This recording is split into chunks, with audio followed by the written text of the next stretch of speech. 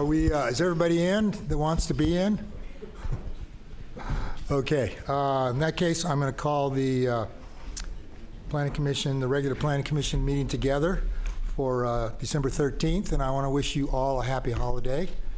It's nice we had something here that piqued your interest, so you all showed up. Okay, so we had our tour and we had roll call, but we have to have roll call again, so. Commissioner Allen? Here. Commissioner Delves?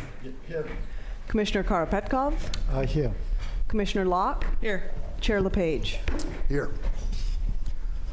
Okay, are there any announcements from the director or any of the commissioners or anyone in the chamber tonight? Okay, seeing none, we'll move on to the consent agenda. So items on the consent agenda are considered to be routine in nature and do not require discussion, but anybody from the audience, public, or any commissioner can request any item be pulled for discussion or any questions. So we have 4 items on the consent agenda tonight. We have the adoption of the Planning Commission's meeting calendar. We have the monthly activity report from the Planning and Building. And then we have 2 items. One is a use permit, UP 23331. And then the 4th item is a design study, 23148. So is anybody want any of those polled questions? None? Okay, in that case, I will make a motion that we approve the consent agenda, items 1, 2, 3, and 4. I'll second. Can we have roll call, please? Commissioner Allen? Yes. Commissioner Delves? Yes. Commissioner Karapetkov? Yes. Commissioner Locke? Yes. Chair LePage? Yes. Okay. Took care of that item. Okay, now for the main attraction, the orders of business. This is a design review, 23114. This is for the replacement of the Hofsa House Hotel. And this is just a concept review. There's going to be no decision tonight. The applicant would like to get input from the commission and the public regarding this project. It's a pretty much wide open discussion. You can bring up anything you want that's relevant. So those are the rules. I need to recuse myself Okay, as I yes, live Commissioner within the neighborhood. Locke, she lives Thank you. close to that. So with that, can we have the staff report? Yeah, thank you, Mr. Chair. Welcome, everybody. It's nice to see standing room only for a planning commission meeting, not just a city council meeting. This happens once a month, so anybody that wants to come next month is also welcome. So as the chair said, we are here for a preliminary concept review. This is kind of a unique item tonight in that, 1, it's a large project, and 2, there's no actual application that we're reviewing right now. We're getting early feedback from the community and the planning commission tonight. So if the commission will indulge me, I'm going to go in sort of a weird order here. I'm going to go through my presentation, and then if we can, I'd invite the applicant team to come up and give their presentation, because they're really going to dive more into a lot of the design features than I will in my presentation. And then I'll take back over the presentation and we can run through, because there are specific questions that I would like to make sure we get some feedback from the commission on, and the community, of course, as well. And those will be in my presentation, but I think it'll be more productive to talk about those after we've done both presentations. So with that, I'll go on, and I'll try not to be too long. Just quick visual overview of this. As I said, the applicant team is going to have a much more thorough design presentation than I will. But this is just a general street view from San Carlos of the proposed project as it sits right now. As the chair mentioned, this is not a decision-making meeting. The applicant has received some early feedback already throughout the process. We have what's called the Development Review Committee, which consists of various city staff from different departments. So we did provide some feedback early on in the concept to them, as well as 2 community meetings that the applicant team put on themselves. They were not city-sponsored events, so there has been some community input. But this is the first formal city-sponsored meeting regarding this project. So what we're here tonight is to get early concept and design feedback from the Planning Commission and the community. I have a few specific topics we're looking for some feedback on, which will help guide the final sort of design draft. And then anything else that comes to mind. I do want to set the parameters a little bit for the Planning Commission in that the feedback really should center around the city's adopted development guidelines, standards, not so much I think I feel, but thinking about the context of what our development standards set for a project. So that's the feedback we're really looking for tonight, so that they can finish off a concept that hopefully is fully compliant with all of our guidelines. That's what the feedback will be used for. So quickly, these are the 5 main points that I'm going to hit on in my presentation and talk about that we're going to want your feedback on. It's design, massing, height, parking and traffic, and then of course ancillary uses. So let's talk about design for a minute. We have a couple of pillars that we use to weigh projects against for design. One of them is our commercial design guidelines. This is in the commercial zoning district, so we're focused on the commercial design guidelines, which admittedly are pretty thin when you look at the residential guidelines. One of the reasons we're doing the Design Traditions project, because we're going to bring the commercial design guidelines up to snuff with the residential ones. But right now, what we have to deal with are the commercial design guidelines that are about 19 pages. Those guidelines that we have right now in the city mostly focus on retail storefronts, but a lot of the language is still applicable. So it's paying attention to facades, considering pedestrian-oriented integration into the residential character. Of course, just like our residential design guidelines, there are deviations allowed from the commercial guidelines. You don't have to meet every single guideline perfectly, but it should be related to good design principles so that overall project is better when it's done. The commercial design guidelines talk about respecting the history and tradition of commercial architecture, using materials like richly detailed wood, brick, stone, all those wonderful natural materials that we love in this village. Of course, muted colors. And then lighting just being the minimum for safety. It's not meant to be, a big showy lighthouse type of project. So it's just like our residential, but these are all paraphrased right out of our commercial design guidelines. The other pillar that we use for design review is the zoning code. And here we don't have the specific, colors, materials, types of language that we see in our design guidelines, but we do have our purpose statement and desired outcome of the design review process. And so I'm not going to read all these to you, they're up on the screen, but generally it's creating a mix of architectural styles, originality and flexibility, as long as it preserves and enhances the forest, human scale, good site design, compatible with forest setting, traditional architectural diversity that enhances the character, adds a lively sense of history to Carmel's village ambiance, originality and invention, so long as the development is human scale with natural materials, and of course avoiding out of scale or, and this is right out of the code, bizarre building forms or incompatible designs. So this is one of those areas, I'm going to have these highlighted at the bottom, where we are requesting feedback from the Planning Commission that we can share with the applicant team, how you view the current design that you're going to see a little bit later in this, with respect to those 2 pillars of design review that I just went through. So the next area of feedback we're looking for tonight has to do with massing. Once again, there's limited guidance from the commercial guidelines about mass. However, it's still an important factor in what we're doing here. So things to consider with respect to massing have to do with proximity to the residential district. This development is near the residential district. How it relates to the existing structure. So what does the proposed project do to the existing massing of the structure that's there right now? Perceived massing from various elevations. This is a large site, so you've got elevations that are down on Dolores, up on San Carlos. So thinking about that and any other massing considerations. So again, you'll see the highlight at the bottom there. This is one of the areas we're requesting feedback on this evening. The next thing to talk about is height. And this will have a little bit more of a technical conversation, and we are looking for specific guidance on this on 2 topics. One is how to measure height, because we're dealing with a previously excavated site, and also exempt features, those features that are exempt from height limitations. So we'll talk about the excavated site first. Height, by definition in our code, is the plumb vertical distance measured to finished or existing grade, whichever is more restrictive. Because of the site that we're dealing with here, it's pretty much impossible to determine existing grade because it's been excavated. So our code has contemplated for that. It allows for establishing what's called an average grade when you have a previously disturbed site. And what that is basically is you shoot a line from one side of the property to the other across various sections, and that gives you an average grade where you would consider that existing, basically. So that gives you your existing or proposed to determine whichever is the most restrictive.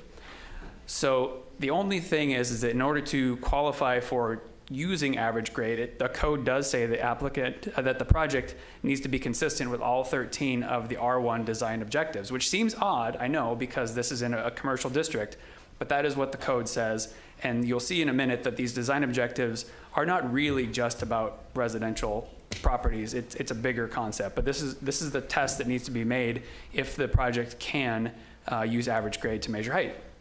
So just briefly, I'm going to run through these because they're actually even longer in the code, but the 13 design objectives are up on the screen. It talks about preserving the forest, contributing to design, good site design, recognizing mass and bulk is important, human scale, preserve reasonable access to light, that's solar access, privacy, open space, landscaping, public views, private views, solar access, and equity.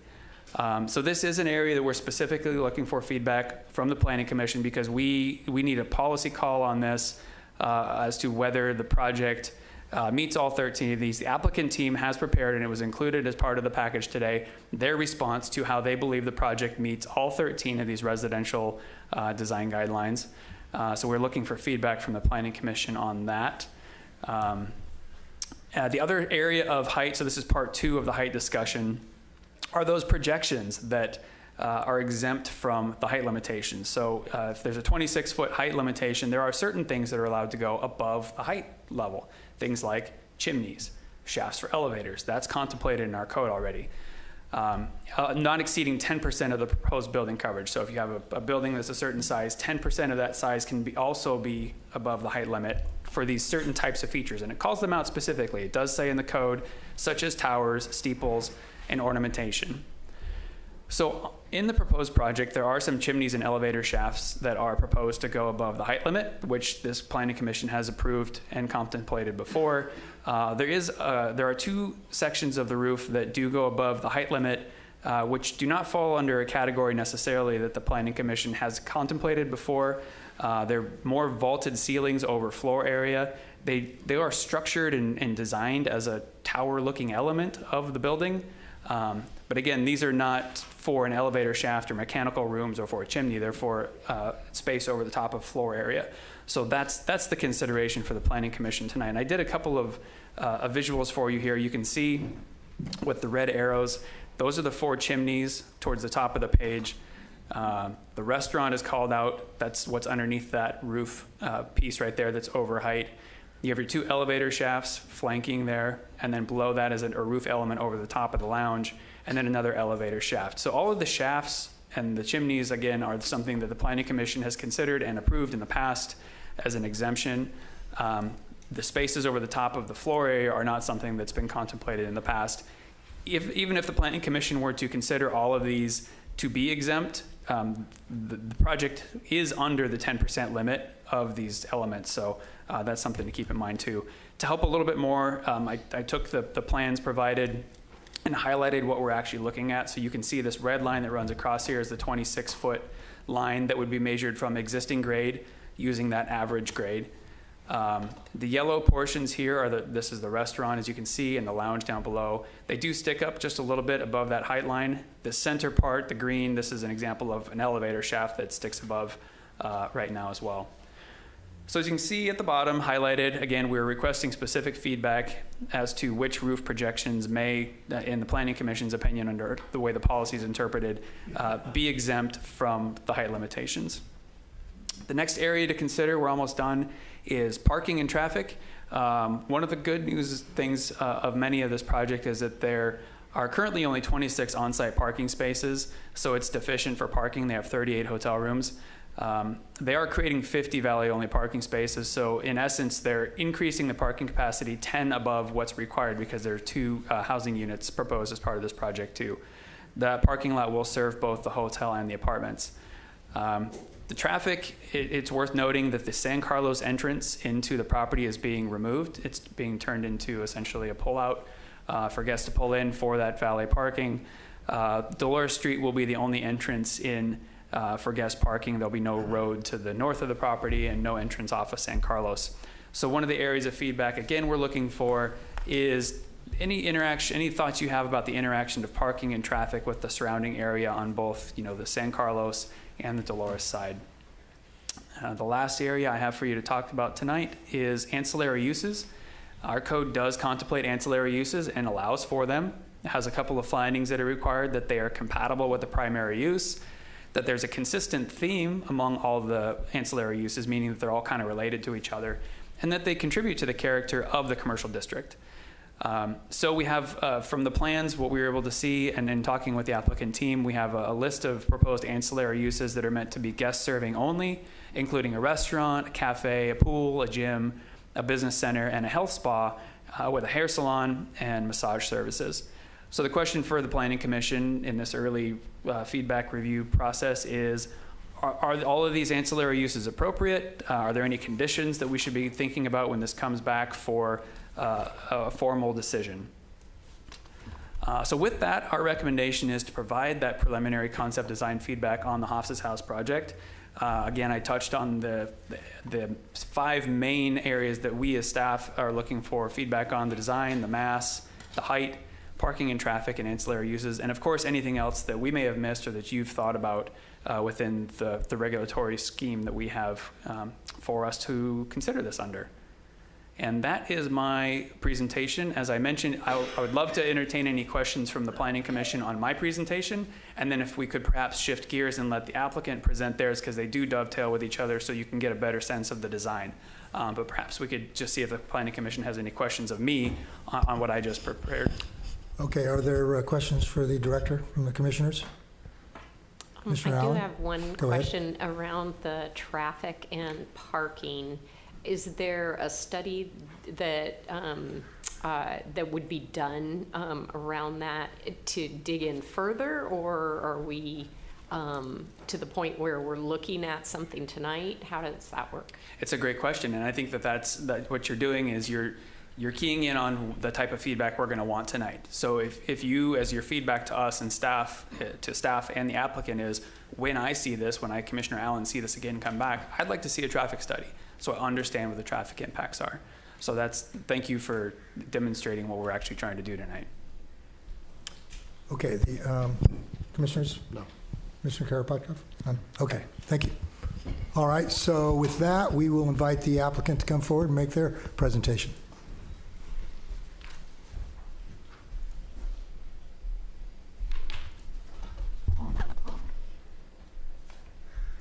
Good evening. Admittedly, I'm not used to being on this side of the dais, but it's a definite perspective, but I appreciate your time tonight. Chair LePage, could I have about 20 minutes? We're doing about a 15-minute presentation. We'd like to save some time to respond to some of the questions. Okay, yeah, that's fine. Thank you.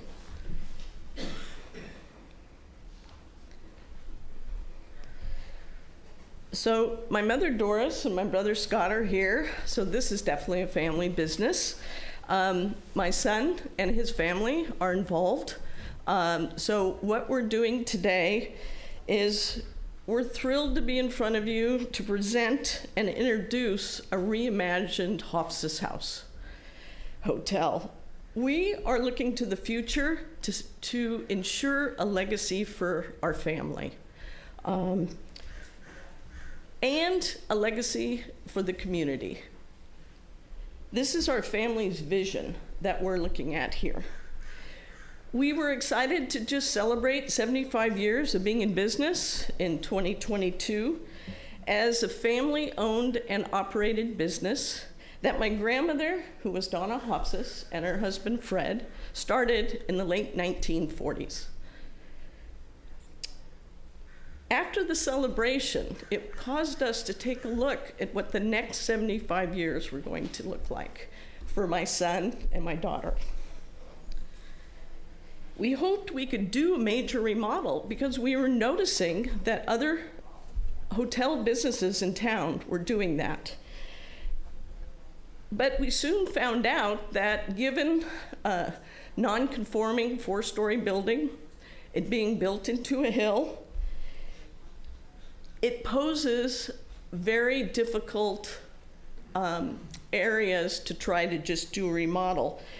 The challenges of doing a remodel would be difficult.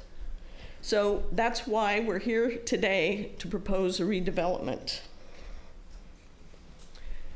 There are several issues, given we've been in business for a long time, there's several issues we want to address with this new design. Unfortunately, my grandmother, Donna Hofsis, did not give us an elevator. So when she built the 4-story building in the 50s, an elevator was not provided. So having stairs is a challenge not only for my guests, but for my employees. Secondly, because this was built in phases, different buildings at different times, I have 3 separate buildings, all with just stairs. So the thought of just adding one elevator doesn't really solve the ease of access issues that we're facing being built into a hill. When she built this hotel, and the north wing of the hotel was finished in the mid-60s, the American with Disabilities Act was not it wasn't there. It wasn't a consideration. So our hotel is very challenging for people with mobility issues. For example, if you look at this ramp right here, that's like a 20-degree ramp. So it's not ADA accessible. 2 weeks ago, I had a woman make a reservation and she had a walker, and she insisted on being on the first level by her car, and she had a heck of a time going up that ramp.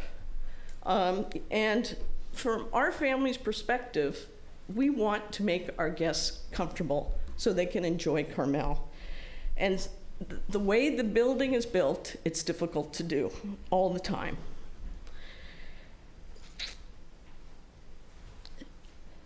I would lose so some people say just remodel.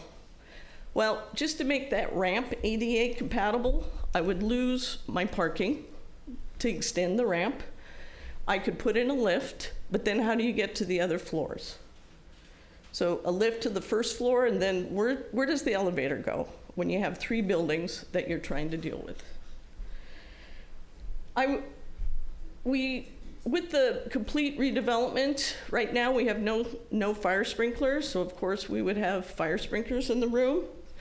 And another challenge we have with older buildings is room-to-room noise.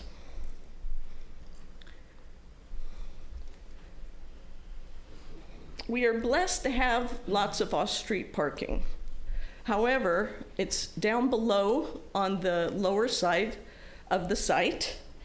And so my guests with mobility issues check in on San Carlos, and then they say, where do I park? And I said, oh, you got to go down the hill. And they say, oh, we have to go all the way down there? And I said, yes.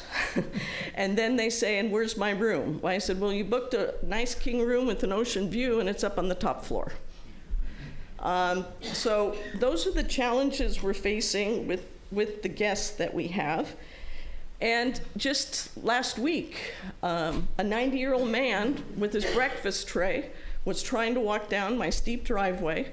I went up to him and I said, can I please take your tray for you? Of course, he was very independent, much like my mother. And he said, no, I don't need any help.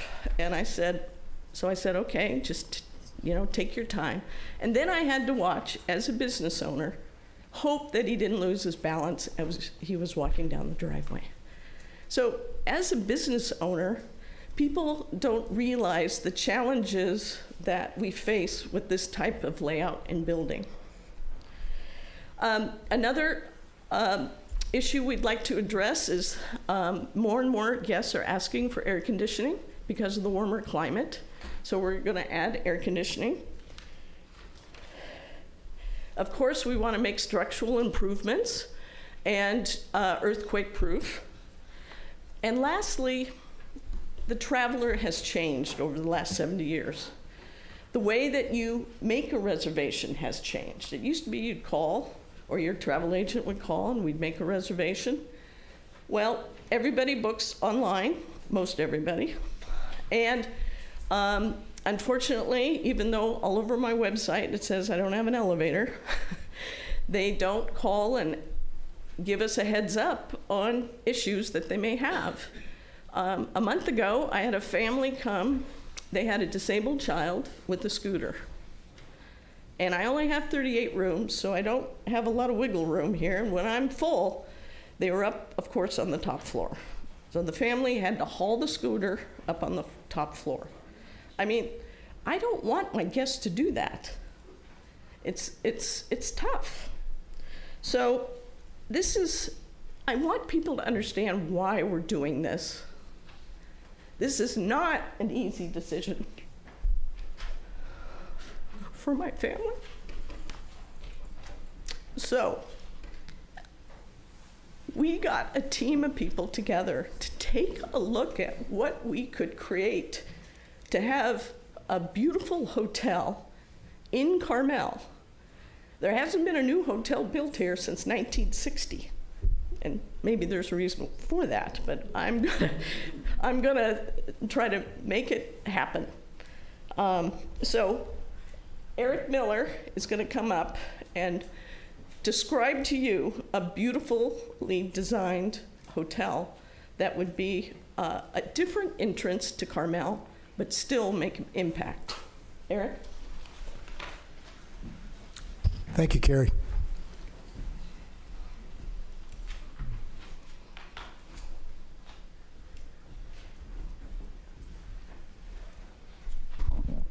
Thank you, Carrie. It was kind of hard to get up here, though. There's quite a crowd back there. So, well, thanks for coming tonight. We really appreciate the fact that the Planning Commission is hearing this. We're really pleased that we were able to get an informational hearing, because we are interested in hearing what the Commission says and what the public feels. We did do 2 hearings on our own, and we got some great feedback. And so we're looking forward to tonight. So the first thing I wanted to do was orient everybody to the site. So obviously this is San Carlos. The site slopes down to Dolores, and it's quite a slope from one end to the other. This is a motel. I think it's this building. And I believe these are 2 houses, and then this is Carrie's house. This is a house that we're going to leave, and we're not going to move this home. But you can see by the shape of the site here that very little of this site touches Dolores. So this is the Svensgaard Hotel, and this is currently an abandoned road that the city has that we like to think of as a park. We want to be able to think that this could be a green belt.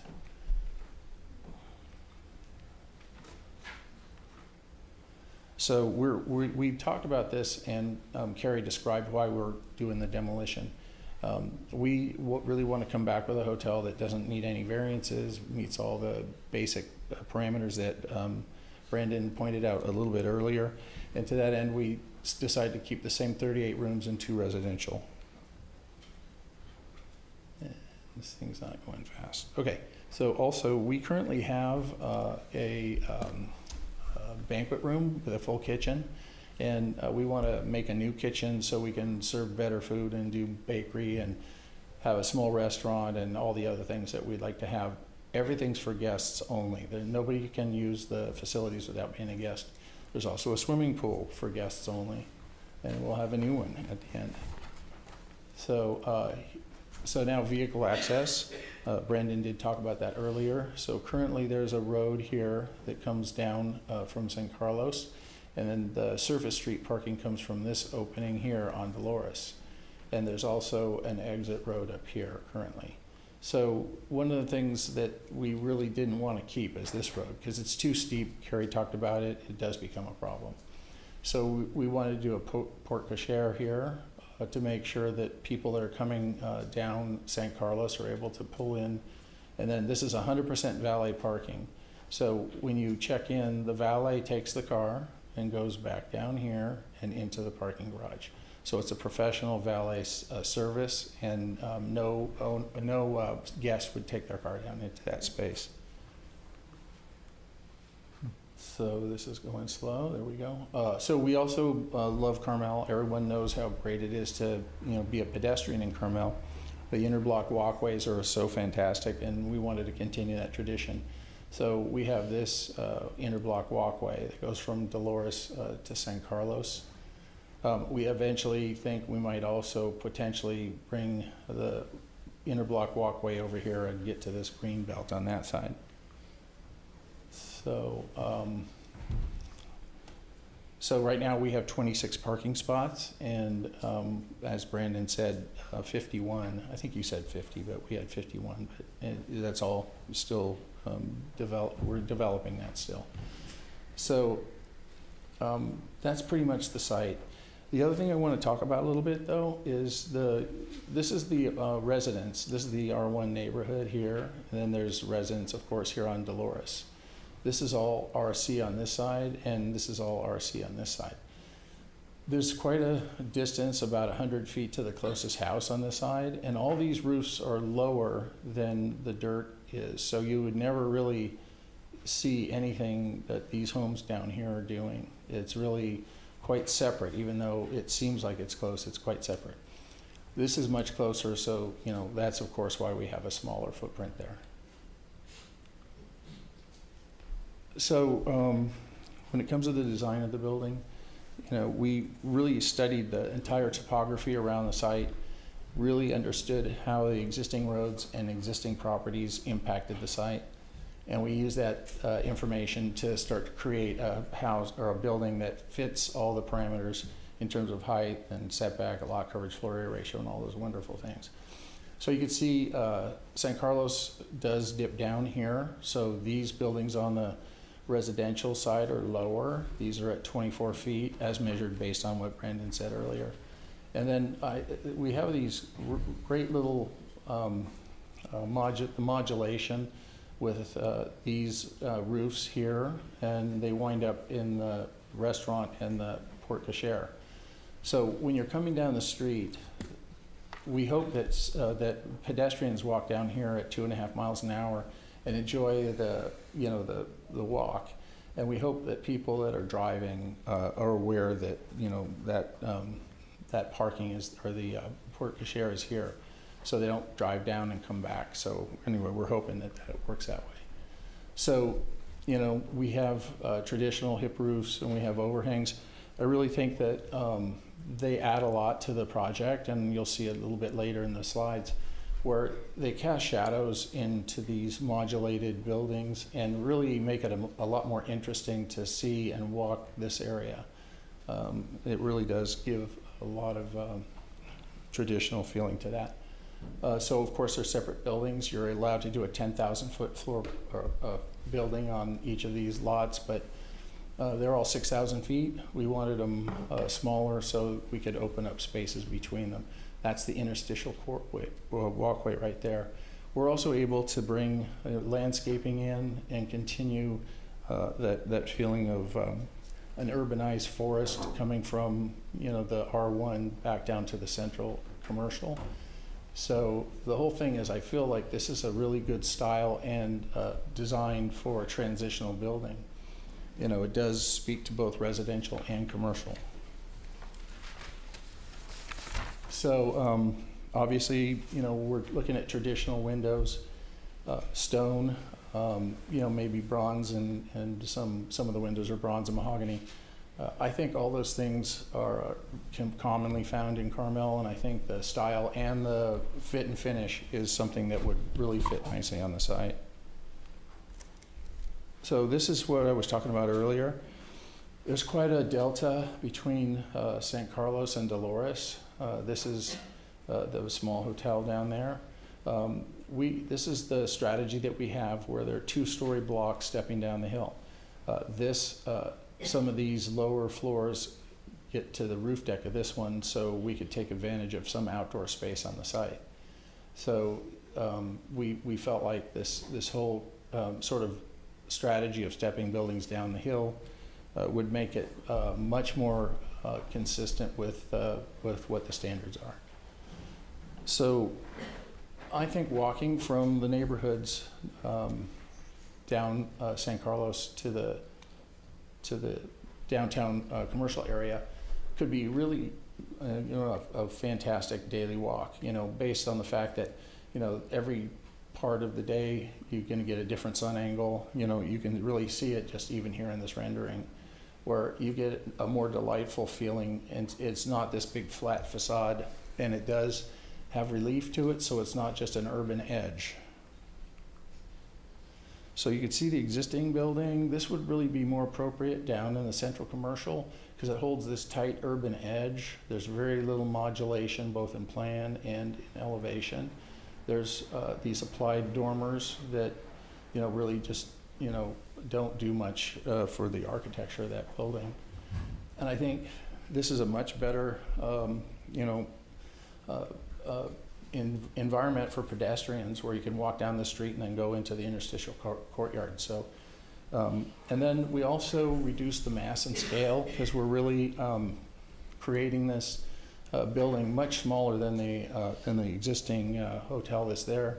So that's the existing hotel, and that's not our opinion of what it looks like. That's all measured with lasers, and the drawing that we have is actually a computer drawing. So you can see how much lower it is. And you can see how the people across the street will have a better view. You can see our building's way down here, you know, and even this tallest spot that we'll talk about a little bit later is far below that ridge. So this is from what we call the green belt or the park. There's a kind of a dangerous stair here that some people do use. You know, we would like to rebuild this and make a nicer park area here. But you can see the way this looms or towers over the park. This is a, you know, this 3-story facade. And so we think our new building strategy is much better. It feels more like a building in a park than a building looming over the park. And you can really see that by this. This is actually also the location of that building. So, you know, we think it helps a lot from the north side. So this is down on Dolores. So this is the Svensgaard Inn right here. This is the 4-story hotel. This is Carrie's house. So, so let me see here. So we want to bring the urbanized forest more into this space. We want to bring the landscape in.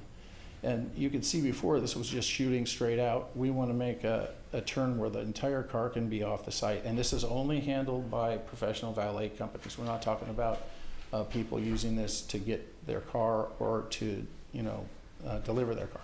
So this is the opening for the underground parking structure. We think that the underground parking structure is going to help a lot of the neighborhood because right now people are fighting over parking spots. But we're going to have employees park in the parking structure, so we think that's going to help the area. So then the next one down, further down Dolores, this is the small inn. And you can see our hotel, I would say, looming over this inn. And, you know, as we finish it, we would have a much better, I think, impact on that lower neighborhood. So with that, I guess if Lewin said you could run the video. Yeah, you want to play that? Okay.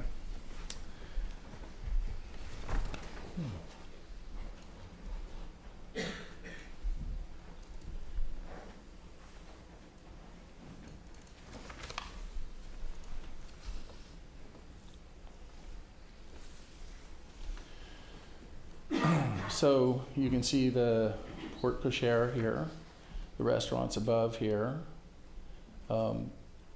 I think the modulation of the building, both in terms of elevation and plan, is extraordinary and really does kind of blend into the streetscape. And I think it's a great transitional building between residential and the central commercial. These elements with their hip roofs and overhangs, and I think the wonderful material we're talking about using on them will make a much better fit and finish for this building than what's there now. This is coming from the neighborhood, walking towards downtown, and you know, we feel that, you know, all the effort we put into these buildings in this video pays off for us. We think that this was a place that people will love walking, and we think it's very pedestrian oriented. That's the interstitial courtyard. You can walk through this back down to the other street. And now we're going to go inside. We want to feel like, the hotel lobby is at a level where we can, feel proud that, this building is a real addition to the city of Carmel. So again, we step down onto a lower floor because we're stepping these two-story buildings down to meet the maximum height measurement. So this is a tall piece here that we're talking about later. This can only be seen internally. This is the roof of the building down below, so it becomes the deck of this building. So this area is really in the center of the project. You won't be able to see it from anywhere. You can see the head of the hospice. So this is coming up from the lower level where there's a bakery, a coffee shop. And then so again, we're walking through the lobby and we're hoping that the Planning Commission allows us to build this a little bit higher because we think it's not seen anywhere. It's consistent with the zoning code that says you can do towers or architectural features. We think of it as an architectural feature. And we have some local artists that have designed some sculpture for us. So obviously this is the reception. Here's the elevator that Carrie really wants. That's one of them. So you can get to anywhere in the building from that elevator. So obviously, this is the upper lobby.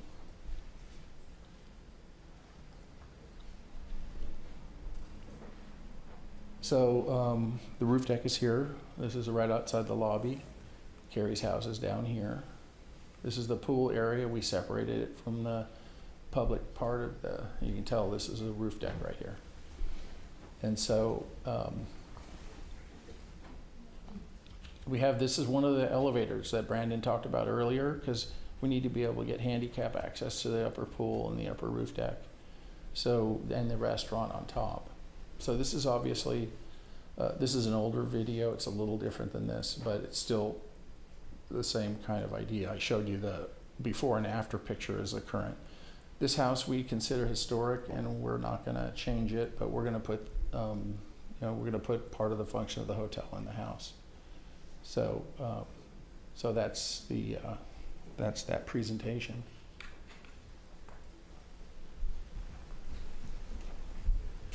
So if Planning Commission has any questions, I'm happy to answer. Okay, are there any questions for Eric from the commissioners? Commissioner Allen? Dells? No, not right now. Well, thank you very much. Thank you, Eric. It's a nice presentation.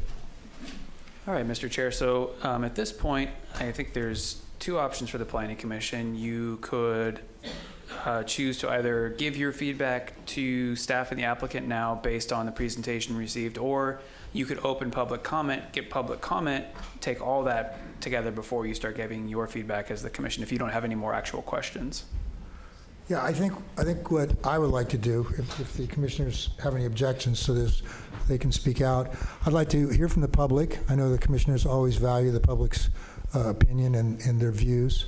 And then when we have our discussion, I'd like to organize it based upon the topics that the staff's suggested that we cover. So we'll cover those one at a time.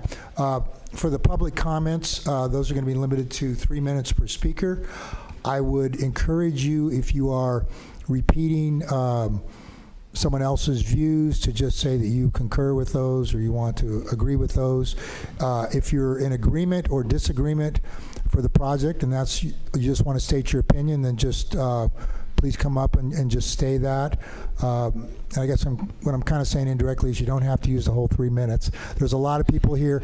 We do want to hear from everybody, and we do want to hear all your opinions and all the variation and different perspectives. So we'd like to get that, but it's not always necessary to repeat another perspective. You can just say, I agree with that if you want to acknowledge it, whatever. So with that, I invite the first speaker to come forward and address the Planning Commission. Thank you. Good evening. Right out of the gate, the first one. Nice, Jack, and pleasure to be here and see everybody in this lovely room. My name's Eric Lamison, and we're the homeowners on 2 Northwest Dolores and 4th, which is directly across the street from where the owner's house is and where that sliver of a driveway is now present. I did send some written comments in at 1:30 today that maybe you guys everyone hasn't had a chance to see, but I did send in written comments Lovely building, lovely presentation. From our perspective, being directly impacted, the parking and the traffic is really the thing that I'm here to speak about to the community. So right now, there's 26 spaces, and there's 3 manners of ingress and egress into that parking lot.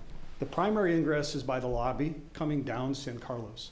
There's then a semicircle that goes back out to San Carlos, and then there's a portion that faces Dolores. So it's almost like a loop. 13 of the parking spaces are on the right side of the loop, 12 are on the left. So half the cars are by arrow directed back out to San Carlos. And we're literally residents with driveways on Dolores, multiple houses directly across from that parking lot. And the proposal, which we didn't understand until I read the Carmel Pinecone, is to close both of the San Carlos ingress and egress and to shunt 51 parking spaces all onto Dolores to this tiny sliver of a street that goes between where that driveway is and where 4th Street is. It's an incredibly congested area.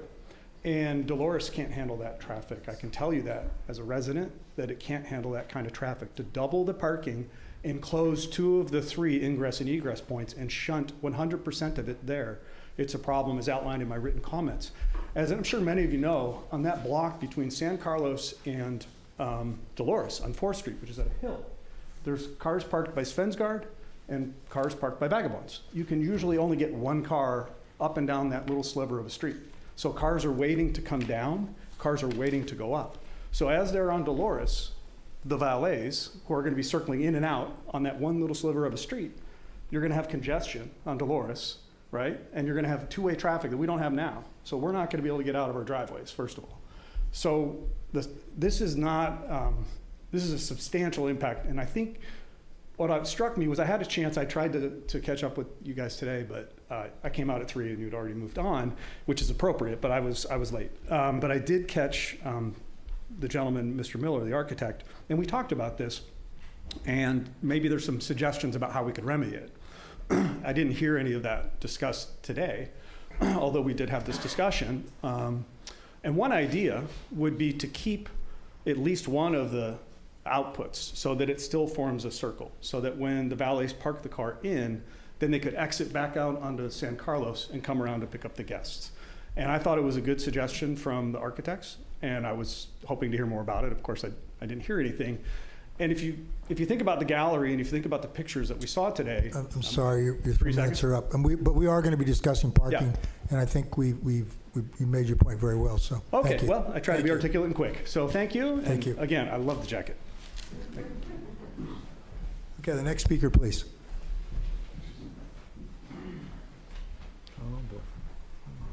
Good evening, I'm David O'Neill, and tonight I just want to touch base a little bit on the historic element. I think we really want the Tice family to have a productive and healthy and happy future, but the facade does actually fulfill most of the requirements for a historic structure. Because it is a commercial building, perhaps saving the main facade that fulfills all of those requirements could be considered. And I think that would help a lot of people who are concerned about the historicity of the building. Thank you. Thank you, David. The next speaker, please.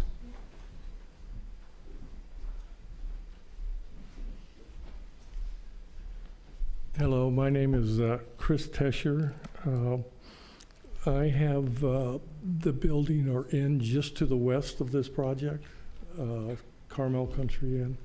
So, and we run 120 feet along the same kind of section as the Legacy. So we're probably impacted more than anybody in Carmel since we are neighbors for 120 feet along this project. So our biggest concern is maintaining the privacy. The building that we're talking about is about 10 feet higher elevation-wise than we are, and they've done a good job of cutting the overall height of the building down. But if you look at the west elevation of what they're proposing, they have multiple layers of rooms. I think there's 2 different layers of room, plus then there's a patio on top of that. Am I correct? You have a question. Anyway, so there's every room that looks to the west that they're proposing has floor-to-ceiling sliding glass doors. So the whole interior of the room, basically the whole wall, looks towards us. Okay, so I think somehow that has to be mitigated. I think there's a lot of privacy problems with this particular design. I don't think there's a terribly complicated way to do it. Maybe you have obscure glass on the lower part or something like that. You have to look at the plan and you'll know what I'm talking about. But they're very close to their building is within 4 feet of the property line, and our building is within 4 feet of the property line. So we're very close together. The existing building is much further back. It's like 15 feet from the property line. So they've moved the buildings closer to the property line, and then they have all this glass. So that would be, one of my primary concerns, is somehow to mitigate that problem. In terms of the architectural style and everything, I like the looks of the building. I think it's, it fits in with certain aspects of Carmel, not with others, I'm sure with some people. But one of the, this is a big project, as you know. It's twice as big as the pit, okay, just to give you some reference.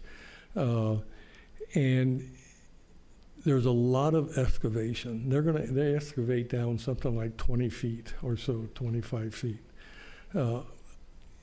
Basically, it looks like I'm going to have to shut down my inn for however long it takes to build this, because it's hard to rent rooms.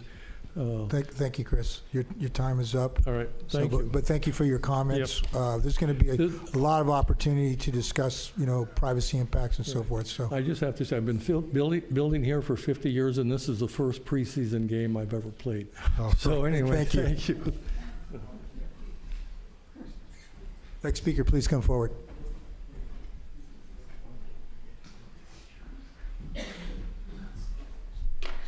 Hi, my name is Amber, and I live above in Carmel Woods.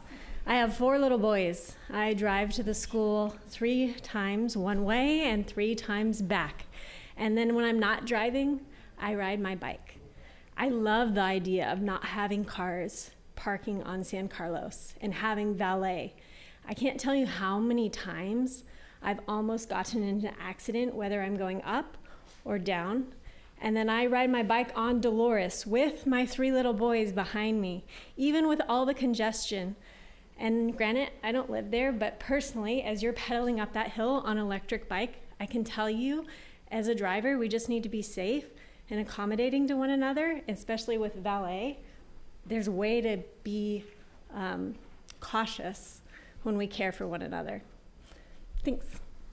Thank you. Next speaker, please come forward.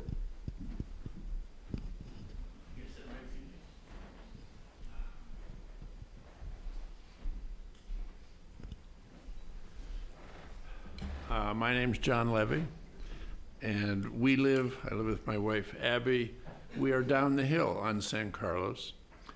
We've been there 36 years, so actually I think we're the longest residents on San Carlos.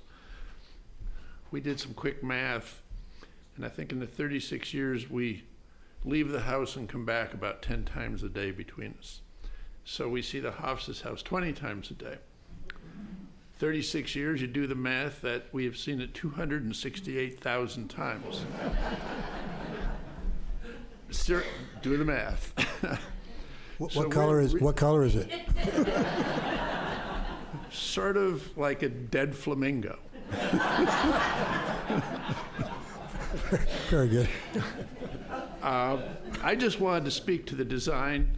I understand there's there's mitigating circumstances with parking, with egress, ingress, et cetera, which I would hope all that can be worked out with the brilliant architect they have.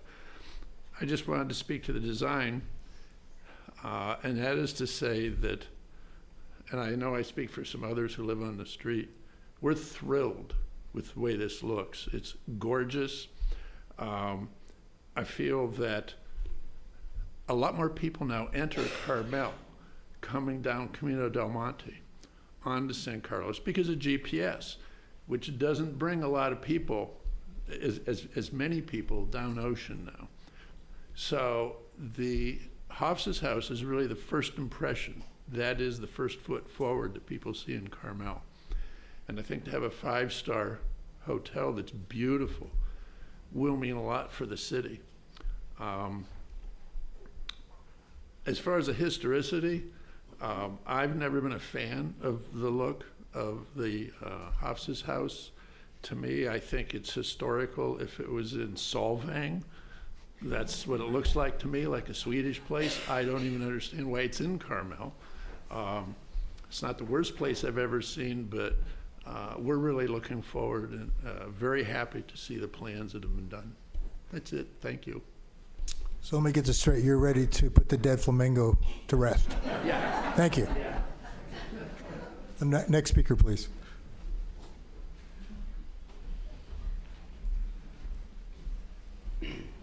Good evening, Commissioners. I have to write my thoughts down because I always forget them mid-sentence, but my name is Mark Watson. I'm the General Manager for Inns-by-the-Sea in Carmel. I oversee a collection of hotels, 4 of which are in Carmel, including the one right next door to the Hofs's house called the Svensgårds Inn. In my 3 decades in Carmel's hospitality industry, I've noticed a long-standing need for upgrading our lodging to meet visitors' expectations.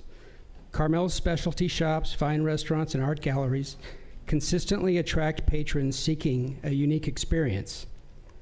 Back in 2006, Mayor Sue McLeod met with local hospitality leaders to address concerns and complaints from visitors and spur owners to align our lodging with Carmel-by-the-Sea's character. The absence of high-quality lodging, especially luxury properties, was discussed that day at City Hall. Since then, only slow progress has been made, and despite a handful of recent commendable upgrades, Carmel still lacks a true luxury establishment for the discerning clientele.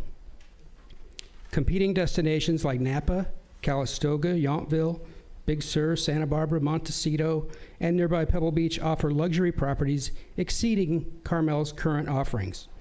The Hofs's House Hotel project, presented by a committed, longtime resident, business owner, and community leader, addresses this gap. The proposed project includes considerations like a design complementing our surroundings, underground parking, and a comprehensive approach to traffic and safety, although I've heard some concerns about that tonight. I strongly endorse its approval, believing it aligns with our vision for Carmel's evolution, contributing to our community's welfare and continued prosperity. I encourage your support and approval, recognizing the lasting benefits a property like this would have for our community. Thank you for your time and consideration. Thank you for your comments. The next speaker, please come forward. I'd like to ditto all of that. It was lovely. I'm Stephanie Kurz. I'm a proud owner of a 1929 Comstock cottage, and I'm also a graduate of Carmel High School. I'm here to support Carrie for her fantastic plan to build Carmel's very first 5-star hotel in the city, and that's what I was saying, that I would like to ditto what this nice gentleman was talking about. Right now, Carmel, there are no 5-star hotels here, and if you want to stay in one, you have to go someplace else. You have to go to Pebble Beach. We're losing out on that valuable clientele who can shop here, who can eat in our restaurants, and we don't get them because they're staying and sleeping in Pebble Beach. That's really crazy. It doesn't make any sense to me. We're way cooler than Pebble Beach, and we finally need a 5-star hotel in Carmel. We have heard that the Hofs's house is not a historic building, and in fact, my stepfather was Fred Hofs's, and he built the Hofs's house with Carrie's grandmother. It was never intended to be historic. I'm actively involved in the Carmel Historic Society and was actually one of the first people in Carmel to put my Comstock curtain calls on the Mills Act, so I know what historic is. I'm really happy and proud to support this new incarnation that Carrie has taken, really has the guts to come forward and propose something that nobody has been able to do. And the fact that we haven't had any new hotels, they've been rebuilt and reimagined. The fact that she has the guts to take this on, and her family has the vision to be able to take it on, and they've hired a really great architect who I think has done a beautiful job. I'm happy to really support this incarnation and make something that we can all be really proud of in Carmel. Thank you. Thank you for your comments. Next speaker, please.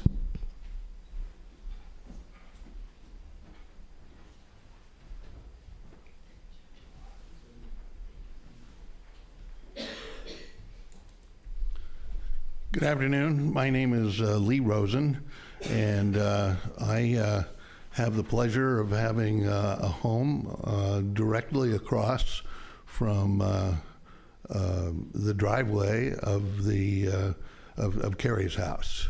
And we bought the house in 1976 and have had a wonderfully cordial relationship with the Hofstas house, admiring all the work that Carrie has done with her hotel, and we fully support what she's trying to do from an architectural standpoint and moving forward with a great vision.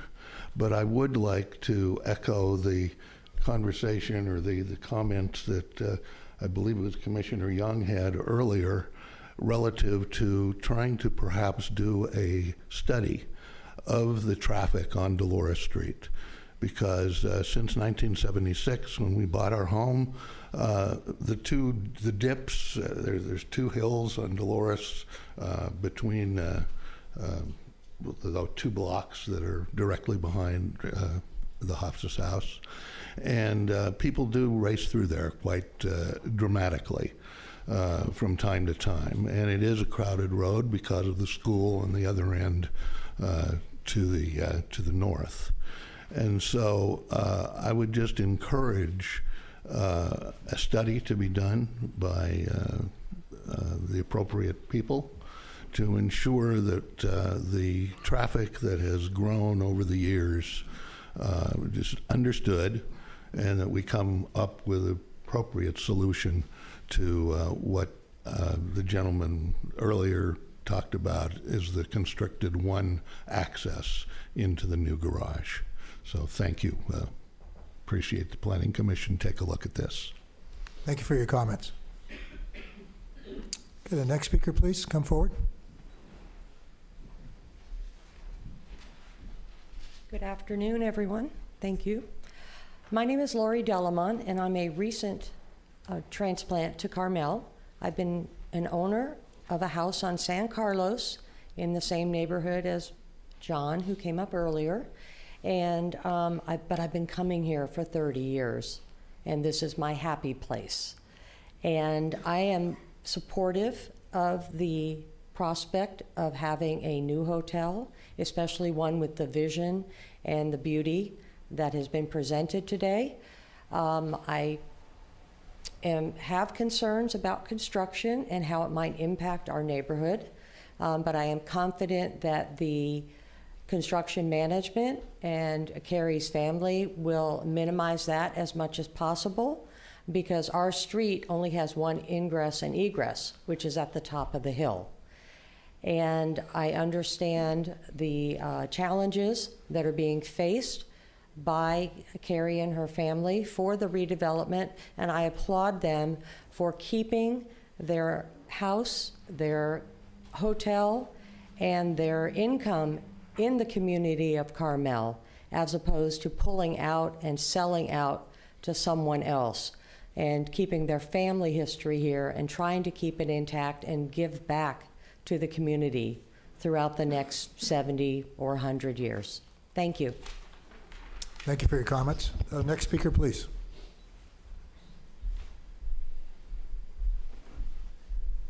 Good afternoon. My name is David Gomez. I live also in the vicinity of the current hospice house on San Carlos, the cul-de-sac between 2nd and 3rd Avenue. I really want to lend my support to what has been said in praise of this project. I have lived in my home for the last 7 or 8 years. I've fallen many times on San Carlos, passing the Hoff's house because of the broken sidewalks and so forth. I've been nonplussed at the terrible traffic problems that come as a result of the influx of traffic from Camino del Monte and coming out of where I live, the cul-de-sac on San Carlos, as well as cars parked along San Carlos in front of the current hotel. So I'm looking forward to that situation being remedied. Most of all, I'd like to just praise the Hoff's family and Carrie Tice, particularly because she's a superb innkeeper with a great heart, not only for what she owns, but for this community. And I'm really very impressed with that, and I wanted to lend my support to her. Thank you for your comments. See the next speaker coming forward. Hello.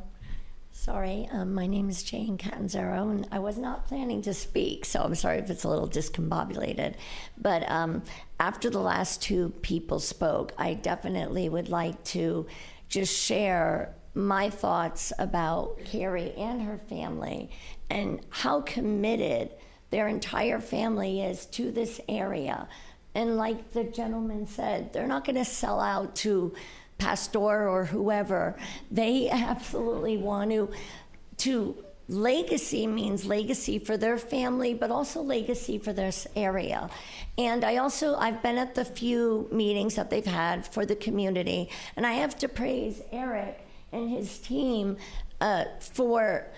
they seem to take in all of the scuttlebutt and all of the concerns, and I truly feel like they are trying to not only be cognizant of what they're hearing, but to address those issues as well. And one of the things that I've been hearing, which to me, it dumbfounds me, and Eric laid it out this evening as well, is what I hear is, oh, it'll be a monstrosity, you won't be able to see, it'll destroy the view.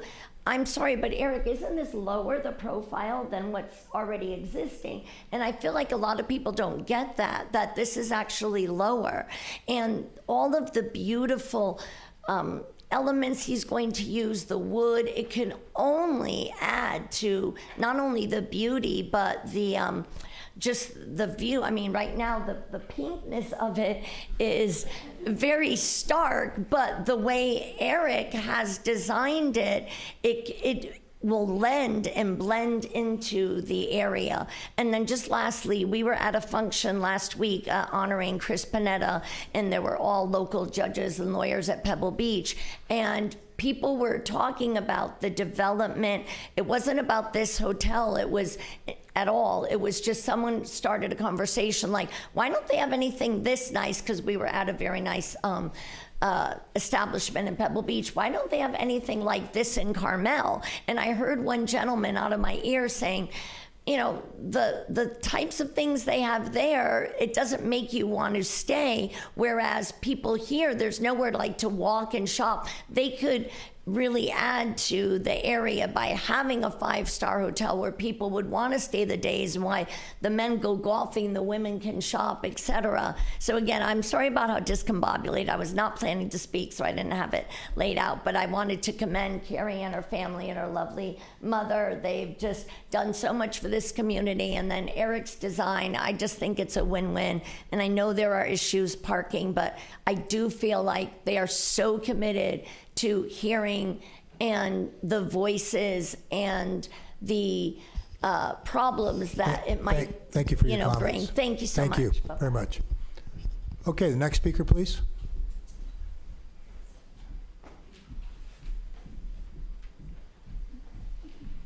Commissioners. My name is Sigel Lomas, and I'm a brokerage manager for a local real estate firm. My office is on Lincoln.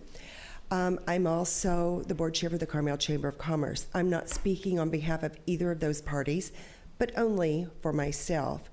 I want to congratulate Carrie and her family and Eric for the beautiful design and what you are proposing to bring to Carmel. I think one thing, we're going to be able to increase the number of parking spaces. I concur also with all of those that have spoke before me in favor of. I am in support 100%. I think being able to offer this beautiful experience, something that the higher end guest would appreciate and return and enjoy. I think it's a great thing for us to be able to offer in Carmel and to have people to come back and to stay longer. I look at the pink building and I think of Pepto-Bismol. And I think it will be a grand improvement to the appearance, no offense, Carrie.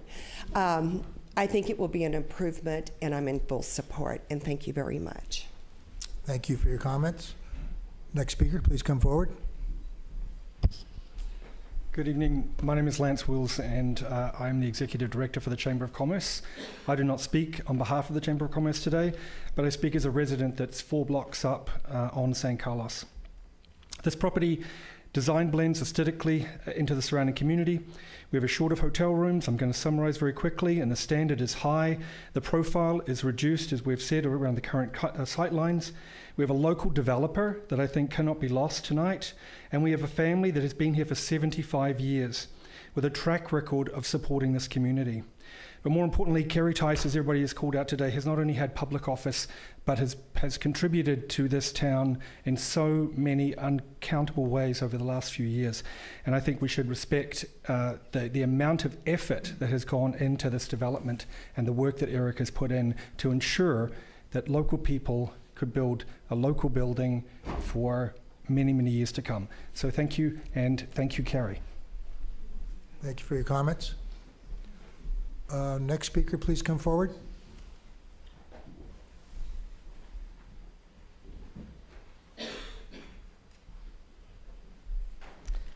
Good evening, Commissioners. My name is Carolyn Hardy. Excuse me. I served with Carrie Tice on City Council. We did not always agree on every matter that came before us, but I certainly agree with her on this design and fully support Carrie and her family. And love the stunning, timeless design that Eric Miller has come up with.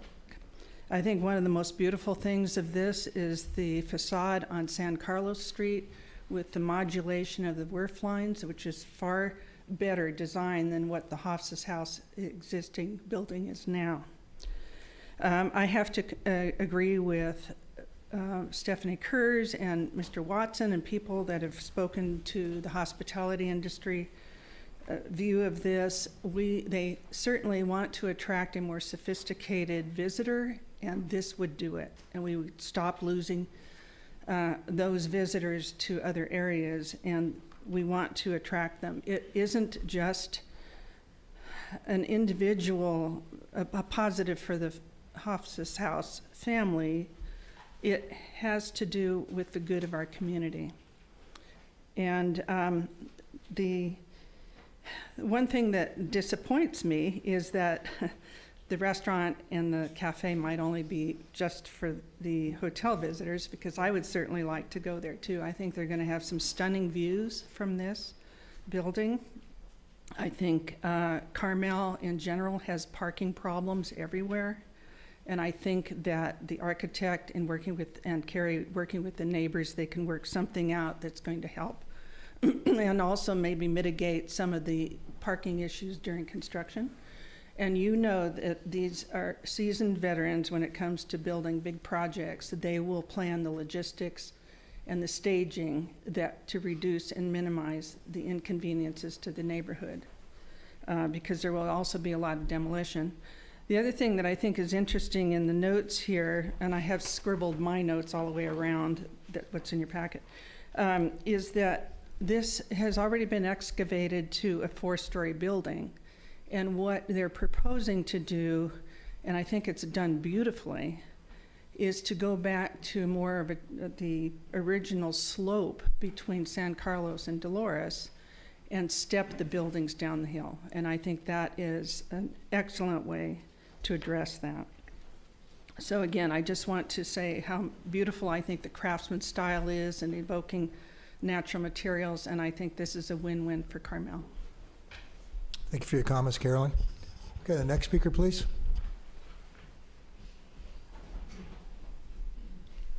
Carol Hall. Hopefully my dog will have no comments. Contrary to what many of the people have said today, I'll cut this short, but I like Carrie too, and I think a lot has gone into this design, a lot of thinking has gone into this design. I just feel like it is not really in keeping with Carmel character, the uniqueness of Carmel. I think it's a great plan for a big city, maybe Pebble Beach, maybe San Francisco. I don't think it fits the character of Carmel. And I don't know whether it's historic or not. We're going to be looking at that next week at the Historic Resources Board meeting. I think it could be worked with in either case, whether it is determined to be historic or not. I appreciate Carrie's concerns for ADA access and elevators and all that. I think that could be done with a different design, a design that looks more like the unique character of Carmel. Thank you. Thank you for your comments. Next speaker, please. Good evening. My name is Mark Stillwell. My family owns Trademans Carmel, which is the second longest family-owned hotel in Carmel, second only to Hofs's House. We also own the old former Carmel Sands Lodge, which we're in the middle of doing. We started several years ago doing exactly what Carrie is doing today, which is what do we do with this wonderful old property that is falling apart and needs to be brought up to modern standards. Now in our case, we had a fairly flat site. We had pretty good bones, so there was an approved plan to tear it down and do underground parking. After a lot of consideration, we decided not to do that, but to renovate what we have. And we're 2 years into it now, and about a month or two away from opening, I hope. And I understand exactly everything she's going through. And in her case, looking at her site, in her shoes, there's no way that I could figure out a way to renovate that property and bring it up to code today. I think she has to do what they're planning on doing, which is starting afresh, scraping the old building and building a brand new structure. I also think the design is fabulous. As a competitor 2 blocks down the road, scares me how nice it is, but what do they say? A rising tide floats all boats. So I think it's a wonderful, any hotel owner, any property owner invests this amount of time and effort and capital into improving the stock. Hear a lot of comments about Pebble Beach. I was the head of real estate for Pebble Beach for 20 plus years, so I understand 5-star hotels. I understand traffic issues. I think Carmel does need this type of investment. We're making a big family investment. This is going to, honestly, Carrie, God bless you, it's going to dwarf our investment, I think, because it's just such a stunning design you have. Adding parking, what I have found is when you add parking, you reduce traffic because people, instead of driving around looking for off-site parking, it's all there. We did that in Pebble Beach with the new parking lot above the conference center at the lodge, and people used to drive around and circulate and look for look for parking spots to open up. We don't have that problem anymore. We have less traffic by building more parking spots. So I think by accommodating that on site, they're actually going to reduce day-to-day traffic there. Same thing with adding amenities like an on-site restaurant for guests. They don't have to get in their car and go drive somewhere. We have wonderful restaurants in Carmel, but people still explore. If they have a place there for Carrie to capture them, they're going to stay on site more. So I think take that under consideration. They're not adding any additional rooms, so the same number of cars will be coming. We're just capturing them on site. So again, I think it's a great thing for Carmel, and we, as a competitor 2 blocks away, we think it's the best design that they could come up with, and Thank you, Mark, very for your happy to comments. support it. Thank you very much, Mike. Thank you. Okay, will the next speaker please come forward?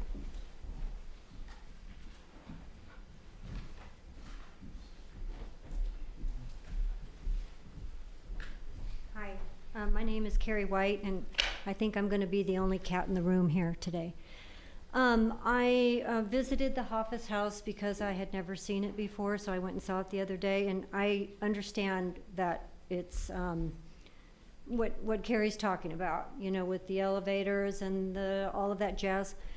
To me, what I love about Carmel is that the people who founded this town brought their personalities and their culture with them. And that, I think, is what makes Carmel so unique. And I think that's why we are a worldwide attraction. And what bothers me, I think, about this particular building is the exterior, in my opinion, is not Carmel. I think people who stay at the Cypress Inn and La Playa, you know, everything has a very particular character and an aura, and it's got history.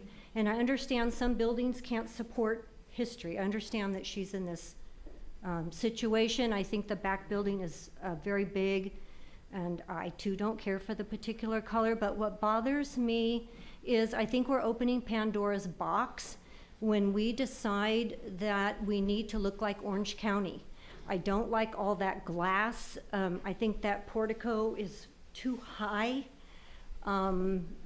We're talking about Pebble Beach and the Lodge. Well, the Lodge is softer, it's understated, it's got a very particular character. And for me, this building is just not Carmel. I'm sorry, I disagree with everybody in this room and I feel really bad about it. But I've been coming here, I live here now, and I came here 40 years ago for a reason. And I think that's why people come here. Because we are different. We don't look like everywhere else. And I understand 5-star. Most everybody in this room is millionaire over. We've got money. People who come here have money. I don't think it should be about, oh, look at us, we're 5-star. People who own the Cypress Inn would probably be very offended by these comments, and La Playa. You know, they have been honoring what's built. They constantly refresh it. She can't do that, I understand that. But I think that there's no nod to the softness and the aura that Carmel has. I understand all of her issues and all that, and I have a feeling this is going through regardless of what I think. But I really think we're opening Pandora's box, and that bothers me immensely because we only have one Carmel. It's very unique, and it's far more than the beauty of the sea and the trees. It's the architecture. And it's the people who founded this place.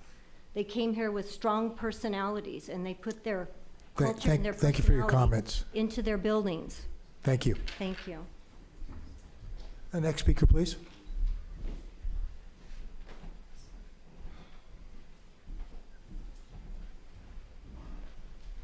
Commissioners, I'm Dan Silveri. We're Silveri & Sons Constructors. We're the award-winning builders of the Trevitt Court with Eric Miller. It's been quite a few years ago now, and we're helping put together the budgets for the construction of the new building. We're hands-on builders, lifelong residents of Carmel, graduated from Sunset School and Carmel High. We do our own demolition. We do our own earthwork. We will build the concrete structure of the building with our own manpower. We'll do the framing, all the finished carpentry, and we've been at it many, many years. And we love Carmel, of course. We're here. We've been here our whole lives. Both my sons have graduated from Carmel High School, and we know the intricacies of working within the town. There's a lot of demolition that have to go in this building. Difficult to maneuver that through town and get it out. We did that at Trevitt Court without getting any mess on the roads. Worked with all the folks through the time of getting that all accomplished. It's going to be a great project, and we're glad to be a part of it. Thank you. Thank you for your comments. Next speaker, please.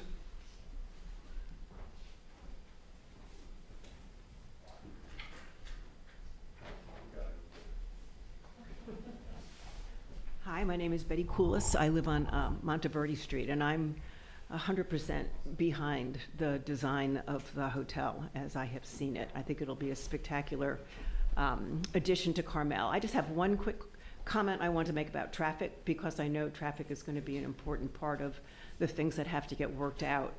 My husband and I walk Dolores Street several times a day right in front of Carrie's house. So we are up and down that hill into the town and back out multiple times between shopping at Bruno's or walking to the post office. The traffic issues that we see, and we see a lot of them, have nothing to do with the traffic going in and out of Hoffa's house. The traffic issues are, there's a 15-mile-an-hour speed limit, which no one pays attention to. It is mostly issues with workers, because that is the easy way in and out of town, and many of them have very little regard for the people who are trying to walk there. And the other issue, unfortunately or fortunately, is it's the parents who are dropping their children off at Stevenson.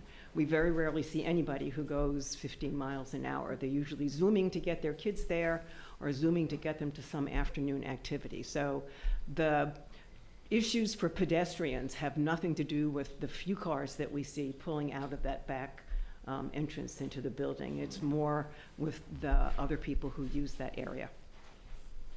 Thank you for your comments. We have any more speakers? I see one coming forward.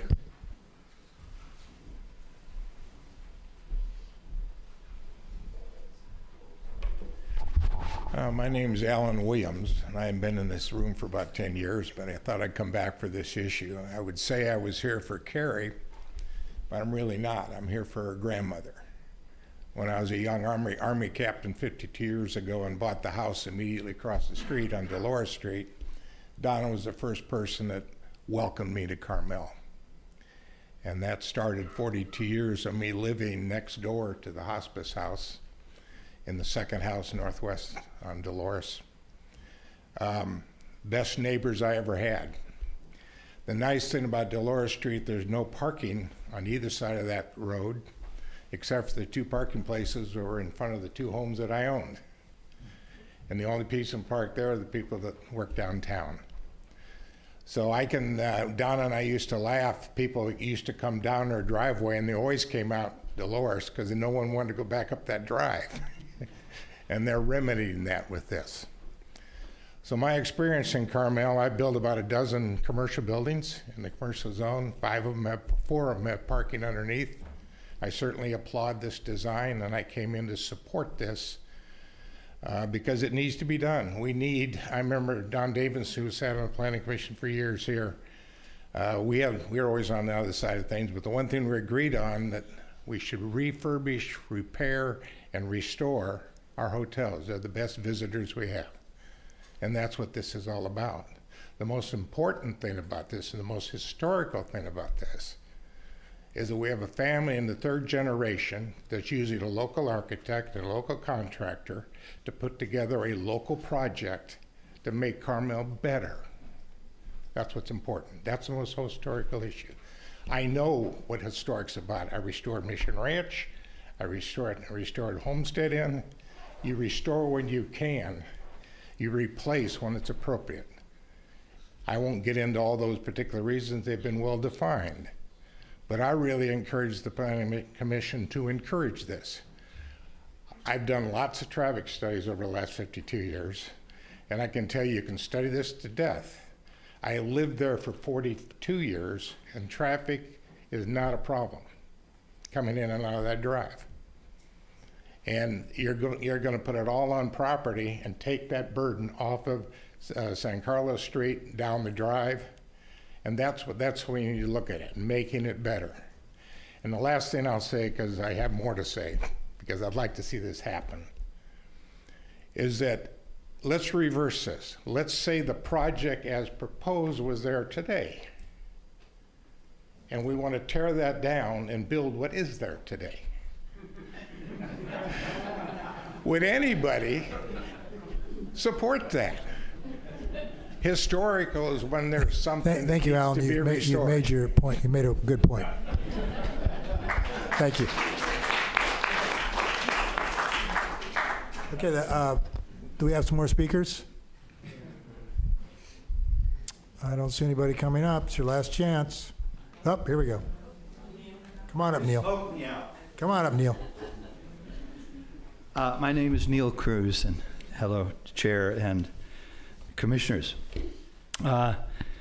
Carrie, I consider you a friend. She gave us a number of years of her life in this city representing the hotel industry, and that's something we hadn't have. So we owe her a lot, and I'm very grateful, and she is a good friend. So I hate this kind of meeting where I have to say something that is going to disappoint a friend. I just hate it.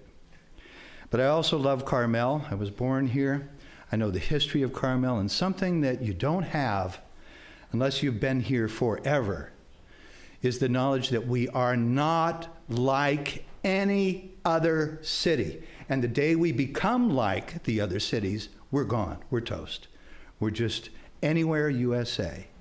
And the comments that I've heard today about, oh, what they have in Santa Barbara and what they have in this city and that city, and we should have that too. We need a 5-star hotel so that we can have, a place for these valuable hotel patrons. I worked on a house up in Palo Alto for a distant member of the Kennedy family. I was asked there by Stephen Mann, son of Ron Mann, the interior designer you probably know. And one day, she said to me, I used to like going to Carmel so much. And I said, what, you don't go there anymore? She said, no, Neil, I don't go there anymore. You had all these unique shops. You remember Vera's gloves? I always had to get Vera's gloves. And I could get art there that wouldn't be anywhere else in the world. And people making things. And the shops were so unique. They didn't exist anywhere else except in Carmel. But she said, now, what's the point? So if we get these wonderful 5-star hotels and we modernize Carmel and we get all the right streetlights and all those great sidewalks and all the latest and greatest, it won't matter because you won't have 5-star people even coming here anymore. They'll just head down to the beach and then they'll drive inland for an even bigger and nicer hotel because we won't be Carmel anymore.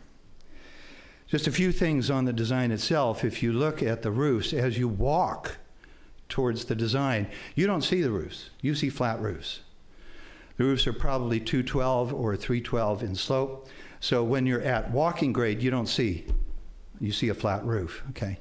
Also, there is, I believe, about a 12-foot high retaining wall bordering San Carlos. It would be nice to get some visuals, maybe even a movie of what that trench is going to look like right in front of the building, which is part of the way Eric achieved the lowering of the mass of the building. It is also clearly modern style. One of the ways you recognize modern style is by the perfect symmetry of the windows. The windows are always dead center in the block of the building. We like perfect squares. Look at that checkerboard pattern that you see on the lobby as you enter the building. Neil, thank you, but your 3 minutes are up. Appreciate your comments, so. Thank you. There'll be more opportunities to speak on this. Okay. Okay, next speaker, please.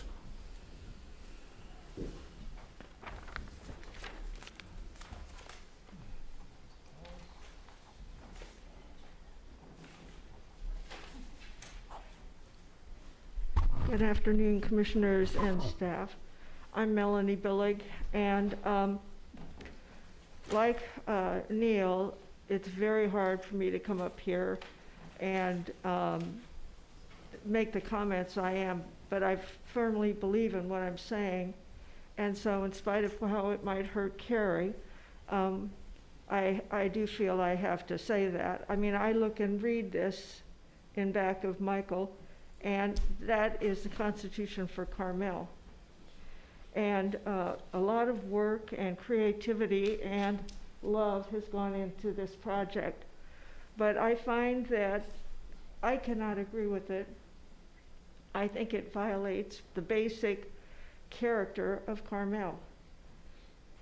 Carmel is not glitzy. Carmel does not want to give the impression of monumentality in its buildings. We are small, we are understated, we have a human scale. This project will set an incredible precedent for this commission and everyone that follows. It will be tough for the commission and for the council to turn down other projects of this scale and scope. My feeling is that this project would be gorgeous in Monterey or in San Jose, but not here. When Carmel promotes its community, what does it have as a visual? The tuck box. What do travel magazines say about Carmel when they print their excursion plans? They say it has a European small village character. It's, again, small scale. It's friendly. It's unlike any place else. Why do you think people come here and spend money? They do not come, they're not the kind of people who want a glitzy hotel. There are plenty of people who come and stay here that are millionaires, multimillionaires, people who live here who are multimillionaires. They don't want what San Francisco, New York, San Jose, or even Monterey has to sell. They want the character of Carmel. This project is totally out of context. For those of you who are familiar with the design guidelines, it's totally out of context with the whole village. It's totally out of context with the neighborhood. And I'm afraid that in supporting a project like this, because of its monumentality, its mass. Thank you, Melanie. Okay, Yeah. I made the point. Thank you, we appreciate your comments. And as I said, there will be, this is just a preliminary design review discussion. We'll have many more discussions on this, so we appreciate all your comments. So do we have any other speakers who would like to address the Planning Commission?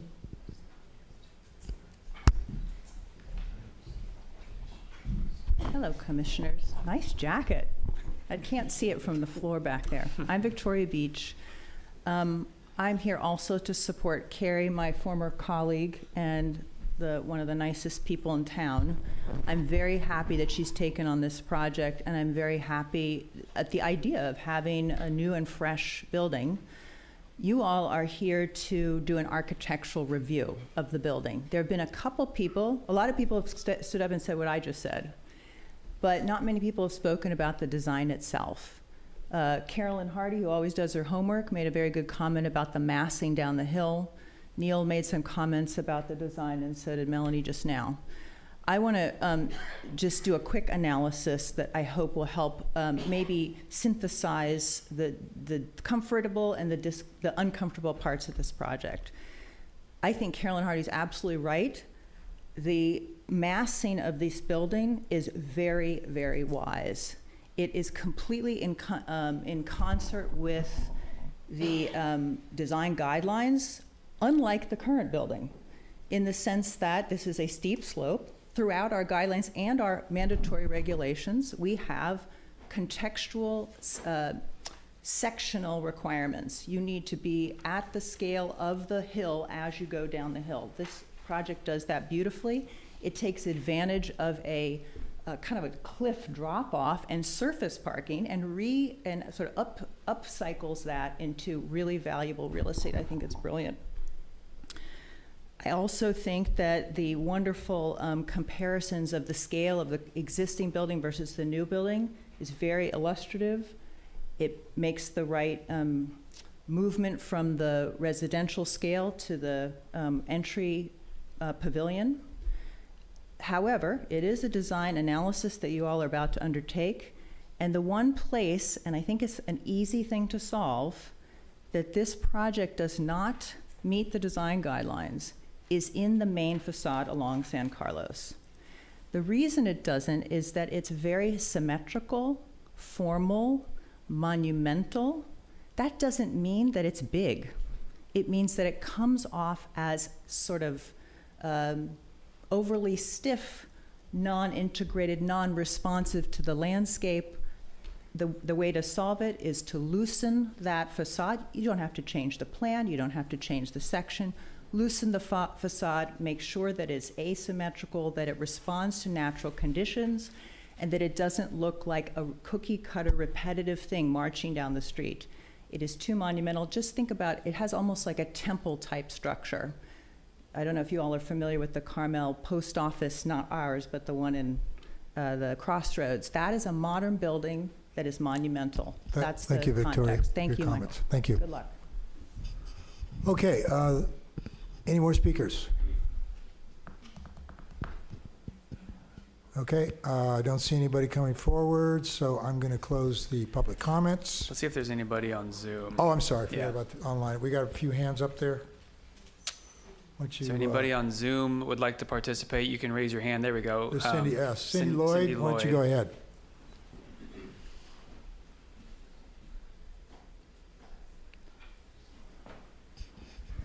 Cindy, can you, Go ahead, you can Cindy. unmute yourself. There you go. Thank you, Michael, members of the commission, city staff, and everybody participating today. My name is Cindy Lloyd.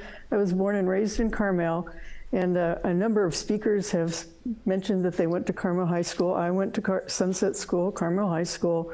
I've been around for a long time, as has my family. I have the utmost respect for the hospice family who have been here for generations. I remember Donna Hospice when I was a little girl. She was a formidable woman who knew what she wanted to do, and she did it. Carrie is a softer generation. She is considerate, she's thoughtful, she's kind, as is her mother. And I'm so pleased that she wants to rebuild rather than redesign what is currently there.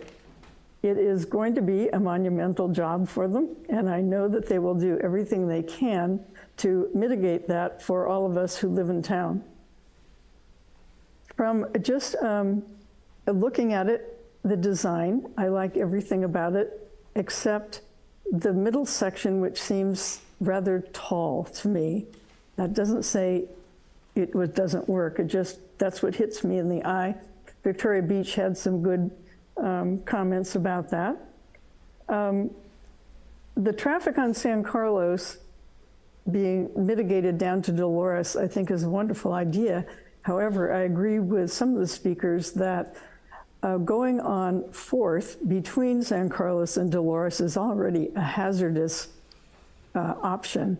It's almost as though one side, particularly the north side, needs to have the parking eliminated because it's a bit of a hazard trying to get down to Dolores when going to the post office as I come from Carmel Woods. The thing I like about it particularly is the fact that instead of it being one massive building, it is articulated into separate buildings with spaces in between. And the fact that it moves down the hill, they're not all the same height. It isn't just in your face, one big square building. Let's see, I spoke about parking.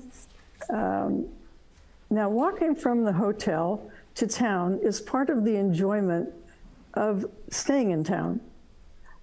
But my concern is, and this has really nothing to do with the hospice house responsibility, but it does have to incorporate the city, is that the sidewalk between Hospice House and 4th is really hazardous with all kinds of tree roots and everything. So my hope is that the city will chime in at the same time and redo their sidewalk at the time Hospice House redoes theirs.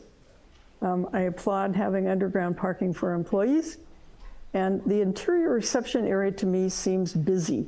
This continuous narrow, horizontal, and vertical repetitive design, I guess of wood on the ceiling and on the side structures just seems a little busy to me. And I think that's it for me. I encourage... Thank you, Cindy, for your comments. Oh, thank you. All right, thank you. All right, is there anyone else online raising their hand? I don't see anybody. See anybody there? Doesn't look like it, Mr. Chair. Nope. Okay, and anybody else here in the chamber that decided they wanted to make a comment? Did the applicant want to rebut anything? Why don't you come up and do that at this time, and then we'll move on to the commissioners.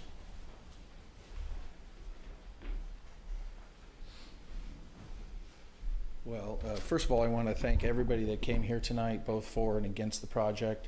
As Chairman LePage knows, I'm a big fan of public hearings, and I think it's very helpful to hear what people think prior to us actually putting together, or staff putting together a final staff report and voting.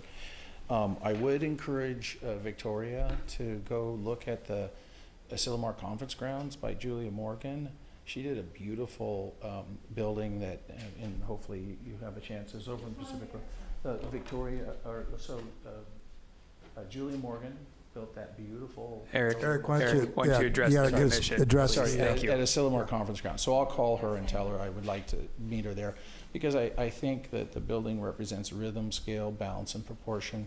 And it's meant to be seen at 2.5 miles an hour. It's not meant to be seen at 25 miles an hour. So I think if it was constructed as we've designed it, it would be a lovely way to walk to town, and I think it would draw people to that end of town. So hopefully we can look at some more buildings and talk about design next time. So thank you.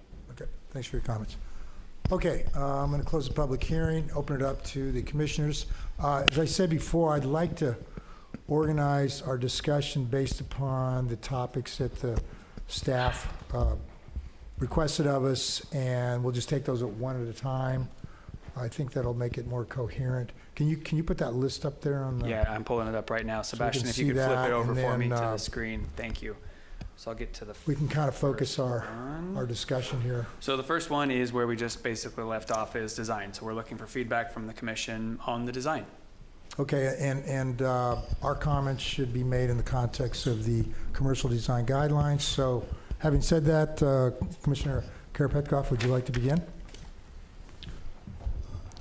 Yeah, I can. That's we're talking about the just the overall design, and any comments on that? So can I clarify, are we going to go one by one? I'm going to try to go one by one, right, and then we'll Okay. finish that, and then Got we'll go on to the next one. I think that'll make it more coherent, and we'll get more content.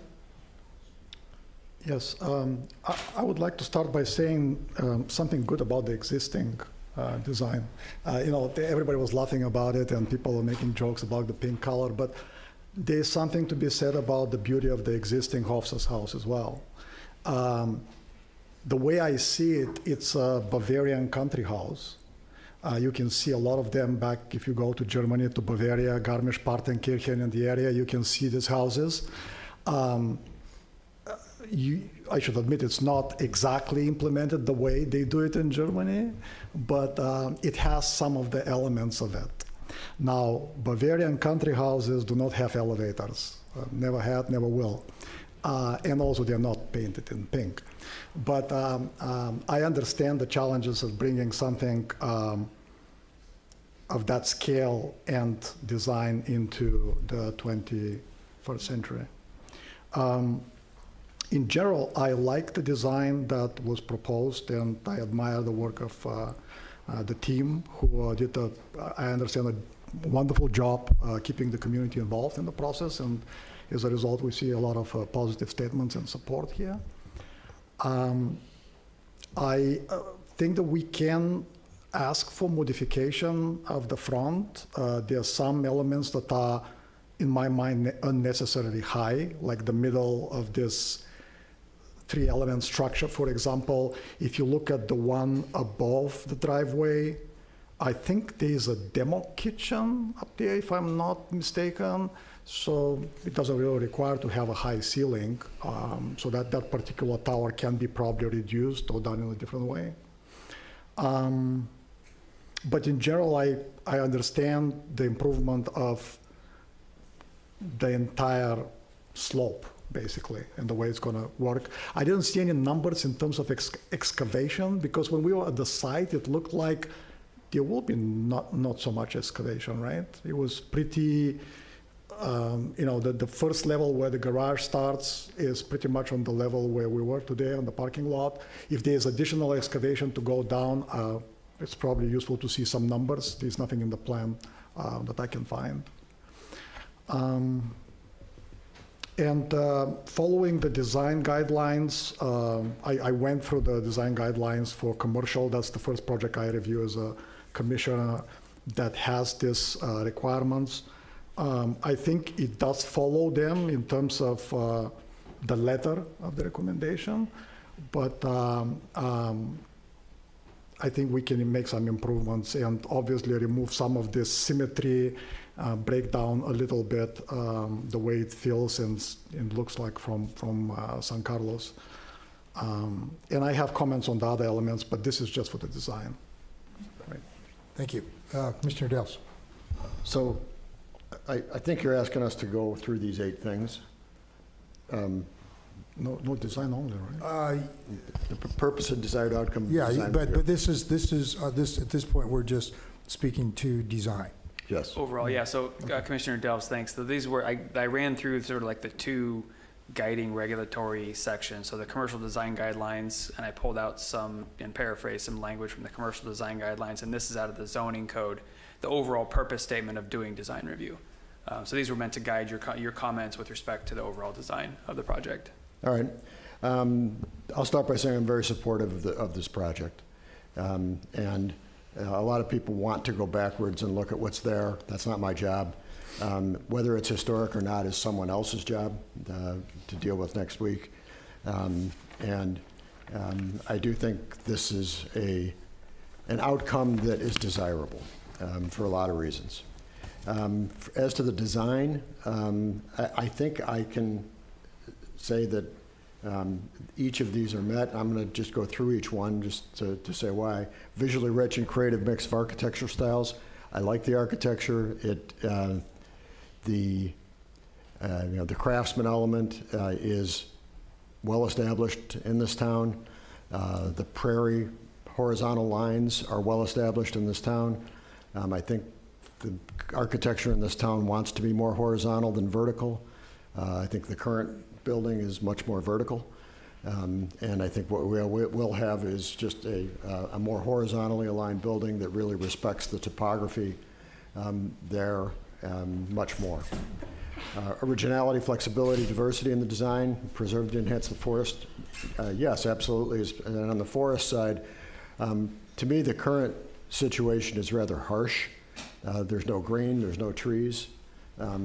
It's just wood and asphalt for the most part, and the design I saw brings in quite a bit. It's much softer, and it does feel more like it fits in the forest. Don't know that I saw any additional trees. I'm not sure where they would fit, but I think that's for the next phase anyway. That's a landscape design point. Human scale that complements rather than overrides. Yes, I think this is a human scale. The fact that it's no more than 2 stories tall at any point on the lot, that feels like human scale. Good site design, sensitivity to the neighboring properties.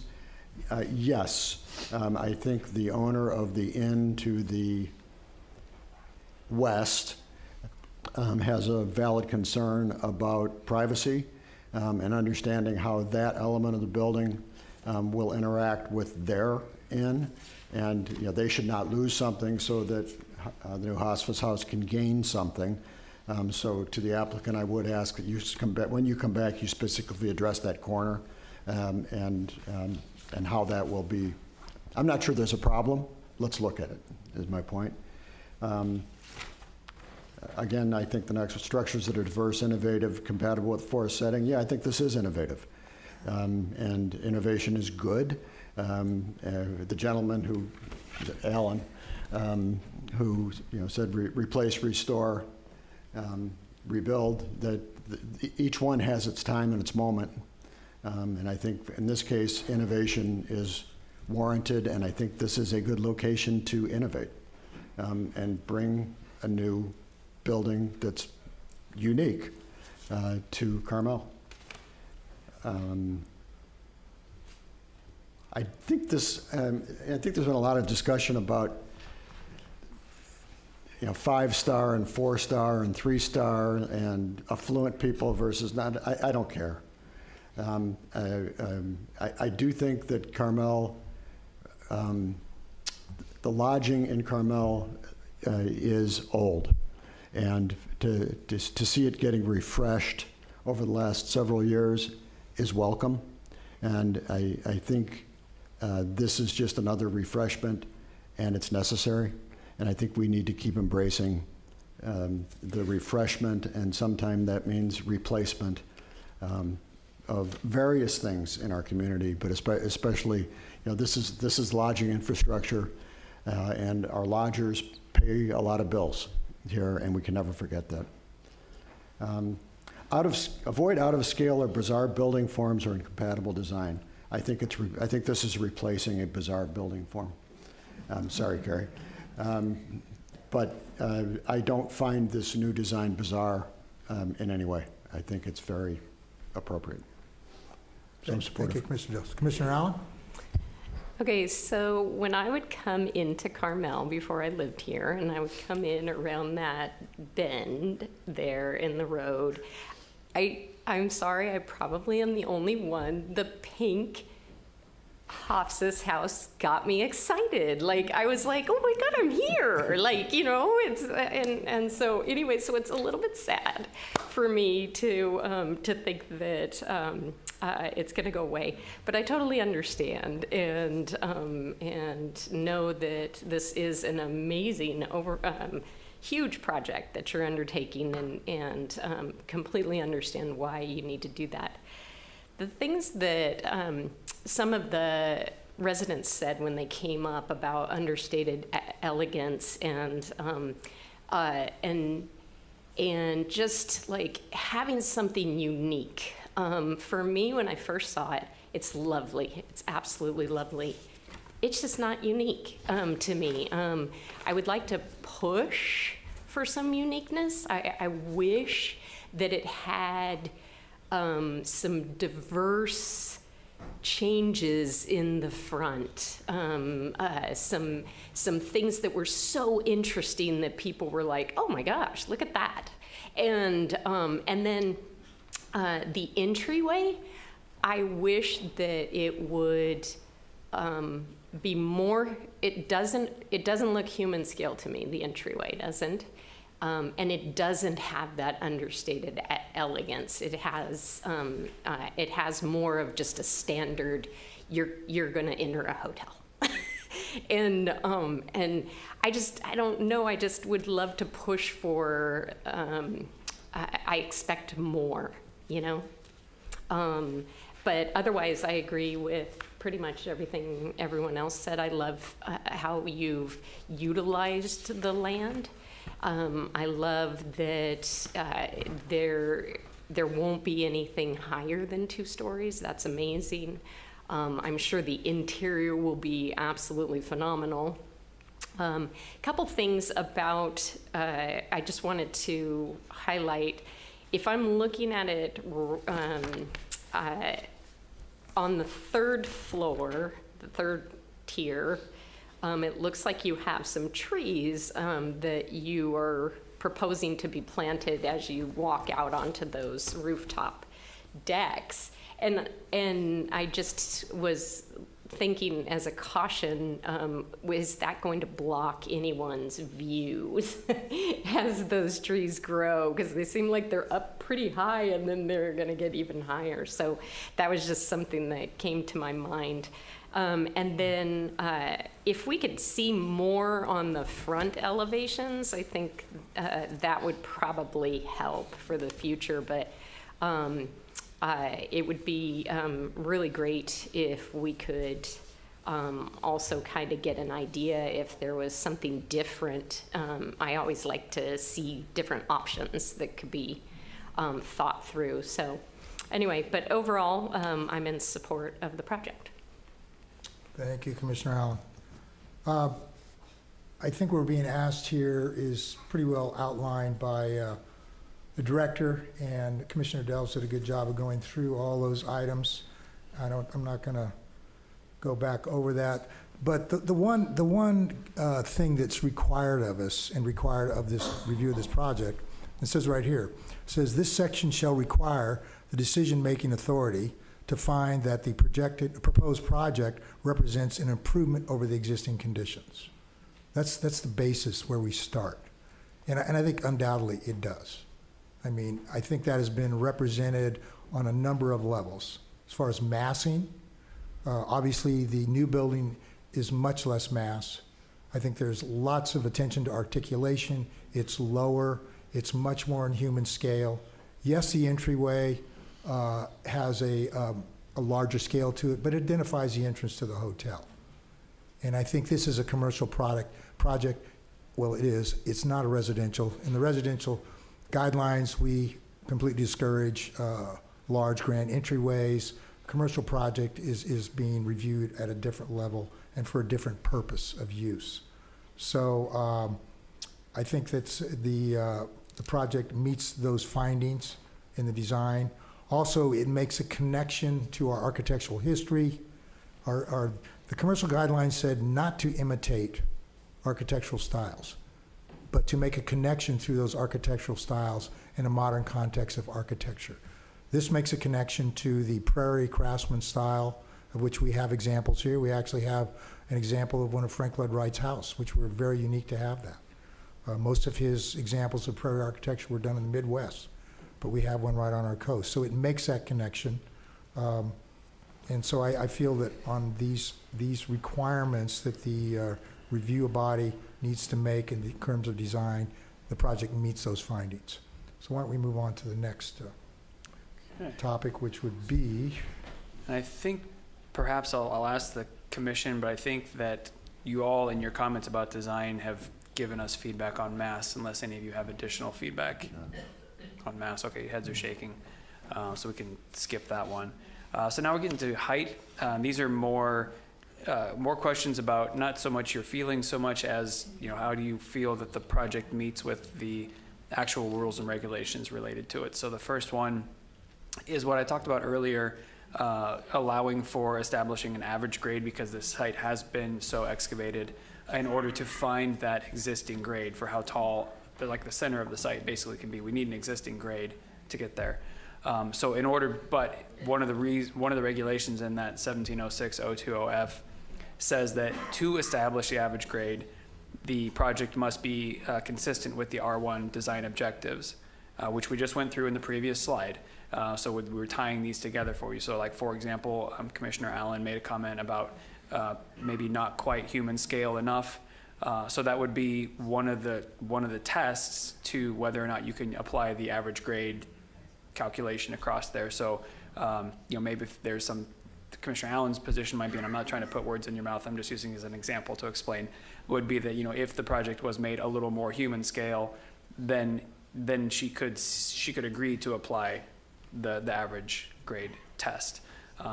So, and because I do believe that scale is one of them here. A letter E is one of the design objectives. So a project does need to meet all of the R1 design objectives to use that average grade. So I'll just leave that there. We've talked about this a little bit, but I think the general question, yes or no, is does this project substantially comply with the residential design objectives? And if not, where are the areas where it may needs a little bit of tune-up if they're going to use the average grade calculation? Brandon, just for clarification, so it is a position of staff that the only way to review this project in terms of height is from an average grade? Nope. The way the project has been drawn right now is the applicant is using average grade. The applicant is using average grade. That's correct. Yeah. So if they it would change where the height limits are at, though. Right. And with average grade, at any one vertical point along the project, it has to meet the height requirement. That's correct. That's how that works. Right. So if they didn't use that, what would we be looking at? So an example would make be a contrast. The way you measure height is the plumb vertical distance from existing or proposed grade, whichever is most restrictive.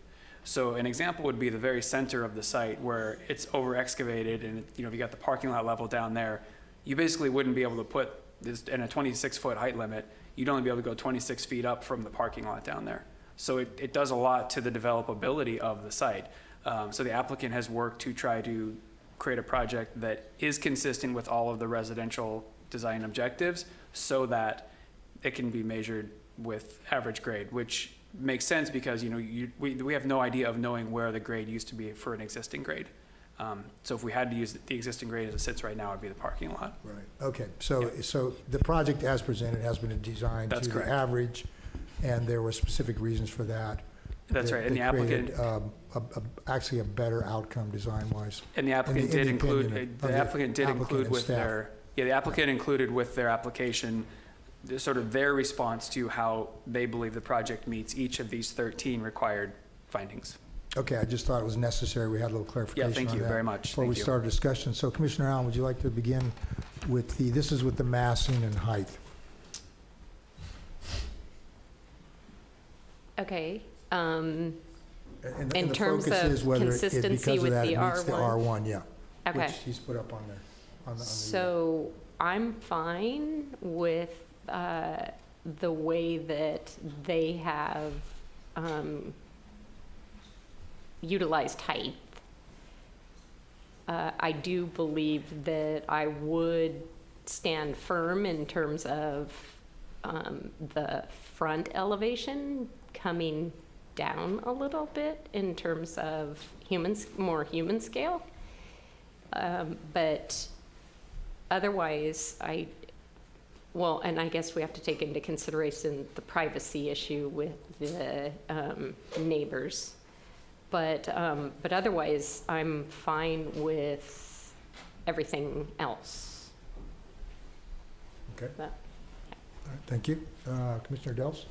Yeah, I think all of these objectives, criteria are met, and therefore that it is appropriate to use the average grade in this case. And frankly, I think the alternative is not good. So it's the right outcome. So I applaud the applicant for realizing that and realizing the kind of hoops you have to jump through for us to be able to agree with that, and I think you do. Just to address my colleague's point about human scale, I think it does check the box for human scale in the entirety of the project. It is a very, to me, approachable project in terms of human scale. I think if we want to tweak a little bit at the front, I don't think that's a big enough item to deny using the average height, and that maybe we address that as just a specific design comment. That it's not so overarching that it would change my opinion here. Okay. Commissioner Karapetkoff? Yeah, I have no objection to using average height. I only want to understand the consequences of doing that. My concern is that this site is already over-excavated, and if the calculation leads to additional excavation, I'm really concerned about the stability of that hill. I don't know if it's a valid concern or not, but we were there today, and you see this wall going up, and you have San Carlos on top, and you have Dolores down there. And now if we have to go deeper for this underground garages, et cetera, I'm really not sure how that's going to work structurally. It's not our job to discuss that, but it looks really, really very over-excavated. Yeah, so that's only concern. Does that have any impact, the height calculation on? No, Okay. no, it doesn't. And I mean, I think it's what you're saying is a valid concern, and that's why when we get past, eventually get past the planning side of it, any building plans and permits, all of those calculations are done by, licensed engineers, and we don't accept plans without stamps on them from licensed engineers, and they get, for a project this big, we actually send our plan check out to a third-party reviewer who has more technical skills than we have in-house to make sure things like that are addressed. Okay, thank you. Okay, thank you for your comments. That is a valid consideration, the excavation, but I mean, the existing project now, there's just this stark contrast between San Carlos and what you see on Dolores. I mean, Dolores is it's a 4-story building. And so it's being reduced to 2-story elements, and I think by using the average grade, it is doing what we recommend in both the residential design guidelines, and that is stepping down and following the grade. And that's a key part of human scale. That's one of the reasons why we do that. We try to eliminate a lot of underfloor area. We've got another project that speaks about that later on tonight. Probably get there about midnight and talk about that. So that, I feel like, I mean, without seeing the engineering and so forth on the grading, we really can't talk about that now. But I feel like with the proposed and the presented average grade methodology, and the fact that it's all two-story elements which are stepping down to this average line, that, and you can see that from the presented slides with the overlays, that it's going to be a much lower and less massive project. And that is a key element in these residential design guidelines, and I agree that overall, although there's obviously going to be some tweaking here and there on design, it meets the R1 design objectives. So that's my comments on that. Thank you. Want to move back So we'll move on to the second question about height. This is what is exempt. So our code has a section that talks about small areas not exceeding 10% of the total building coverage being allowed to go over that height limit. Things like towers, steeples, ornamentation, chimneys we see oftentimes. As I mentioned, this project has both. It has the things that we typically see, chimneys and elevator shafts.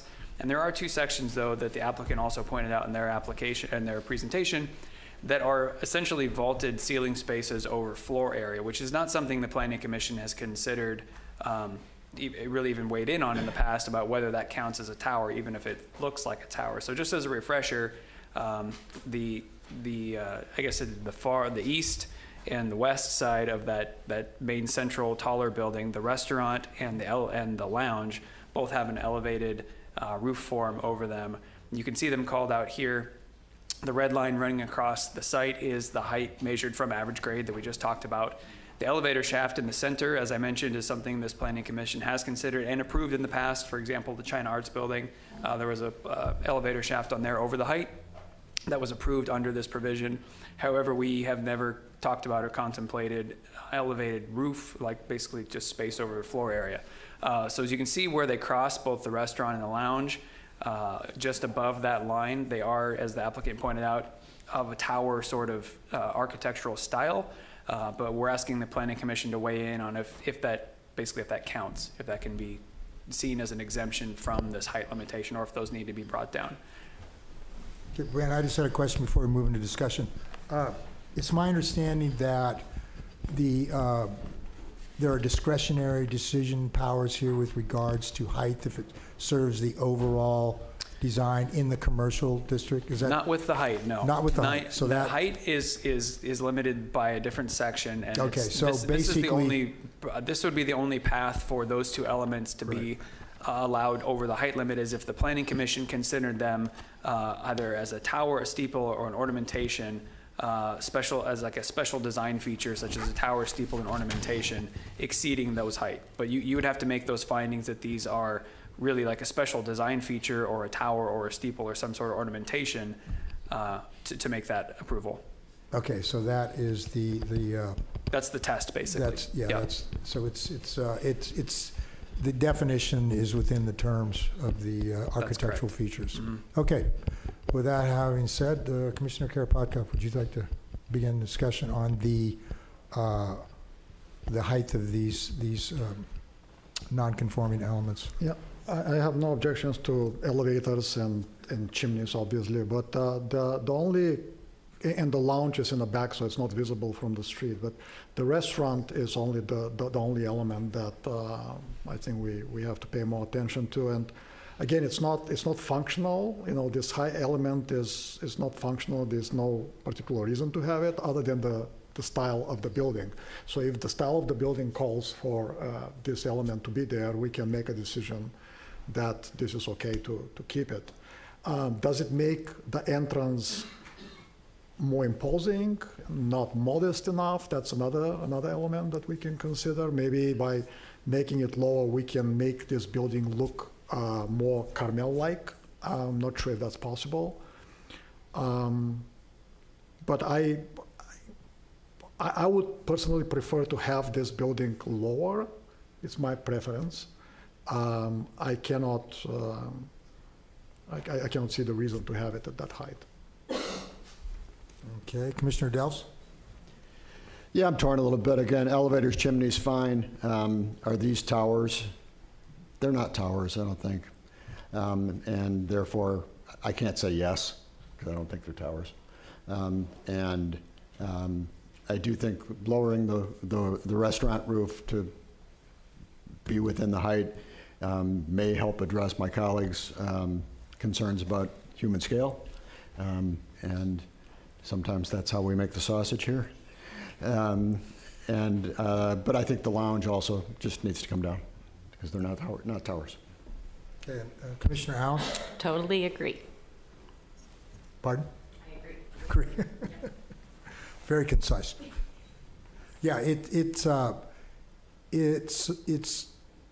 just don't see a way that we can label these architectural elements within the context of the ordinance.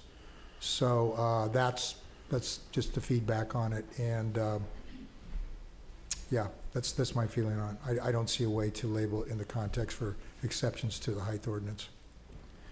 Okay. We're on to parking now. Parking and traffic, yeah. So as I mentioned, the parking is totally compliant. In fact, they're over and above, so that's fine. But you did hear some comments during the public testimony about concerns with traffic. As Commissioner Allen asked in the very beginning, you could direct for a traffic study, as you would want to see to come back with this. So that's the kind of feedback we're looking for on this slide. Thank you. Okay, Commissioner Allen, you want to jump in? So I would like to see a parking and traffic study done. Shocker. Commissioner Kara Petkoff? Brother, can we have a look at this picture when we had the little car parked in front of, I think it's level 3 or level 4. There was this driveway and the car parked in there. Might be on the applicant's presentation. Let me pull it up for you. Okay. Because I have a question about that particular one. You want to go ahead and yeah, keep it going? So I understand the challenge of, taking all these cars all the way around, San Carlos, Fort, and then Dolores and parking them in the back. So what I notice is, if you look at this drawing, is that basically you're making a full circle. You're just bringing the car several levels below. So the car on this picture here, if you go down 2 levels, there is, very close to that car, there is a parking elevator. There's a car elevator that connects the underground level for the parking with the second underground level. It just doesn't go all the way to the top. So for the humans, we have elevators that go all the way from the top to the bottom, but for the cars, we only have elevators that connects the 2 underground parking levels. So is it possible to extend that elevator to the top so that the cars go directly where they belong instead of making this whole loop around the block? Technically it's possible, I think, to have an elevator that takes the car directly down. But is that in line with kind of the experience that you want to have in a hotel? Are there any examples, best practices, how to do that? I'm not sure. The only thing I can say is that I know that there is a car elevator pretty much below that car over there.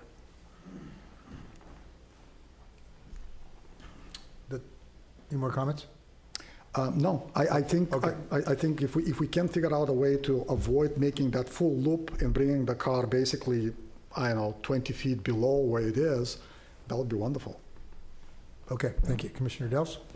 Yeah, that may be a solution. I'm not sure we have a problem. My gut tells me that, as someone said before, when you add parking, when you park yourself on your property and include an underground garage, you actually help the neighborhood situation in general, because you're taking those cars off the street. Again, my gut tells me that you're going to have a lot of clientele that park the car, park it and stay. And so it's really going to be more of a Sunday morning, Friday evening, rush hour kind of thing, and that's probably the pinch points. So I think we do need to do a study to see if we have a problem. I certainly heard the neighbor and your concern, and I think it's a valid concern, and we should figure it out. I think a lot of other people have also said there's a lot of other things that drive traffic on that street. So yeah, let's study it, and it's sort of hard to even know what questions to ask of that, but that's why there's experts in traffic and parking. I have a question. We have 10 extra spaces, and I'm sorry this is driven from another experience, but can the owners of the Hospice House sell those spaces for use to someone else? Because I love the idea that we have them. I love the idea that you said you wanted to have your employees park there. I believe you. But I've also had the experience where in a place like this, those parking spaces are worth $20,000 or $30,000 each, and they become something different. So it's a good question. I believe, and please don't quote me on this, but I'm pretty certain that a commercial parking lot is not allowed in this zoning district. I'm not 100% sure on that, but I'm pretty certain. So that would basically be the commercialization of the parking lot. Okay. Yeah. Thanks. Yeah. Okay. I'm going to start my comments with the question. So the parking that's on the street now, that remains, right? Is that right, Brandon? Along Dolores or San Carlos? Along San Carlos. It would. It's city parking. It's city parking, Yeah. right, okay. So there was some, okay. Yeah, I think we're, as Commissioner Dell says, we're trying to ask questions about something we don't have enough information, so I think a parking study would be good to have a better evaluation of the parking. The fact that they're creating more parking that they have now is a good thing. I think the valet service is a good idea, but with regards to the impacts on Dolores, I don't feel like I have enough information to really, talk about that in a meaningful way. So that's all I have to say about that. Okay. And then the last one to talk about are those ancillary uses. So as I mentioned, the code does give you a test basically for ancillary uses. They're right there, the 3 bullets at the top. Is it compatible with the primary use? Are they consistent among themselves? Basically, are they all related? And do they contribute to the overall unique mix of uses in the commercial district? So as I mentioned, the plans that we have currently show those uses as the ancillary uses on top of the hotel. They are for guest only. I did hear some questions earlier from the community about, it would be nice to have another restaurant. That's a full line restaurant's not allowed in the RC zoning district. So those are the reasons for things like that. It's a whole nother level of intensity, more traffic, more all that. So that's why it would be, and that's why the applicant wants to do it as well, keeping it for an amenity for their guests. So you have the list here of the 6 that we saw on the plans, at least, ancillary uses. So I'm looking for feedback on those 3 bullets at the top: compatibility with the main hotel use, consistency among themselves, and do they contribute in some meaningful way to the unique mix of uses in the commercial district? Okay, in that context, Commissioner Allen? I would approve these. I think that they make for a great guest experience. Commissioner Karapetkoff? They're straightforward pool, gym, business center that belongs to a hotel, the health spa. I saw it on the plan, it makes sense. I'm not sure about the cafe and bakery. Cafe, yes, but bakery, is there any serious baking gonna happen there? I don't think that that's possible actually in this environment. But I saw there's a space for kitchen downstairs. One thing I didn't see is the laundry. Have you noticed that there's no laundry in the facility? Or maybe I missed it. I don't believe I saw. Maybe we can ask the applicant. Do you guys plan on having in-house laundry, or are you gonna send it out? Okay, so we sent out to a company like Mission Linen or someone. Okay, so there will be no laundry there, okay. They're not going to do that on site. Correct. Okay. Okay, Commissioner Dels? Yes, for all of these. Yeah, I feel the same way. I think they're all appropriate ancillary uses. And the main issue in the restaurant, you said in the RC, this is in the RC, right? Mm-hmm. And so the RC allows full line, doesn't allow full line restaurants. Right. Okay. Yeah, and it would change. I mean, it Yeah, would obviously change the intensity of the impact. site, even if it was Yeah, I allowed. It's a understand. whole I just other wanted to project. clarify that. Yeah, Yeah. absolutely.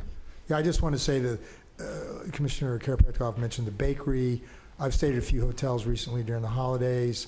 I noticed that some of the guests like to go down and have a full breakfast. I'm kind of a light breakfast guy. I really appreciate the fact I could go down, grab a pastry, get a latte or coffee, and it seemed like a lot of the hotels are doing that, where they have a full wine restaurant breakfast, and then they have a very light kind of set out breakfast with some fruit, pastries, and things. So it's kind of a trend, but it's very appropriate, and it's what's trending with hotel now. So, all right, where does that put us in the? Well, Mr. Chair, I'm pleased to tell you that's the end of what I was going to ask you this evening. So unless the Okay, commission has well, any closing thoughts or comments, yeah, because I do have other at the bottom. You see, I did always have my other at the bottom with question Your marks. other, So yeah, well, if there's in others the that context of the commission- other, I want to give all the commissioners right now one more shot at this if they have any other concerns. So, Commissioner Karapetkoff, is there any other concerns you have or direction or feedback you'd like to give the applicant at this point?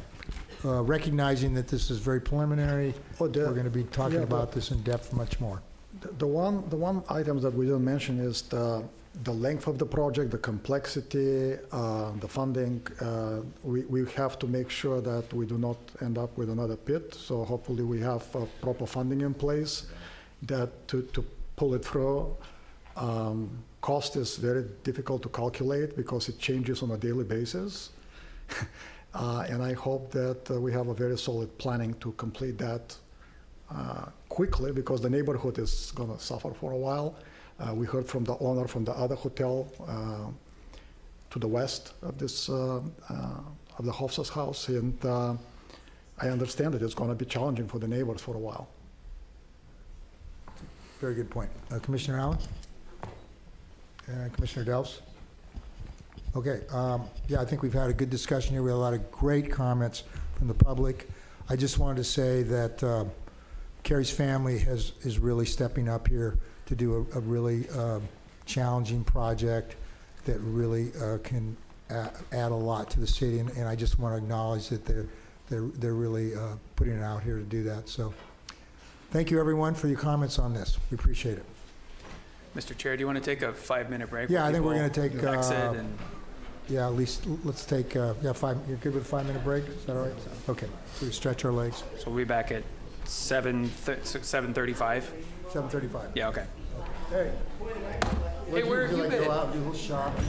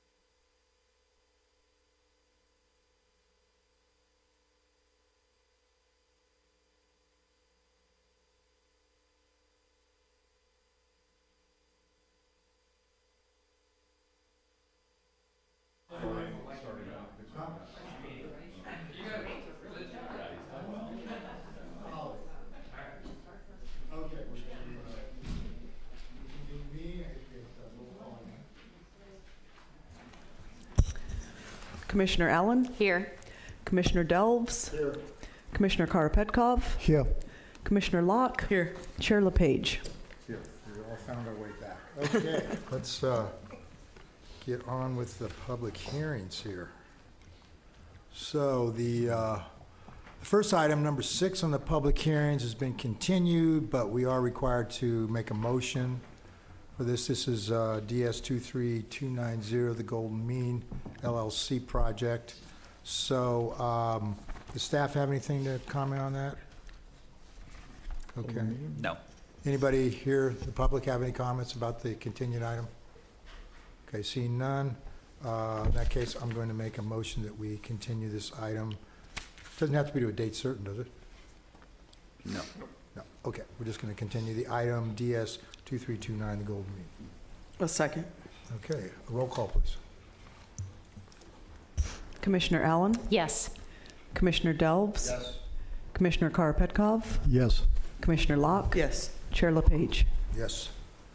Okay, next item on the public hearings is number 7. This is another design study, DS 21446, the Pressy project. This is consideration of a concept design study for the demolition of an existing 1,038 square foot, one-story single-family residence and a 247 square foot detached garage, and construction of a 1,351 square foot, one-story single-family residence, 225 square foot attached garage, and various site coverage changes.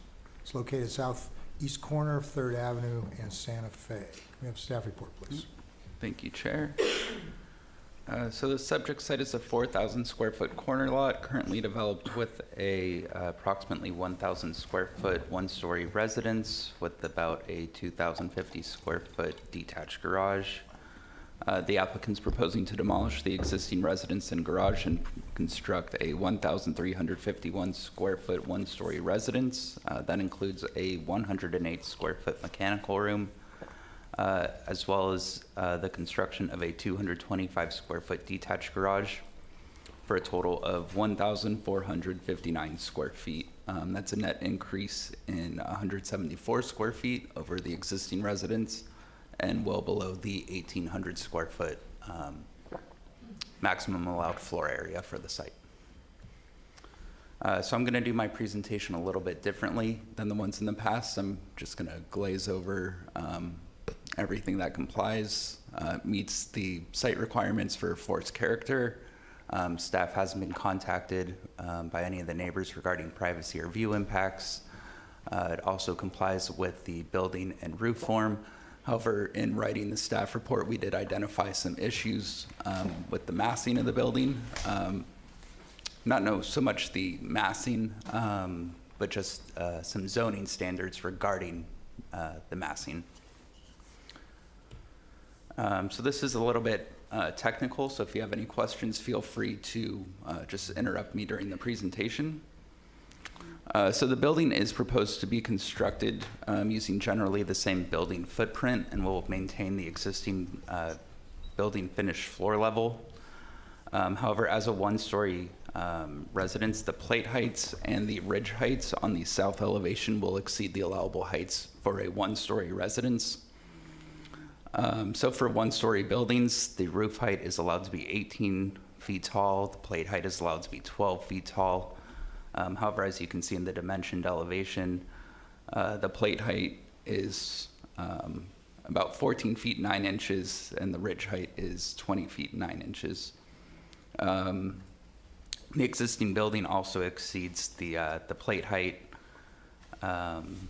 Ridge height is not exceeded because we have a flat roof there.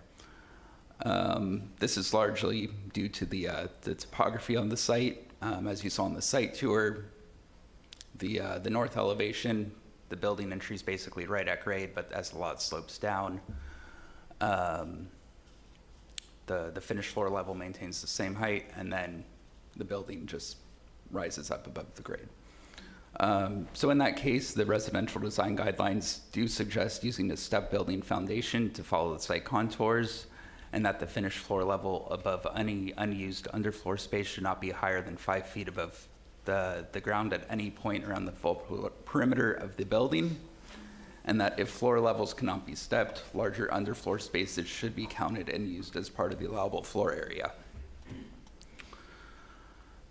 So to address this zoning issue, staff has provided a recommendation, and that's to include this underfloor area in the floor area calculation as suggested by the residential design guidelines. And this is done by considering that underfloor area a story, because that finished floor level is more than 5 feet above grade. So by definition, that underfloor area is considered a story. So this south elevation is considered a 2-story element, and therefore we're considering that that small sliver of area, floor area, as part of a 2-story element, and that's shown in that that figure labeled as figure 5.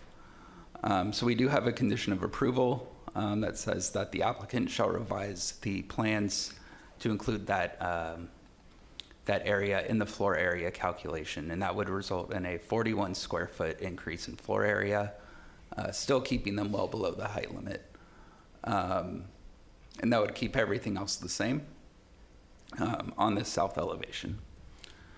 However, unfortunately, in preparing the slideshow, we did identify one other issue on the west elevation. This was a very last minute catch that unfortunately did not make it into the staff report. The west elevation also does not comply with the height. It's approximately over by 7 inches. So we will need to address that as well, either by a similar method or just reducing the height. But again, we just have that 18-foot 7 height constraint where 18 feet is allowed. And then in respect to the garage, we also have that issue regarding the plates and the height. But the bigger issue at hand with the garage is that the rear, or the height limit for portions of buildings in the rear setback, which is 15 feet, is limited to 15 feet tall. So as you can see by the dimensions, the building exceeds the 15-foot height limit. So we do have a condition of approval that the applicant will need to reduce the height of the garage down to 15 feet. Not necessarily the garage, but any portion of the building within the rear 15-foot setback. And these are just the proposed finishes. Staff doesn't have any comments about them at this point, just bringing them to the commission's attention. And then we did receive one letter from a neighbor. Their concerns were the massing, as staff discussed, as well as landscaping along Santa Rita. Did I get that right? Santa Fe. Santa Fe. Ah, shoot. So in respect to the landscaping, we do have zoning standards regarding landscaping in the residential district, and that also includes landscaping standards for landscaping within the right-of-way. And then our residential design guidelines also speak to landscaping standards. So as staff's position is, provided that those standards are met, both the zoning standards as well as the design guidelines, landscaping would be appropriate. Staff also did have a preliminary discussion with the city forester following receiving that correspondence, and the forester was also supportive of proposed landscape modifications.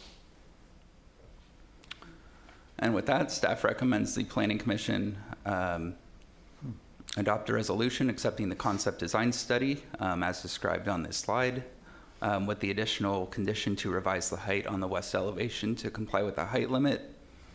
And then, I apologize, I'm realizing I didn't include this as an alternative to this recommendation regarding including the floor area. In the underfloor area, the commission could consider a variance as an alternative based on the topography of the site. That would require, or not require, the floor area be counted in the height limit, but allow the applicant to maintain the height as proposed. Okay, other questions for staff? I have one. Go ahead. Sure. So is the variance option available for all, because there's really 3 height challenges, one on the west, one behind the garage, and then the other one on the south of the house. Can 1 or 2 or 3 of those be addressed by variance? That is up to you. I mean, is that an option, I guess, is the question? Yes. Okay. All it really comes down to, I think what Evan meant by saying it's up to you, is that you just have to basically make the required findings for a variance to find that all those criteria are met by all 3 of those height issues. So one of the, and I apologize, I didn't include the findings. It should be a hardship if there is a design change that could be made to solve the problem. That should be considered first.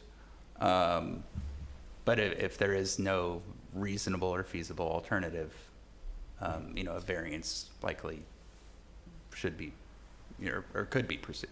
So in staff's opinion, it would be hard to make the findings for variance? Is that what you're expressing?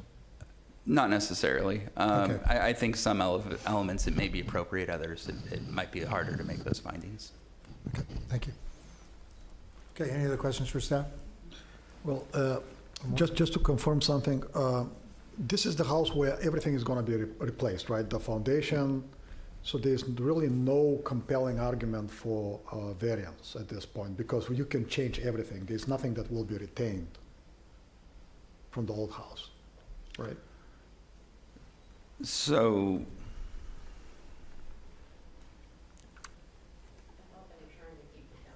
yeah, they're maintaining the finished floor level. So But there's no technical reason to do that. You can change it, right? So I think the response to that is kind of what Evan said earlier. That'd be up to the planning commission. So you've got a site there that does have a pretty significant change in topography from north to south, I suppose it is. That is one of the things we typically see, even with an undeveloped lot, allowing for a height overage through a variance. So you would just need to make that calculation if, as Evan said, they pursued the ability to overcome the height issues through a new design and they couldn't do it, then that makes a variance more likely to be able to make the findings. But you would probably want to ask the applicant then to, if you're not inclined to off the bat to do a variance, you would want to impress upon them how important it is to try to use design to conform to the site and develop a project that's conforming to height. Yeah, absolutely. Okay, any other questions for staff? All right, would the applicant like to come forward and make their presentation to the planning commission at this time? Good evening. I'm Tom Hardy. I really didn't prepare. Before you start, I just want to let you know that generally I allow applicants 5 minutes their initial presentation, so you have more time than the 3 minutes. Okay, I'm not sure I can even fill 3 minutes. I was kind of relying on Evan's presentation. I thought that was the format here. But I live and work in San Francisco, but have been coming to Carmel for 60 plus years and always enjoy coming down here. So I was thrilled to get a project down here. I should say maybe my practice specializes in historic preservation, so I do mostly remodels and alterations. So I was usually the one who tells the client to pump the brakes, keep the house, let's work with it. But when I think you saw the kind of crazy structure that this house is and the addition and just the problems that are there, we just felt there wasn't worth spending time and effort and money to work on it. So hence all new design.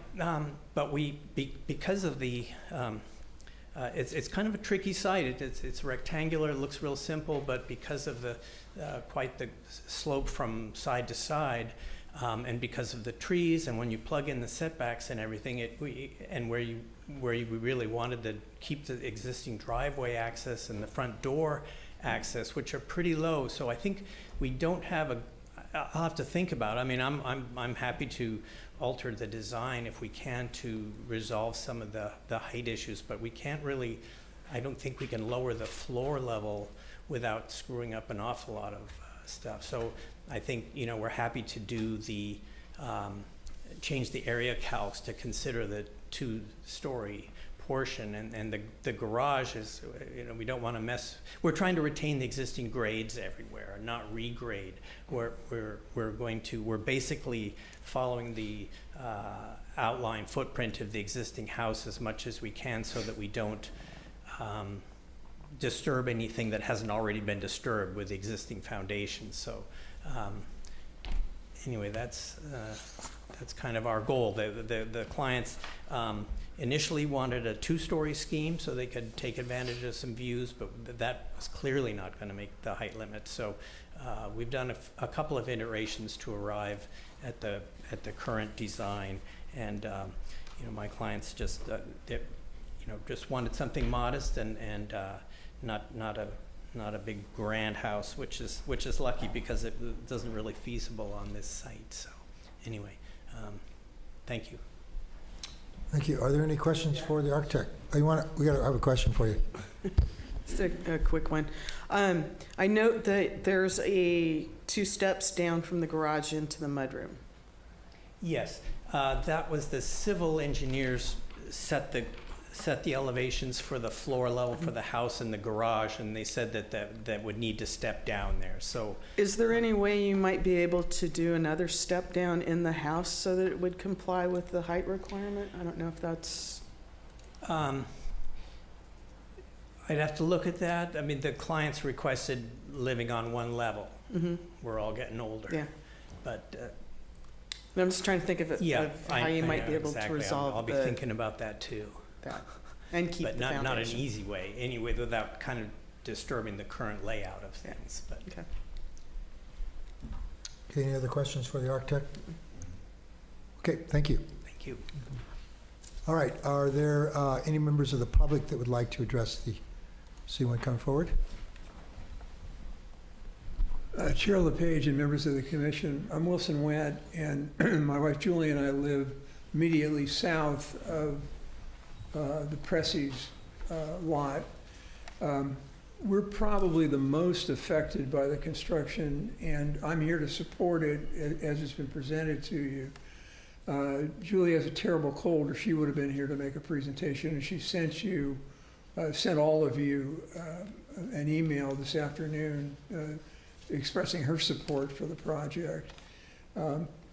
One of the concerns we had was drainage, and the Presseys have done everything right to do on a project, and if they got really excellent professionals, and Tom Hardy, the architect, who is an excellent architect. He's done really remarkable stuff all over Northern California.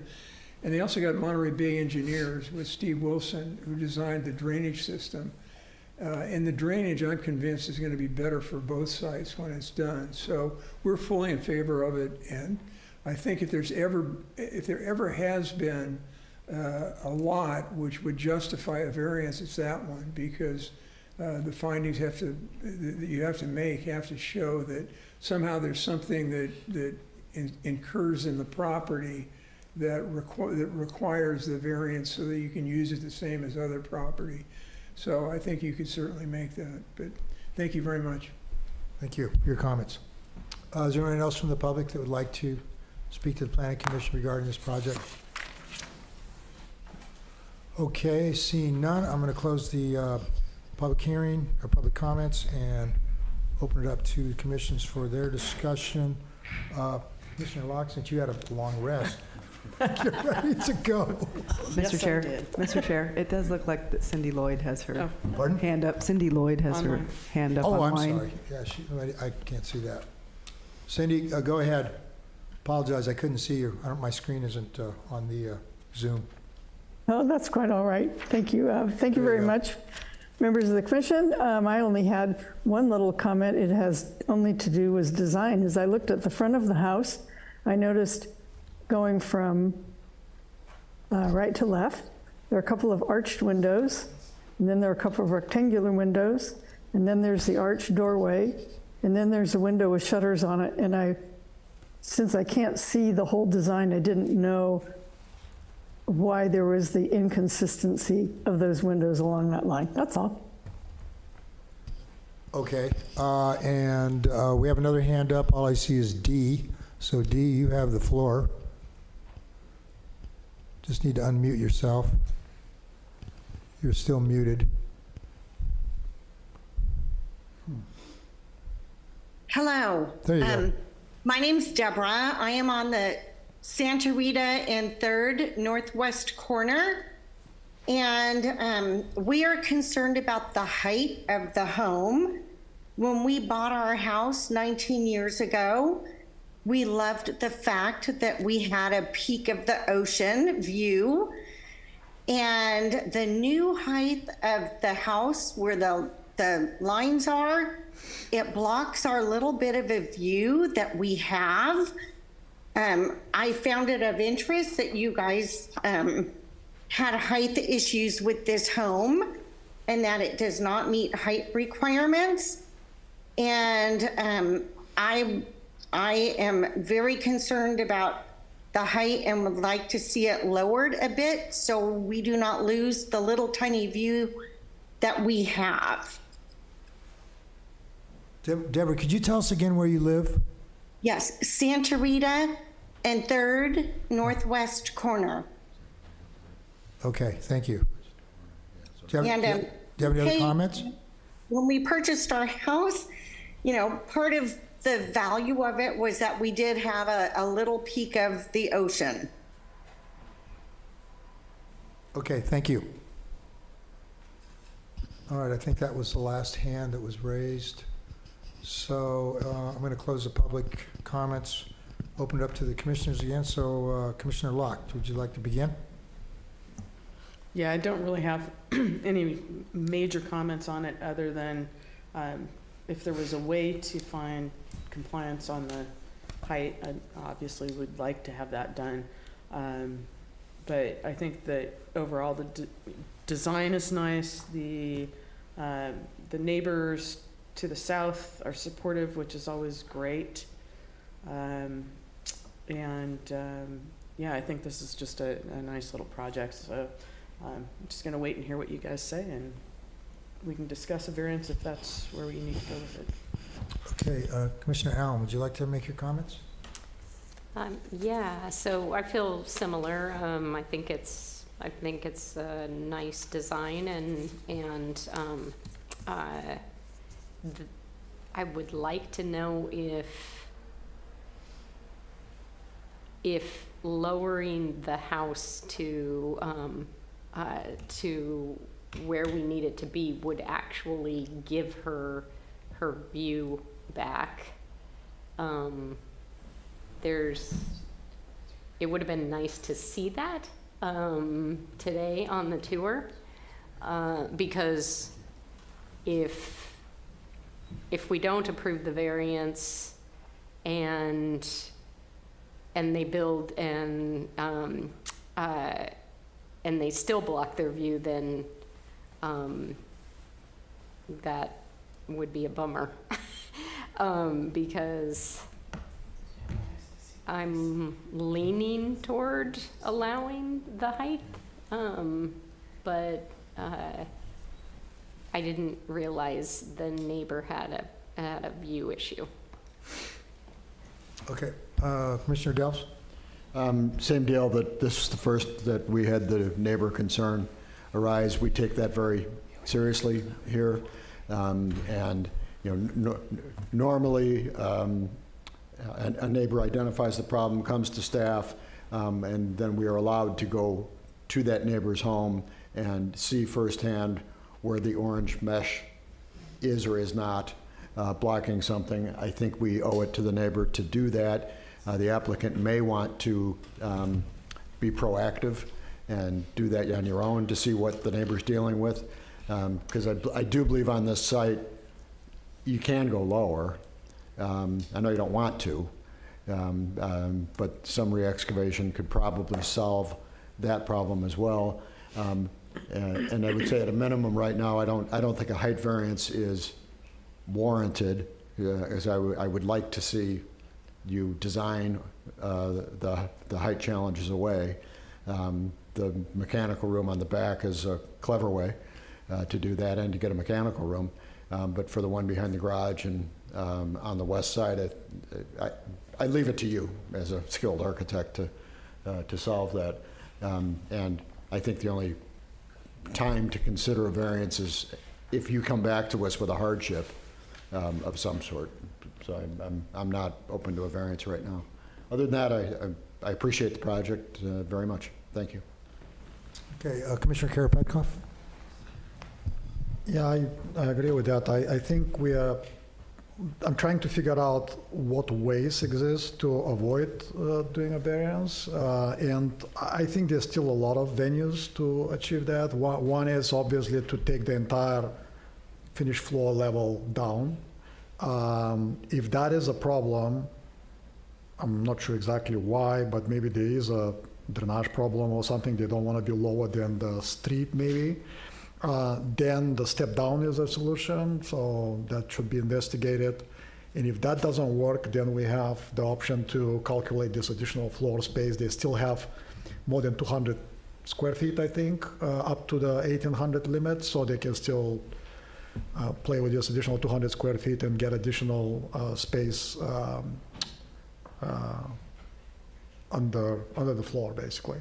I have to say that now that I heard this comment about the windows, they are very different. They are like all sorts of windows here. Maybe it would be better to standardize a little bit and,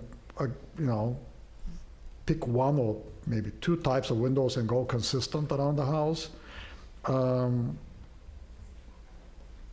Also, not sure, usually people would like to have more windows or bigger windows to the south to get more light from the south. This house is different. The bigger windows are on the north side. Not sure if that's relevant or not. And other than that, I think the project looks good. We just need to figure out how to meet the requirements without doing a variance. Thank you. Yeah, I feel a disadvantage here because we didn't have an opportunity to go to the neighbor's house and see what the impact was to review. And we've got a project which staff is recommending, which doesn't meet the height requirements unless they, the one part with the mechanical room is they make it that a two-story, then it meets it, but the other parts don't. So it looks to me like, at the very least, it's got to be lowered probably somewhere around a foot to meet the requirements, 7 inches or something. The garage is even higher. I think it's almost 2 feet higher, a little over 2 feet higher than the 15-foot standard. So until that issue is resolved, I don't think we can end the view, which I think that it seems to me like this project needs to be continued unless staff has a recommendation as another way to go forward here. I don't want to hold the project up unnecessarily, but we've got issues here that need to be resolved. Mm-hmm. Yeah, I think this is Evan's idea, so I'm not going to take credit for it because it's a good idea. We could come back, so you could effectively continue this hearing because we're here today for concept hearing. But I think we've heard, and the applicant has heard, what needs to happen in order for this to feel like a very approvable project for you all. We could come back with a combined concept and final hearing for the next one. So we're not making them go through any more hearings than they would have had to normally. We'll just combine the process for the next one. I just want to be sensitive to that, Yeah. but I feel like there's issues, and it seems like the normal process in terms of timeline could still be served. Yeah, and we'll reach out to the neighbor that spoke tonight. That was the first we'd heard about that as well. So we'll reach out to that neighbor. Okay. All right. In that case, I will make a motion that we continue this project. I'll second. And to come back with a concept and final. Yeah, come with the concept, but final with the direction that the staff, that the commission has given, and also staff with regards to the height. And then we'll have an opportunity to look at the view impacts to the neighbor. So we have a motion to continue on the floor. Has it been seconded? Oh, okay. Yep. I didn't hear that. All right, okay. Any further discussion? No. Hearing none, roll call, please. Commissioner Allen? Yes. Commissioner Delbs? Yes. Commissioner Karapetkov? Yes.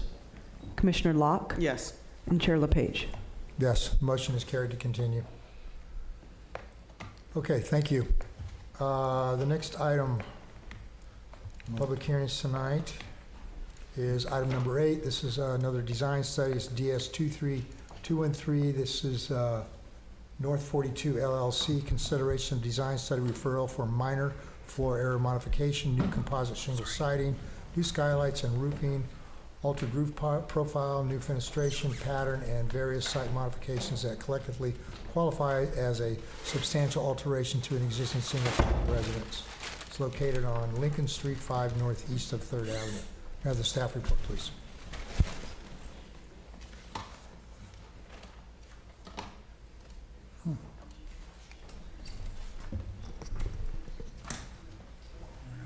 Thank you, Chair. So like my last presentation, this is going to be a kind of an abridged version from my typical presentation, and just kind of, sorry, my monitor just turned off. Just focusing on the issues. So it's a 4,000 square foot lot. I apologize, it's not a corner lot, but it's developed with a 1,599 square foot one-story residence with a 242 square foot attached garage for a total of 1,841 square feet, 41 square feet over the allowable floor area. So it is currently a non-conforming residence. The applicant is proposing to remodel the existing home and reduce the floor area by 87 square feet. However, it's proposing an addition of 43 square feet. And that floor area swap will bring the site into compliance with the floor area. There are some changes to the roof form. The architectural style of the building is changing throughout, new materials.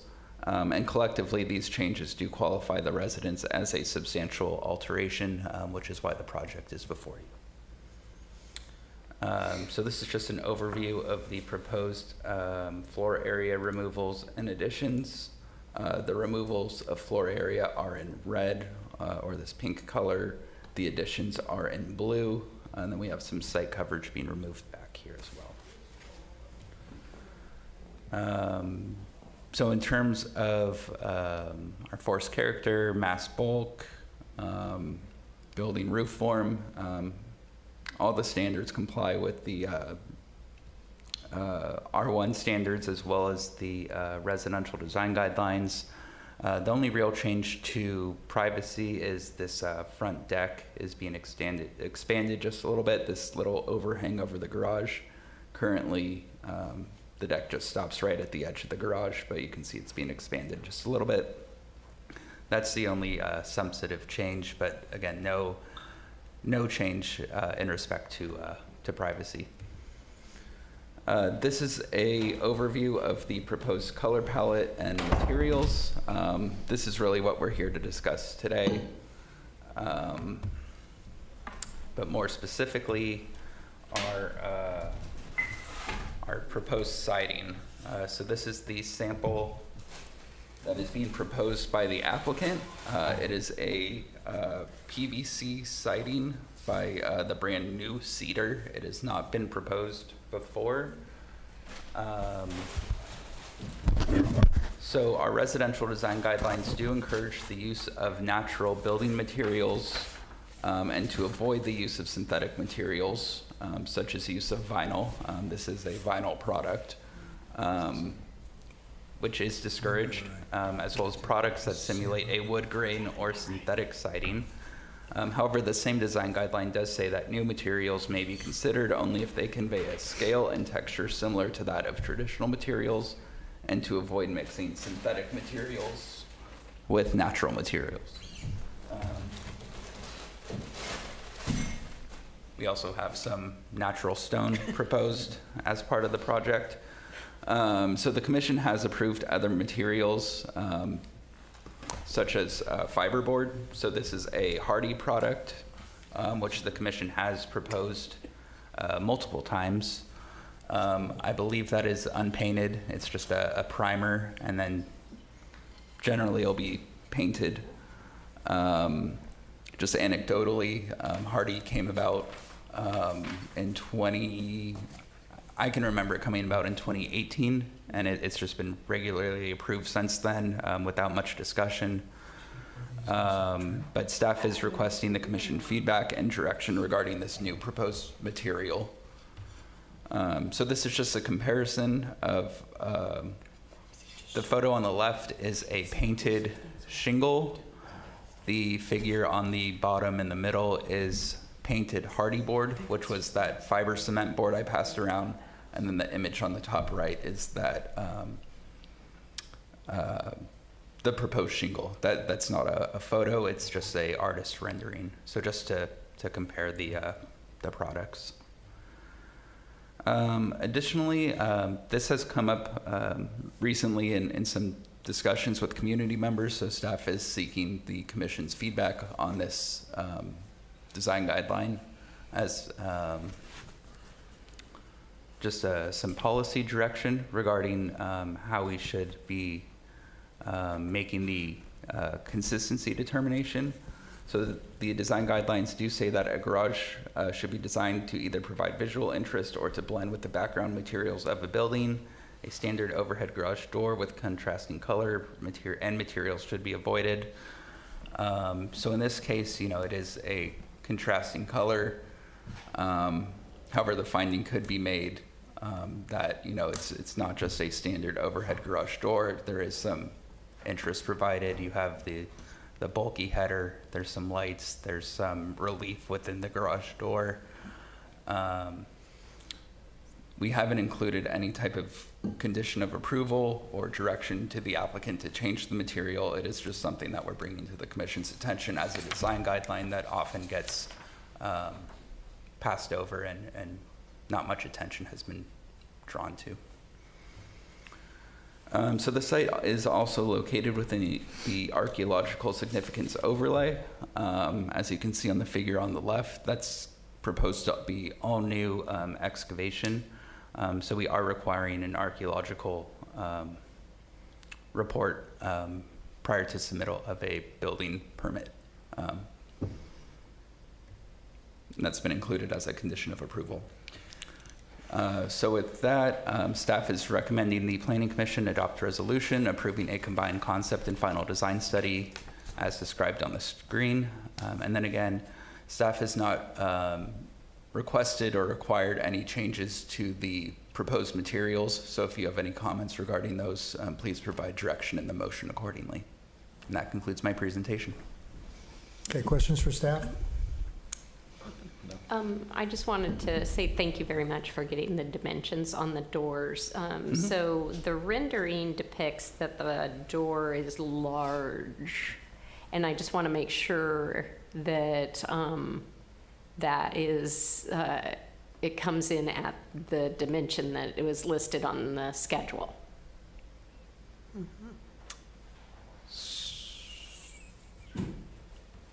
So we can make sure that it's consistent with the door schedule and the building plans. Okay, any other questions for staff? All right, would the applicant like to come forward and make their presentation at this time?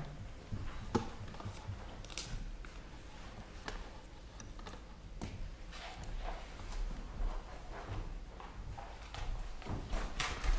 you want me to pull up one of the attachments? That would be great. Hello, my name is Alan Lehman. I'm the applicant on the project and designer. Do you know which one? There were two. The smaller one first. Thank you. I apologize if the door schedule is inaccurate. I'll double check that. But I believe the door as proposed, we were looking at a 7.5 foot tall door, but I'll verify and I think that's what it said in the schedule. The rendering just looks like it's oversized, so yeah. Right. I think that's the just because of its relationship to the roof, we wanted to make a connection to that. But so I'll verify with that and get that information to Evan. So thank you for your time. I know this is a lot of time tonight. So on this first slide, what I wanted to illustrate is the history of this house. And originally, the top image on the right side of the page shows as it was built originally in 1959. And then throughout several remodels, the roof forms changed from a gable to this kind of clipped, odd roof form. And so one of the major parts of this project is to eliminate those clipped forms. They don't seem consistent with the style of these gables. They're kind of an odd reference to a hip roof, but not quite a hip roof. And so we're very excited to have those become a part of the past, not the present. And so this, if you could maybe jump to the next one. Thank you. The owners of the home put together a great slide presentation of some examples of other houses with, as these show, you can kind of go through pretty quick, some shingles. These are composite shingles. One of the things about the composite shingle, because I know this is part of this discussion tonight, is some of these, the hardy composite shingles have that stamp of a wood grain that repeats.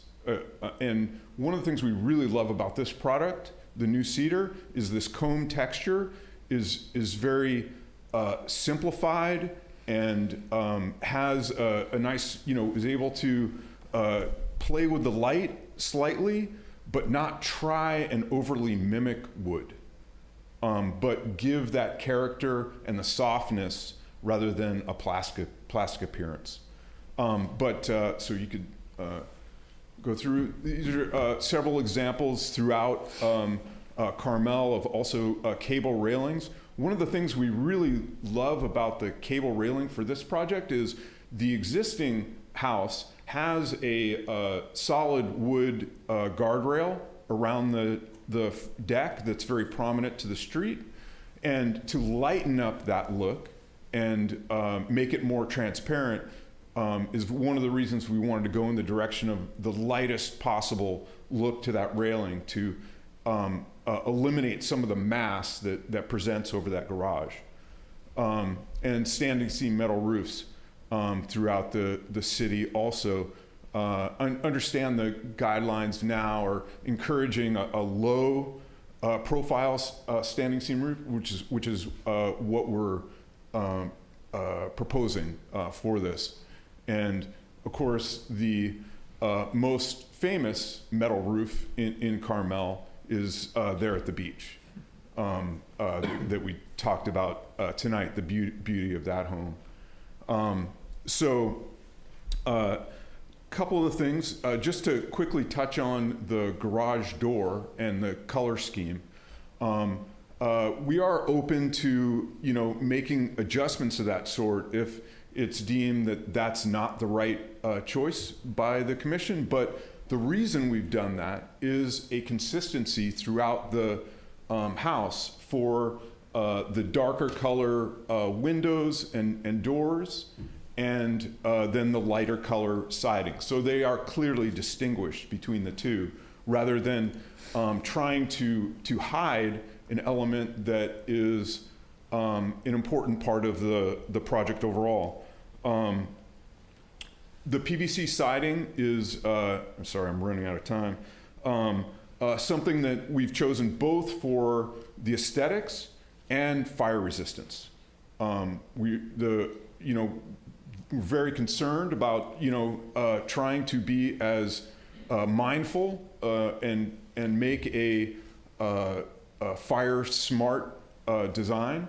Therefore, the metal roof, a Class A rated siding that is not like something that, has a fire retardant sprayed in it that's going to deteriorate over time. This is a consistent product that we're hoping, to create a 150 year home that this will last and not get a remodel again in 30 years like this house is getting about every 30 years. The shingle siding also something aesthetically that stood the test of time, as well as, of course, as said, the metal roofs, and just overall trying to keep this as timeless as possible aesthetic, so that it is a long-lasting home here in Carmel. Our changes are very minor in nature. As far as spatially, aesthetically, we feel like we're maintaining a lot of the character, if not bringing it back to that original character, and trying to create a fairly understated design for this neighborhood. So thank you. Any questions for Alan from the commissioners? No. Thank you, Alan. Okay, any members of the public that would like to speak to the commission regarding this project? Don't see anybody jumping up. Anybody online? Leah? That wants dinner.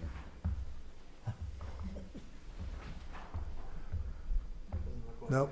Okay, all right. I'll close the public comments. Open it up to the commissioners. Commissioner Karapetkoff, would you like to begin? Yeah. Wait, hang on a minute. We got. You have a hand up. Cindy Lloyd, would you like to speak to the commission? Whoops, she put her hand down. Guess I scared her away. All right, go ahead, Commissioner Karapetkoff. Yes, I. Oh, she's back. Go ahead. Just go ahead. We'll catch it later. Yeah. She's maybe having some technical problems. So looking at the front of the house, the one thing that you notice immediately that everything is oversized is the windows oversized, the garage door is oversized, the railing is oversized, the doors. So it creates the impression that the goal was to put as much glass as possible in the front. And it's actually visible because you have very thin frame around it. So a little bit of siding and everything else is glass. And I think it doesn't provide the right balance. It doesn't really look like a natural proportion of windows and doors versus siding. You may agree or not agree with me, but I feel that the windows should be smaller and the garage door should be smaller, and the railing should be smaller or even not of that type, maybe change it to a different type. One thing that I don't understand about the design is it has so many windows around the house and there's still 8 or something skylights. When we went to the site today, I was expecting to find some reason why we have so many skylights, and I thought that there will be trees around it, kind of protecting or blocking the sun, but that wasn't the case. You notice that this lot is entirely open. There are no trees. There's no shade. It's open from all sides, from south, from west, from everywhere. So there's absolutely no reason to add that many skylights. There should be sufficient light coming through the normal windows. So in terms of materials, I'm not a big friend of artificial siding or anything artificial. I don't know if there are any test results of how durable this is. Is it gonna hold 100 years or not? Dark metal roof is something that also, again, I don't understand why use a dark metal roof in a very open environment without any trees and shade that will be hot all the time, because dark colors attract light, absorb light, and do not reflect it. And this roof is always going to be hot. So I don't think it's a good I don't know how you achieve actually Title 24 or whatever the number is by having a dark metal roof. Should be possible somehow, but it's probably very difficult. Yeah, and in terms of trees, I need to look at the plan. I think we discussed that there will be some trees planted, but not in the front, maybe somewhere in the back. I need to understand, maybe these trees will be generating enough shade to justify having additional skylights and maybe protecting the metal roof in some way. But what we saw today was a very open, very sunny location. Thank you. Okay, thank you. Commissioner Delps, your comments?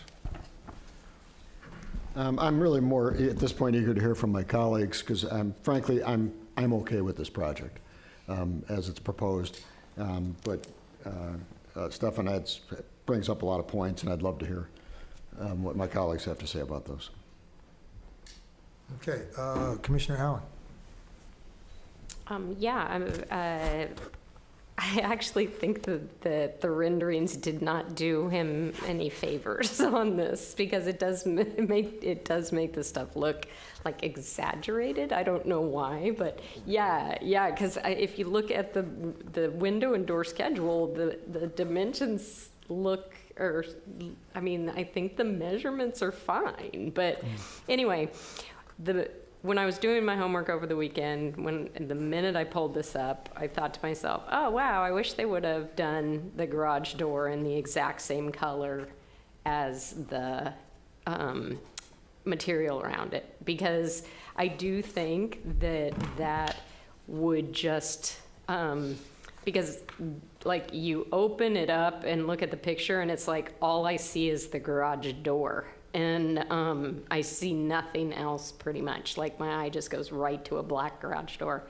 But so you'd probably benefit from just taking a look at what it might look like if you had it just blend in with the bottom of the house, because then I think somebody's eye would go up to the beautiful terrace and doorway and all of that. So anyway, just a suggestion. But yeah, I'm pretty much okay with this. I don't know how I feel about the fake shingles. I'm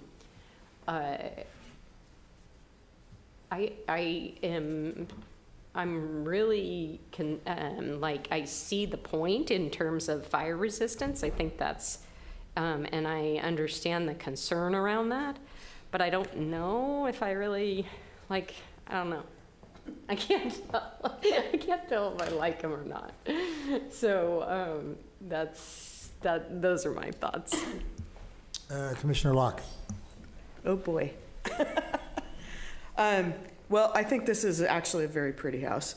And I personally don't have an issue with the garage door darkness. I think there's some detail to the garage that when you zoom in, it actually has a lot of different things going on. It's got some opaque glass. It's got, like you said, the heavy header on top. Yeah, I have no problem with any of that. I do want to know a little bit, and I want to bring up again to staff a question that I have mentioned before, and that is taking a look at these metal roofs and taking a look at the potential glare issues related to them. I'm not saying that this particular one, I don't want no action taken, but I think we do really owe it to ourselves to go back and identify where the metal roofs are and take a look at them from different angles during different times of the year. Again, I'm seeing a lot of metal roofs from my office out in Ryan Ranch where, depending on how the sun is during the year, they can get very glary. So just want to follow up on that. I think that the PVC shingles, in my opinion, I think we should be supportive of these types of materials. PVC is recyclable, and I think that that sustainability portion of the building, the fact that it is not only fire resistant, but it is resistant to weathering, corrosion, and different things. So it's a long-lasting material that is being produced more and more in the construction business, and especially, like I say, in a high fire risk area. It does not burn, it's not combustible the same as other materials are. So I'm supportive of that. I think the other interesting thing about this particular product is that it is manufactured so that it's not identical. Each shingle's slightly different than the previous one, so it's not like you're getting something that's a cookie cutter. So anyway, I'm totally fine with this. I think it's a really pretty project. Okay, thank you. Yeah, I think staff's findings are pretty right on. I think the concern about the garage door was specifically the contrast. Was that correct, Evan? Yes, so the design guideline says, might as well read it instead of attempt to paraphrase it. A garage door should be designed to either provide visual interest or to blend with the background materials of the building. It says or. Or. And then it continues to say, a standard overhead garage door with contrasting color and materials should be avoided. A standard overhead. Mm-hmm. Okay, well, in that context, I don't think this is a standard. It's got 2 panels, it's got some lights. It does provide interest, so it seems to me that it meets the guidelines. The shingle material, I like the way it looks, and I also agree with the designer's point that because it has the combed surface, it's going to create a lot of shading. You're going to get a lot of variation when the light hits it, which is going to really, I think, help with highlighting sort of a natural effect to it. And the fact that it's individual shingles that you have to apply in a traditional way is going to make it even look more, authentic. A lot of the panels, a few years back they were putting shingles applied on plywood panels. You had like a 16 by 4 foot or 8 foot piece, and you stuck them all together, but they looked so uniform. It was wood, but they just didn't look natural, because when you have a craftsman putting on each individual shingle, you get a little slight variation, which adds to that overall character. So I think there's a real opportunity here to create something which is going to look very authentic, but it's going to have a lot of advantage in the context of fire safety. And I have no idea about the longevity. I really don't. I mean, if it holds up for you, great. If you're willing to take the risk, fine. But I think in terms of authentic looking, and I think it's a good product, so I support it. That's about all I have to say to that. So we have Is it a concept? This is concept and final. This is concept and final, right? Yeah, because this was it basically was a track 2, but it became a substantial alteration. So we have a resolution from staff with some conditions. Let's get that up here and take a look at what we got going here. Just one thing regarding the roof. You want to come up and ask me so we get it on the record, Alan? Sorry, if I approach. Yes, So come my we won't shoot you. I guess I approached. My comment is regarding the roof color. We had actually been looking at lighter colored roofs as a preference for this, and I know staff has talked about that, using lighter colored metals, and it was in that, the upcoming guideline changes. This is the only color on the entire chart for 3 different companies that I looked at that can satisfy the emittance, reflective values. Yeah. This is it. This is the color. Well, that's the problem. I mean, to address climate change, we want cooler roofs. But if you go to cooler roofs, you're going to lighter colors, ultimately white, which white reflects all light, black absorbs it all. But even some of the other darker colors on their chart didn't hit this number. Huh. So this is the only one that can fall below 0.25. Yeah, I don't know what to tell you about that. So anyways, that was how the choice was derived. This is kind of where traditional style butts up against, climate change, and Right. So, Chair, I apologize. This might be my fault. I inherited this project and I was passed off a bag of samples. I passed around the window sample and not the roof sample at the tour. I don't have the roof sample. It was the only metal sample in the bag that I was given. Oh, you so don't have so it? I might be the cause for the confusion on this. Oh, well, But I it's think- charcoal, it's charcoal, it's similar to that, so. but it's, It's a little bit, it is lighter than that I color. think the It is point much that lighter than that color. Alan was making, that It this, it is, was the yeah, most, it's closer to this tone. so it's a grayer color? Yeah. Slightly grayer, yeah. And that's what you prefer? Yes. Yeah, It's that similar is- to the that's window rendering and color. it's closer to the rendering, and I believe we have approved charcoal before. Yeah, well, as long as it is as low as reflectivity as you can get within the context of color. It's nearly a black hole. Yeah. No light can escape. I better Okay. sit down. Thanks you for for the approaching. clarification. Okay, back to, so, any more discussion on the roof from the commissioners? I was gonna take a look at the resolution. Staff has some special conditions. Not really. They're pretty standard. Construction management, tree planting, landscape, right-of-way encroachments, Archaeological. non-conforming fences, architecture, exterior lights. I don't see anything there that needs to be removed. Is there anything anybody feels like they want to add? Can we ask for reducing the size of the garage door and the front window? Is it actually oversized? I don't know, that's how it looks on the rendering. I just believe the rendering. Like normal size? Yeah, things size. Okay, Everything normal size? Yeah. okay. Yeah, I didn't see any conflict with the design guidelines because it said "or" in terms of, so I think it meets the guidelines. Okay, anybody want to make a motion? I'll move, Okay. I'll move to approve the resolution. As presented by As staff? presented by staff. Okay. I'll second. Okay, we have a motion to approve the resolution as presented by staff. Is there any more discussion? Okay, roll call, please. Commissioner Allen, Yes. Commissioner Delves, Yes. Commissioner Karapetkov, Yes. Commissioner Locke, Yes. Chair LePage. Yes, the motion is carried. Thank you.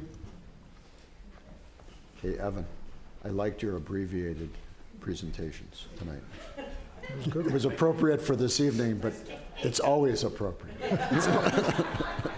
Yeah. I think we're all a big fan. I told Brandon this was the test. No, it's really, you're focusing on it, Do it on the late night, for sure. Yeah, exactly. but it's exception-based, and that's helpful. Yeah. Okay, I believe we're on number 9, am I correct? Okay, my computer's about ready to go dead. Okay, so we have, the next item, public hearing is number 9. This is a design study, DS 23180, Nash. This is consideration of a combined concept and final, and associated coastal development permit for substantial alteration to an existing 2-story residence located on Monteverde Street 3 southwest of 13th. We have the staff report.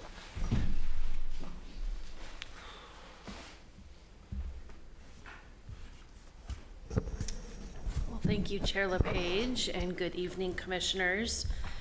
So before you is a combined concept and final design study for the Nash residence. This is a substantial alteration to a single-family home. It includes a 24-square-foot, single-story addition, demolition and reconstruction of a detached garage in the front setback. I had to do the same, but I found it. New exterior wall cladding, windows and doors, demolition of 2 chimneys, relocation of a skylight, and a new roof material. So no trees are proposed for removal or trimming. There is a significant coast live oak that's labeled tree number 14 in fairly close proximity to the addition, but well over the 6 feet away that the code requires, so no impact there. The proposed deck extension is 18 inches from the tree, but the code does allow that to be within the 6-foot zone as long as it's permeable, and it is. Regarding privacy, there is an existing second-story rear balcony. No changes are proposed to this balcony, and staff was not contacted by any of the neighbors with any concerns regarding privacy. There are some fenestration changes on the project. They are all, in staff's opinion, very minor in nature.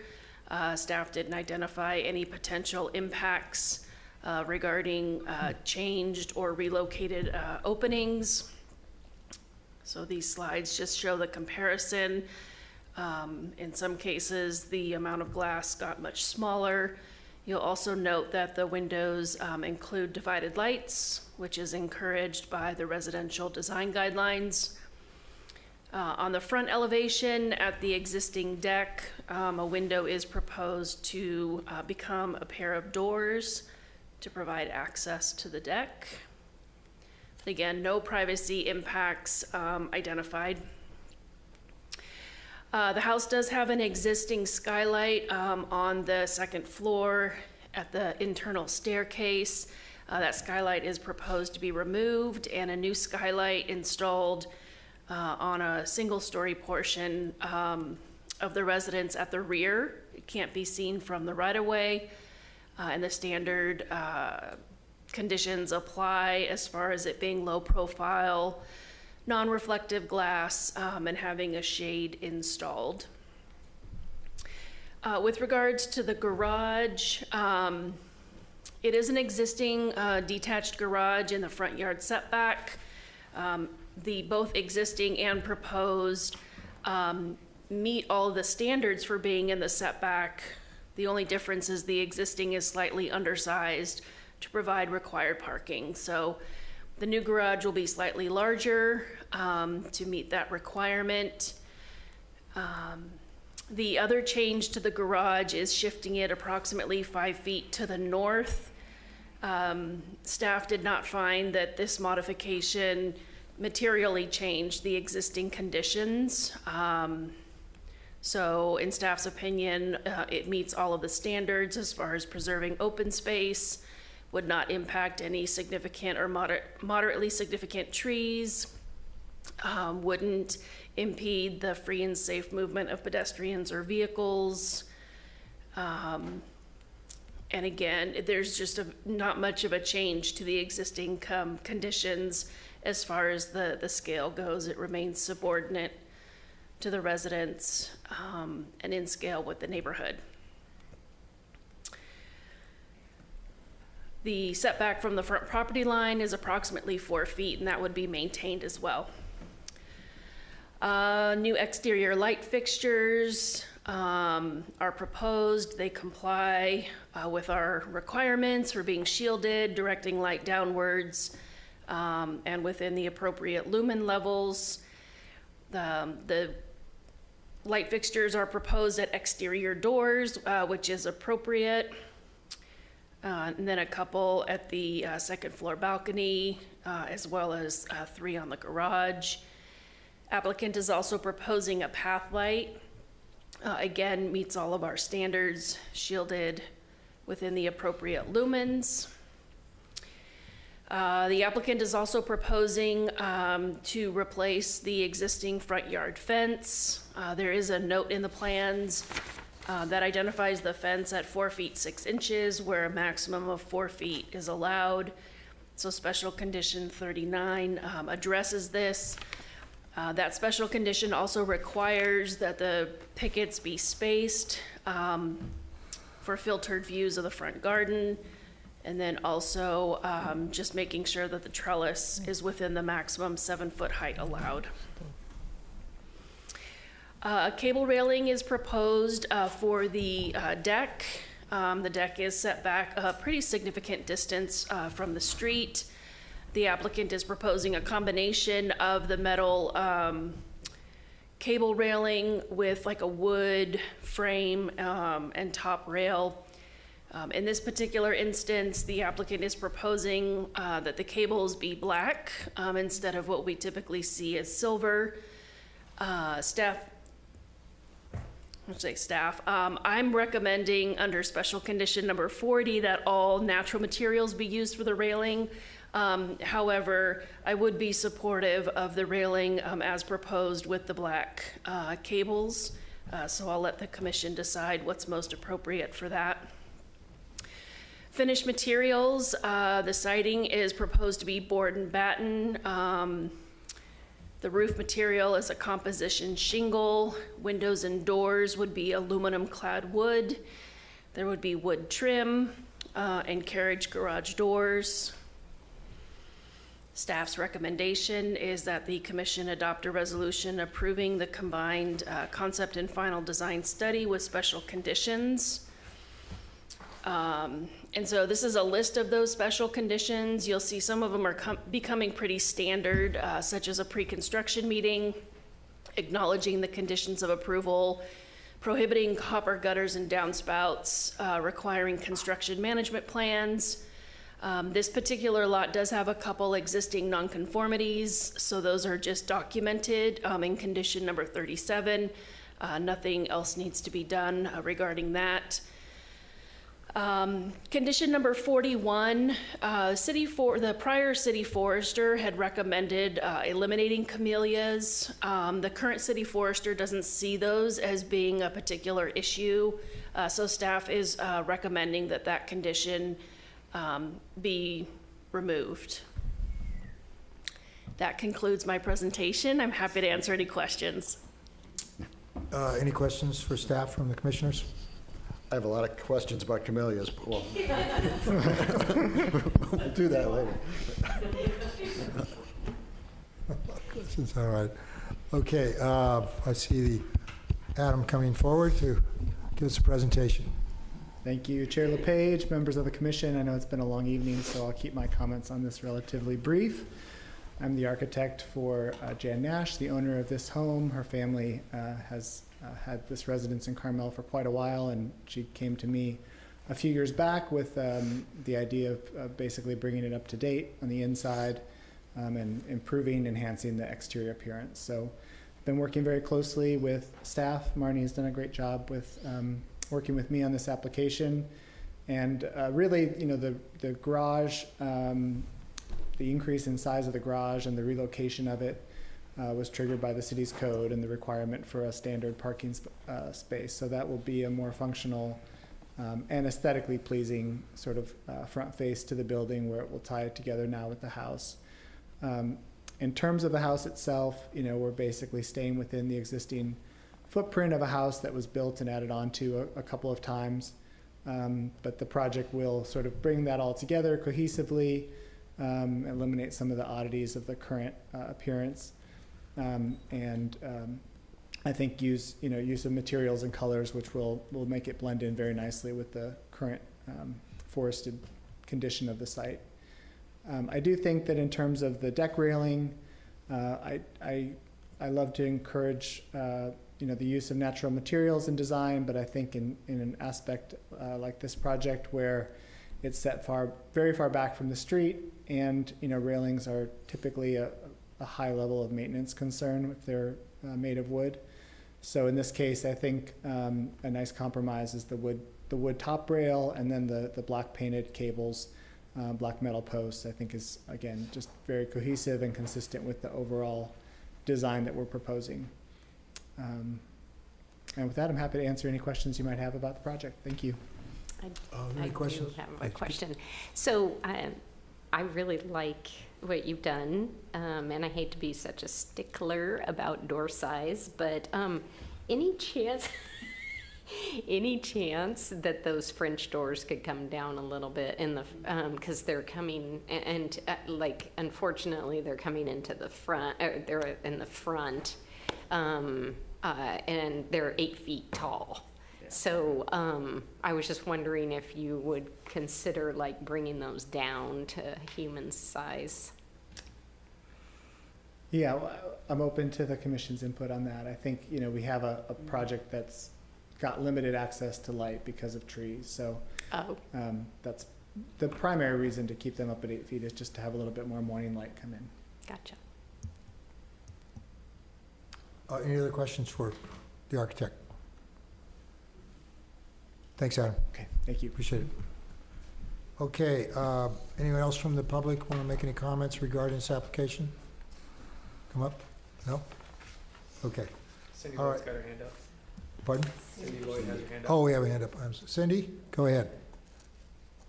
I haven't been trying to ignore you tonight. I just haven't seen your hand.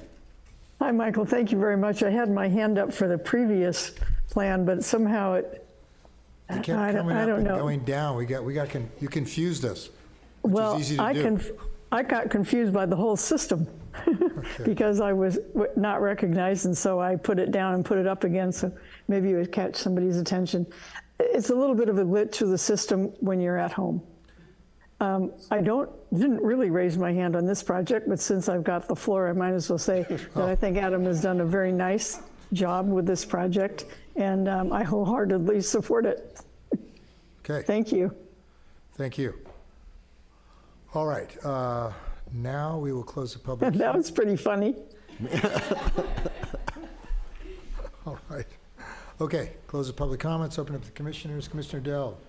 I really like this project. I think it's a great example of respecting the existing conditions and renewing, refreshing an old home that needs to be renewed, refreshed, and kind of pulled together, as you say. And it absolutely respects the beauty of that lot and that street as well. So I think it's very well done. Aaron, I note your point on the door size. In this one, I think it's appropriate. I think it's far off the street. It's not saying, "Hey, look at me, I'm a big door," so I'm okay with it. So I'd be fine approving it. Okay, Commissioner Allen? I feel the same way that he does. Pardon? I feel the exact same way he Okay, does. all right. This is a great one. And no further comments?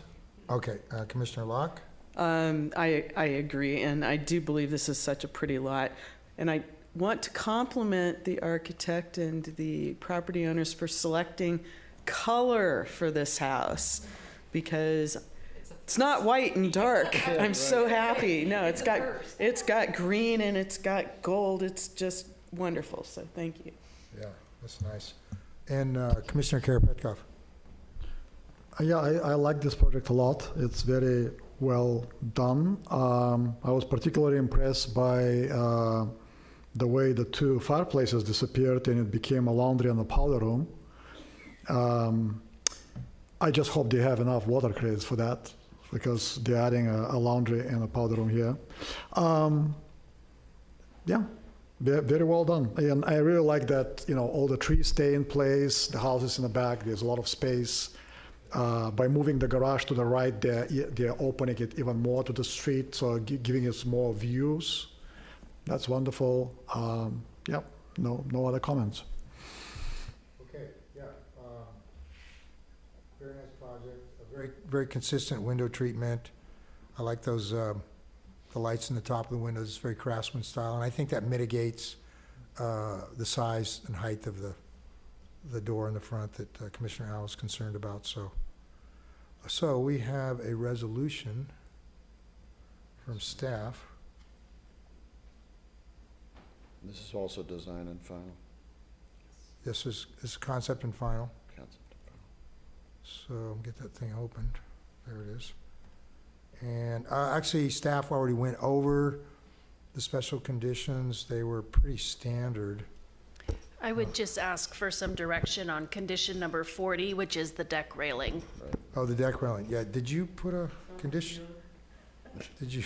And the camellia. Yeah. She wanted natural materials, and he's suggesting metal posts. Well, I think staff said they were okay with dark cable, right? Yes, so if the commission. And the applicant was okay with that too. Yeah. So I'd recommend we change that to specify a black cable railing, black cables. But I think it's really the posts where you would like a wooden post? or not? It was a wood cap and a wood post, my understanding, but I like what you like. But you were proposing a wood cap and wood post, Correct. and the applicant is proposing a wood cap and a metal post. okay. All right. I'll blank. I'm okay with the metal post. In which case we would change So, well, you number want to make a 40. motion? I will make a motion to approve the resolution as per staff with the change to item number 40, that the applicant shall submit. I think we can just eliminate number 40. Right, but the cables, I think the cables need to be specified as black. They are in the plans. They are in the plan. Okay, all right. Okay, we have a motion And then to also- accept to approve the motion. Camellia. Go ahead. Oh, and also to eliminate number 41. Oh, 41. We're going to keep the okay. camellia, save the camellia. Oh, yeah, yeah. We have a second for that? I'll second that one. Okay, we have a motion to accept the proposal, the resolution as presented by staff, and we're going to eliminate special conditions 40 and 41. Are those special conditions? Yeah, special conditions 40 and 41. Any further discussion? Hearing none, roll call, please. Commissioner Allen? Yes. Commissioner Delves? Yes. Commissioner Karapetkov? Yes. Commissioner Locke? Yes. Chair LePage? Yes, the motion is carried. Thank you. Okay, that brings us to the last item on our public hearings tonight, item number 10. This is a design study DS21186, the Milani project. This is a director's referral for after-the-fact consideration of full demolition and rebuilding of a non-conforming structure. The Planning Commission is being asked to determine if a non-conforming single-family dwelling that was demolished and rebuilt with the same non-conforming setbacks should be allowed to remain as a repair or required to conform to current setback standards as a reconstruction. Thank you, Mr. Chair. I have another sort of oddity item for you tonight. Started with a public workshop, non-decision item, and this is something we don't often do and don't really enjoy doing either, but we're here for the Planning Commission to help us make a decision on some after-the-fact work. So just a little bit of background. October 1st, there was a Track 1 design study that was approved for minor modifications to an existing residence. There is, or there was at the time, a non-conforming composite setback on the site. The staff did have meetings with the applicant team comprised of the owners, the architect, and the contractor regarding the requirements relative to the non-conforming structures. It's important to note that because at the time of approval, one of the main components of the project was to bring out the foundation essentially to meet the non-conforming walls. It was effectively a cantilevered section of the house. The foundation, one of the approvals was to bring the foundation out to make some more room below. And so there was a lot of conversations about, okay, if you're bringing the foundation out to meet this non-conforming wall, don't touch the non-conforming wall because otherwise it's gonna have to be made to conform. So then in January of 22, the building permit was issued, which included demo plans, minimal scope, as we mentioned, and construction was okay to start. In May of 22, there was a minor amendment process, just had mostly to do with windows. There's no major new additional demolition proposed. Construction continued. And then there was some time that passed. Indeed, as the applicant's team and their attorney pointed out, in October, there was a stop work order issued for exceeding the scope of work, demolition and framing. Effectively, the whole site was demolished and reframed. The city was informed at that time. There was no communication from the applicant team before this. This was city discovered. They were informed at the time that there was extensive dry rot and foundation damage. Those pictures were included in the letter from the applicant that you received. And I can put those up later if you want to see them. So there definitely was some dry rot and damage to the foundation because of that. But there was no application or asking essentially for permission before demolishing those. So those portions of the home were demolished and rebuilt in the same place as they were previously non-conforming. So then in November, after the stop work order was issued, we did work with the applicant team to try to find a way to somehow approve or keep the work that was done without a permit, because I do recognize the fact that work was done and it costs money and time and all that. However, I couldn't find the code anywhere where it gave me the authority to not recognize that a non-conforming structure had been demolished. And there's some pretty specific language about that, which I'll get into. So I couldn't make that approval at the staff level, but just out of respect for the applicant team, and because we do try to work with people, we did offer to refer it to the Planning Commission. This is not on appeal, so the applicants were not charged the $2,000 appeal fee. We just didn't render a decision. Again, trying to work with the applicant team to come to you. And then here we are in December to consider repair versus reconstruction. So I'm going to run through some of the regulations at play here. 1736-040 deals with the deconstruction and reconstruction of non-conforming buildings. I'm going to skip over A, B, and C because they really just are about acts of God in the building code. The two operative sections have to do with D, which I will read. I don't often do this, but I will read in total so you can hear them. The demolition of any non-conforming building or structure shall require that all new construction on the site meet all requirements for new buildings and structures.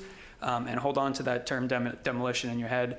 And then E, the substantial alteration of any non-conforming building or structure that includes removal of any non-conforming building element or structural element shall require correction of that specific non-conforming building element or structural element in conformance with all requirements for new construction.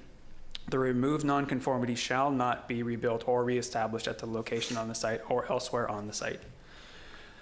So there is another section of code, and the reason we're here, and I believe that the applicant's attorney did speak about this in her letter very well. And so this section talks about alterations and enlargements of nonconforming buildings and structures. It talks about how a nonconforming structure can be maintained, repaired, or altered. And those are the important words there. As long as such work does not increase the nonconformity. So this deals with not increasing nonconformity when you're maintaining, repairing, or altering. Doesn't say anything about demo. Demo is covered in the other section that I talked about.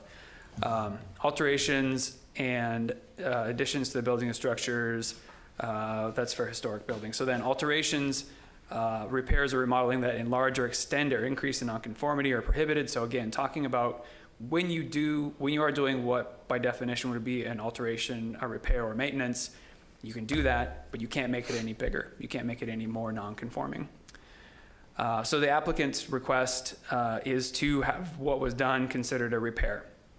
And they did provide pictures of the rotten framing. So a couple of important definitions, and this is where, if I go back to these couple slides, where I had asked you to hang on to the term demolition and substantial alteration and maintenance and repair.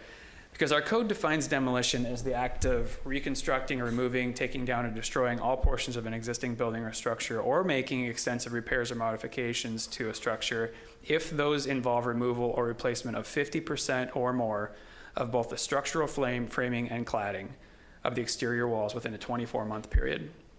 And then we do have a definition in that same section of ordinary maintenance and repair, which is any work undertaken to restore any deterioration of or damage to a structure or any part thereof involving no change to the materials or design. So this is really where you are being asked to do the hard work tonight of determining where this falls, if it's a demolition or if it's a repair. It is worth noting that definitely more than 50% of the walls on this site have been taken down and rebuilt. So by that definition right there, this is a demolition, but you do have the issue to wrestle with of the rotten wood that was there, despite the fact that there was no application for repair. It just was done, and then this is sort of after the fact. So these are the approved plans that we were working with at the time. From the south elevation, the street is to your right, obviously. You can see everything in red is what was proposed to be demolished, including demolishing the deck that was there. And this is the plan view of the demo plans. It's important to call out that in the plans themselves, there were notes included.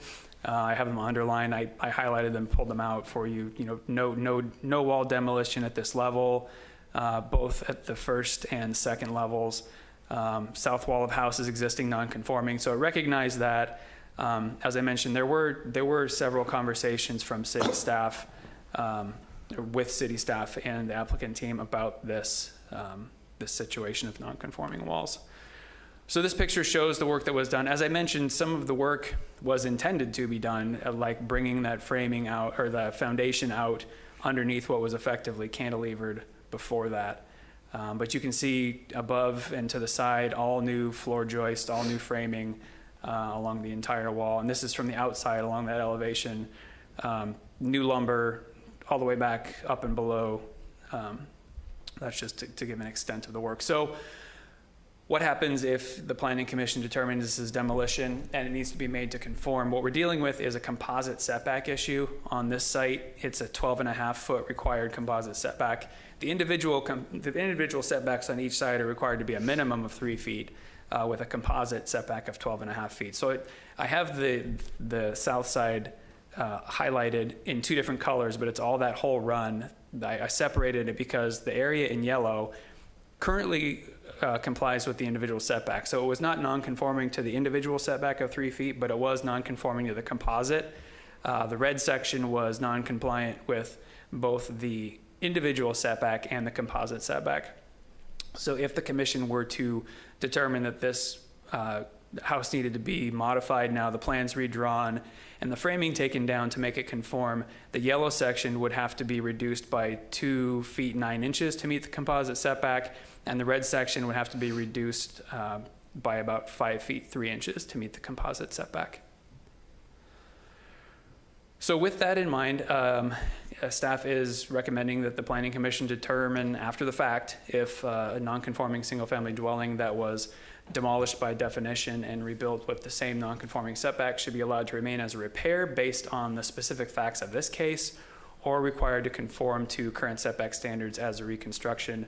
A couple of notes: you did have in your packet a letter from the applicant team. As I mentioned, the applicant's attorney did lay out some of the same facts that I did about just the code sections, and I think there's some fair interpretations in there. I think the safest route, if the Planning Commission is sympathetic to the situation, is trying to make the case for it being a repair. I'm not sure the other routes are the way to go. But I would be remiss in not responding to a couple of the points in the letter from the contractor. One of the points was that there was unclear dialogue between the city and the contractor. I don't think I quite agree with that. I know that there was a lot of conversations that happened prior to the situation, so that I do think there was clear dialogue. I understand maybe where that's coming from in respect to the building inspector going out over time and signing off and conducting other inspections, like on foundation work, but when a building inspector goes out, they're not always concerned specifically about what walls were conforming and not conforming. And as I mentioned, I think there was a conversation about some confusion with the 50% of walls being taken down. I think the contractor took it to mean, and they can talk about this, but I understand they took it to mean that you can tear down 50% of the walls at a time and then move to the next section and put 50% back up and just move the 50% around the site. And that's just not how we've ever applied that. And I think it had mentioned also something about the foundation, but I talked about that the reason the foundation was part of it is because that was the plan all along, was to bring the foundation out underneath the cantilevered section. And maybe I misinterpreted some of the letters, so they're here to speak about that, but I wanted to make sure to get my responses out on that. And now I will finish my presentation. I'm available for questions from the commission. I had a question. Did the building inspector made the planning department aware of the rebuilding of the walls? That's correct, I believe. We got Is that how that went down? Yeah, that's correct. We 'Cause found you were it. talking about inspections happening. Yeah. And then at some point, I assume the building inspector I think the noticed- building inspector noticed the large amount of new framing and started thinking about, outside of what he was there to inspect. And that's, it is, like I mentioned, there was time that passed. There were the other inspections that happened, so I can understand there may be some frustration. Okay, and then on my that, other but- question was, the nonconformity was not expanded as a result of the rebuilding. That's correct. It is built back in the So it's exact right- same it's place right as where it it was. was. That's correct. Okay. Yep. Any other questions for staff? I have a question. So just to understand better what happened, so there were windows protruding outside of the foundation, cantilever windows, right? Not just windows, basically the whole wall plane The whole wall. was out over, How much? Like a couple of feet? it was a couple of feet, I believe. Okay. Yeah, the applicant could probably And speak a we'll- little more better to that. And the permit allows them to build concrete foundation underneath that and support that. How is that going to work? I mean, you have to connect the foundation with bolts into the existing, yeah? That's Yeah, part we of it? actually, believe it or not, that's exactly what we did here at City Hall underneath my Yeah. office, is we had to excavate and pour in a foundation that met the wall because there wasn't one out there. But the lower side of this cantilever section, it was exposed, right? You could see that it's rotten from the beginning. We could not, I think when they got in, started opening up the members along, because there was siding.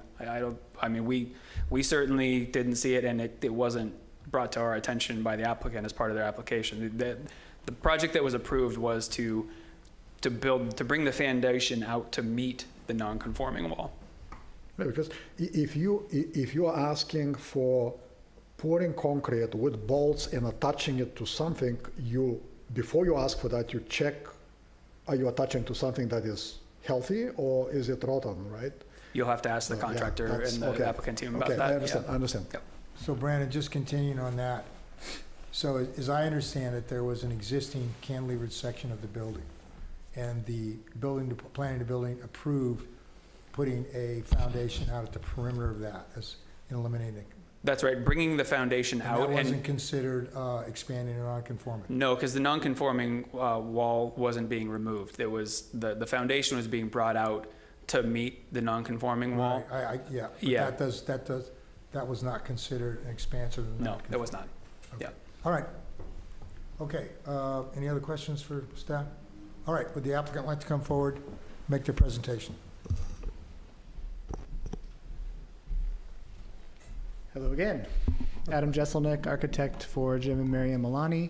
I'll just speak for about a minute, kind of an overview of how I see that we got here, and then the applicant's attorney is here to go over a few of the technical code references referencing this situation. When the Milanis approached me about this project, they were very clear from the start that they understood that they had a house which didn't meet all of the parameters of the existing code. It's a 50 by 100 foot lot. We didn't see today, but there's a lot of oak trees on the west side of the house. So, the house was built in the way that it was at the time, 1975, on the basis of those site conditions. In regards to the specific wall that we're talking about tonight, that was actually a subsequent alteration to the original house that had been a deck. And then the house was expanded on top of that deck. So when that work occurred, I believe in the 80s, there probably, was already there was work that was built that was not up to code standards. In the course of going through the plan check approval process and the design review as a Track 1 project, we did identify that there was definitely foundation work that would need to be done in order to support the house at that location. And at the time, the extent of the rot that we could see and the work that we knew that would need to happen was limited to the foundation itself. We didn't have an opportunity because of the construction that was there to really see into the walls and determine what other damage we might find. So, there was certainly a lot of time that then passed. I believe the bulk of this construction occurred in the early part of this year when there was certainly a lot of weather impacts. There were regular building inspections, as I understand them. But really, the intent all along of the owners was to build a house in exactly the same place as what was there before, but to do so in a way that would, be up to code and would be, get rid of any issues with the existing structural condition of the house. So I think that's concludes what I had to say. Did you want me to put up any of the pictures of the rot or anything? Yeah, I'll let Krista determine Okay. what she wants to see. Thank you. Good evening, Chairman, members of the Commission. My name is Krista Ostojic, and I represent the property owners, Jim and Marian Milani. I appreciate Brandon's explanation of the situation and that he has handed it off to you all to decide on this difficult situation. I wanted to clarify a couple things that were discussed and just walk you through some of the applicable code provisions. Brandon gave the definition, and there is a definition in the code, of ordinary maintenance and repair. But under section 1736.030, a lawful nonconforming structure may be maintained, repaired, or altered as long as such maintenance, repair, or alteration does not increase the nonconformity. It doesn't say anything in that provision about ordinary maintenance and repair. Typically, when a definition is given and the words are delineated exactly as they are in this definition of the municipal code, then that definition defines that term. So the definition we found in the municipal code that Brandon set forth for us is the definition of ordinary maintenance and repair. But that's not the words that this ordinance state. This ordinance provides that this structure may be maintained, repaired, or altered as long as the nonconformities aren't increased. There's no dispute here that the nonconformities were increased. They just weren't. The building was constructed back into the exact same building footprint. So we have included some pictures. You may have seen them already in your packet, but if Brandon's willing, I'd like him to bring them up on the screen to show just what the contractor found once he got in there. And you'll see from these photos that the rot was very extensive. There was no way that the construction could have proceeded with that base. I mentioned in my letter, I gave the plain meaning definition of repair. And the plain meaning definition of repair encompasses the work that was done to this building. Now that's the dictionary definition, because we don't have a definition of strictly repair in the code. Based on that information and the photos in front of you and what the contractor found on site, we feel that this commission can make the findings that the work done is repair work. Now, I wanted to talk a little bit about the demolition portion, because as Brandon said, there is a definition for demolition in the code. But there's also a definition in the code for alteration, and that definition in the code of alteration includes demolition within alteration. And so it's really difficult to reconcile these different definitions within the code. It almost seems like they're a little bit contrasting, because on one hand, there was the definition of demolition, but then on the other, if you look at the definition of alteration, alteration includes changes in exterior surfaces, changes in materials, additions, remodels, demolitions, and relocations of buildings or structures. So unfortunately, the code is not crystal clear defining what exactly is a demolition. Because of those consistencies, because of the unique circumstances that were found when this building was opened up for purposes of pouring the foundation below, we feel that this commission could make the finding that this work is a repair work and allow the work to continue. Now, I've also walked through a couple of code provisions that I think the commission could also find that this project falls under. You know, obviously, the preference would be that you find it is a repair.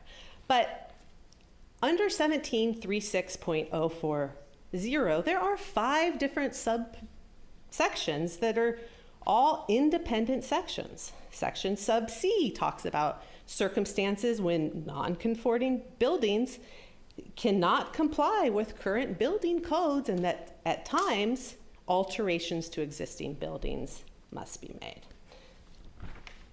This could potentially be one of those circumstances. As the contractor said, and as you all saw from the photographs, there is no way that that base could be used to construct a legally compliant, modern structure under the Uniform Building Code. And then finally, Section E. Section E provides that the substantial alteration of any non-conforming building or structure, including the removal of any non-conforming building element, shall require the correction of that specific non-conforming building element. I'll wrap this up quickly. Here, as Brandon set forth, the building element that was non-conforming was the south side wall. That was the wall that was not to be moved. Obviously, that wall was taken down. That wall could be considered the specific non-conforming building element. And you could require that simply that wall is moved to the 3-foot setback. While obviously not an ideal solution for my clients, it allows them to continue with substantially the same design they have now. Whereas the final option that you have is determine that this has been a demolition and that the entire structure must be brought up to current zoning standards. As you can see in the picture in front of you, well, as you can somewhat see, it's a large portion of the house. What you can't see from this picture is that the kitchen is right there. And so it's going to require a substantial redesign to achieve a residential structure within those confines. So we would ask that the commission consider this matter as a repair. We feel that requiring the building to be brought in full compliance would be a very severe remedy that should only be used when other alternatives are not available. And finally, there has been some talk about the building inspector on site. He was on site in February. He requested information about a setback. That leads me to think that he understood that there was an issue with the wall. Now, we understand that the building department is separate from the planning department and that planning was not made aware of this until October. But it's a long time between February and October that my clients continued to put time, energy, and resource in reliance on the inspector's approvals. Thank you. Thank you. If I may, I want to ask the contractor to come up because he's here. And I want to ask him a question. Okay, I'm going to ask you a very specific question. So when you opened up this wall and you looked at the wall, which you have replaced, was there dry rot on the wall? Significant, yeah, there's no question. Okay, that's all I wanted to know. Thank you. Okay, yeah. Okay, anyone else from the public here wish to make any comments regarding this application? Okay, we got a hand up. Jen's raised her hand. Go ahead, Jen. You can unmute yourself. Okay, can you hear me? Can hear you now, yes. Okay. My name is Jennifer Christ, and I am the neighbor to this project on the south side, which is the affected side of the project. I have mixed feelings about it because it is back on the same space it was on before. But in the meantime, this project, for instance, the deck on the back of the house was extended further out than it was before and now looks into our bathtub. And as their neighbor, I was never given any notice of any plans that were going to be done. And maybe that was because it was initially a remodel and supposedly nothing was going to change. But the deck has clearly changed on the back. And the front of the house, they extended out as well. So it feels like they're pushing all the boundaries on this project. And I just feel like there are rules in place for a reason to keep Carmel quaint and not on top of our neighbors too much. So I just wanted to speak up. I feel bad for my neighbors. They are my neighbors. I don't want to make enemies of them, but it feels like they have taken advantage of the city on this one. Okay, thank you for your comments. Yeah. Yeah, sure. Come on up. Thank you, Adam Jesselnick, architect again. As Brandon described, it was a track 1 project that went through the administrative review process. It was, notice of the project was posted on site. Plans were, I believe, available online. The deck that the neighbor is referring to, the existing deck was another nonconformity that we actually removed. And the new deck proposed meets the current setback standards. So although it does extend, I don't have the exact dimension, I believe it's another 2 or 3 feet to the west. The portion of the deck that was closest to the neighbor was actually eliminated as part of this project. And the house was not extended at all in the front of the house. Okay, thank you for that was not expanded. clarification, Adam. Appreciate that. Okay, anyone else from the public want to address the committee, commission regarding this application? Don't see any. All right, I'm going to close the public comments, open it up to the... Mr. Chair, could I make a couple, just coming back to staff? Absolutely, go ahead. Thank you. I wanted to first just confirm what Mr. Jesselnick just said, so that is all true. That was part of the track 1. But I did want to just clarify, because it was brought up about there was a setback verification that was performed by my building inspector, but the reason for that is that, as you recall, the foundation wall that was brought out to meet the non-conforming wall at the setback, we needed to verify that it was brought to the correct setback. So yes, my inspector did go and ask for verification of setbacks, but he was just focused on the wall that was approved, the foundation wall that was approved to be brought out. So I don't think he was thinking at the time, because he wasn't in the planning process, of whether or not the wall above it was a conforming or non-conforming wall. Okay, that's, conclude your comments? Yep. Okay, thank you. All right, so let's get to work here, commissioners. Commissioner Dells, you want to start? It's late.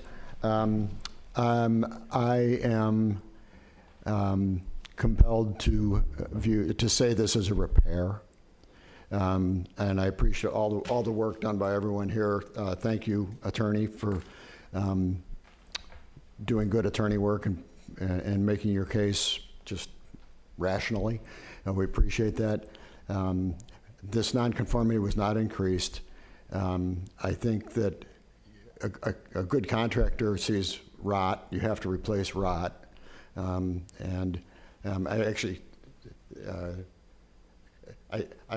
convinced that our code is perhaps convoluted or confusing enough that you can make multiple arguments.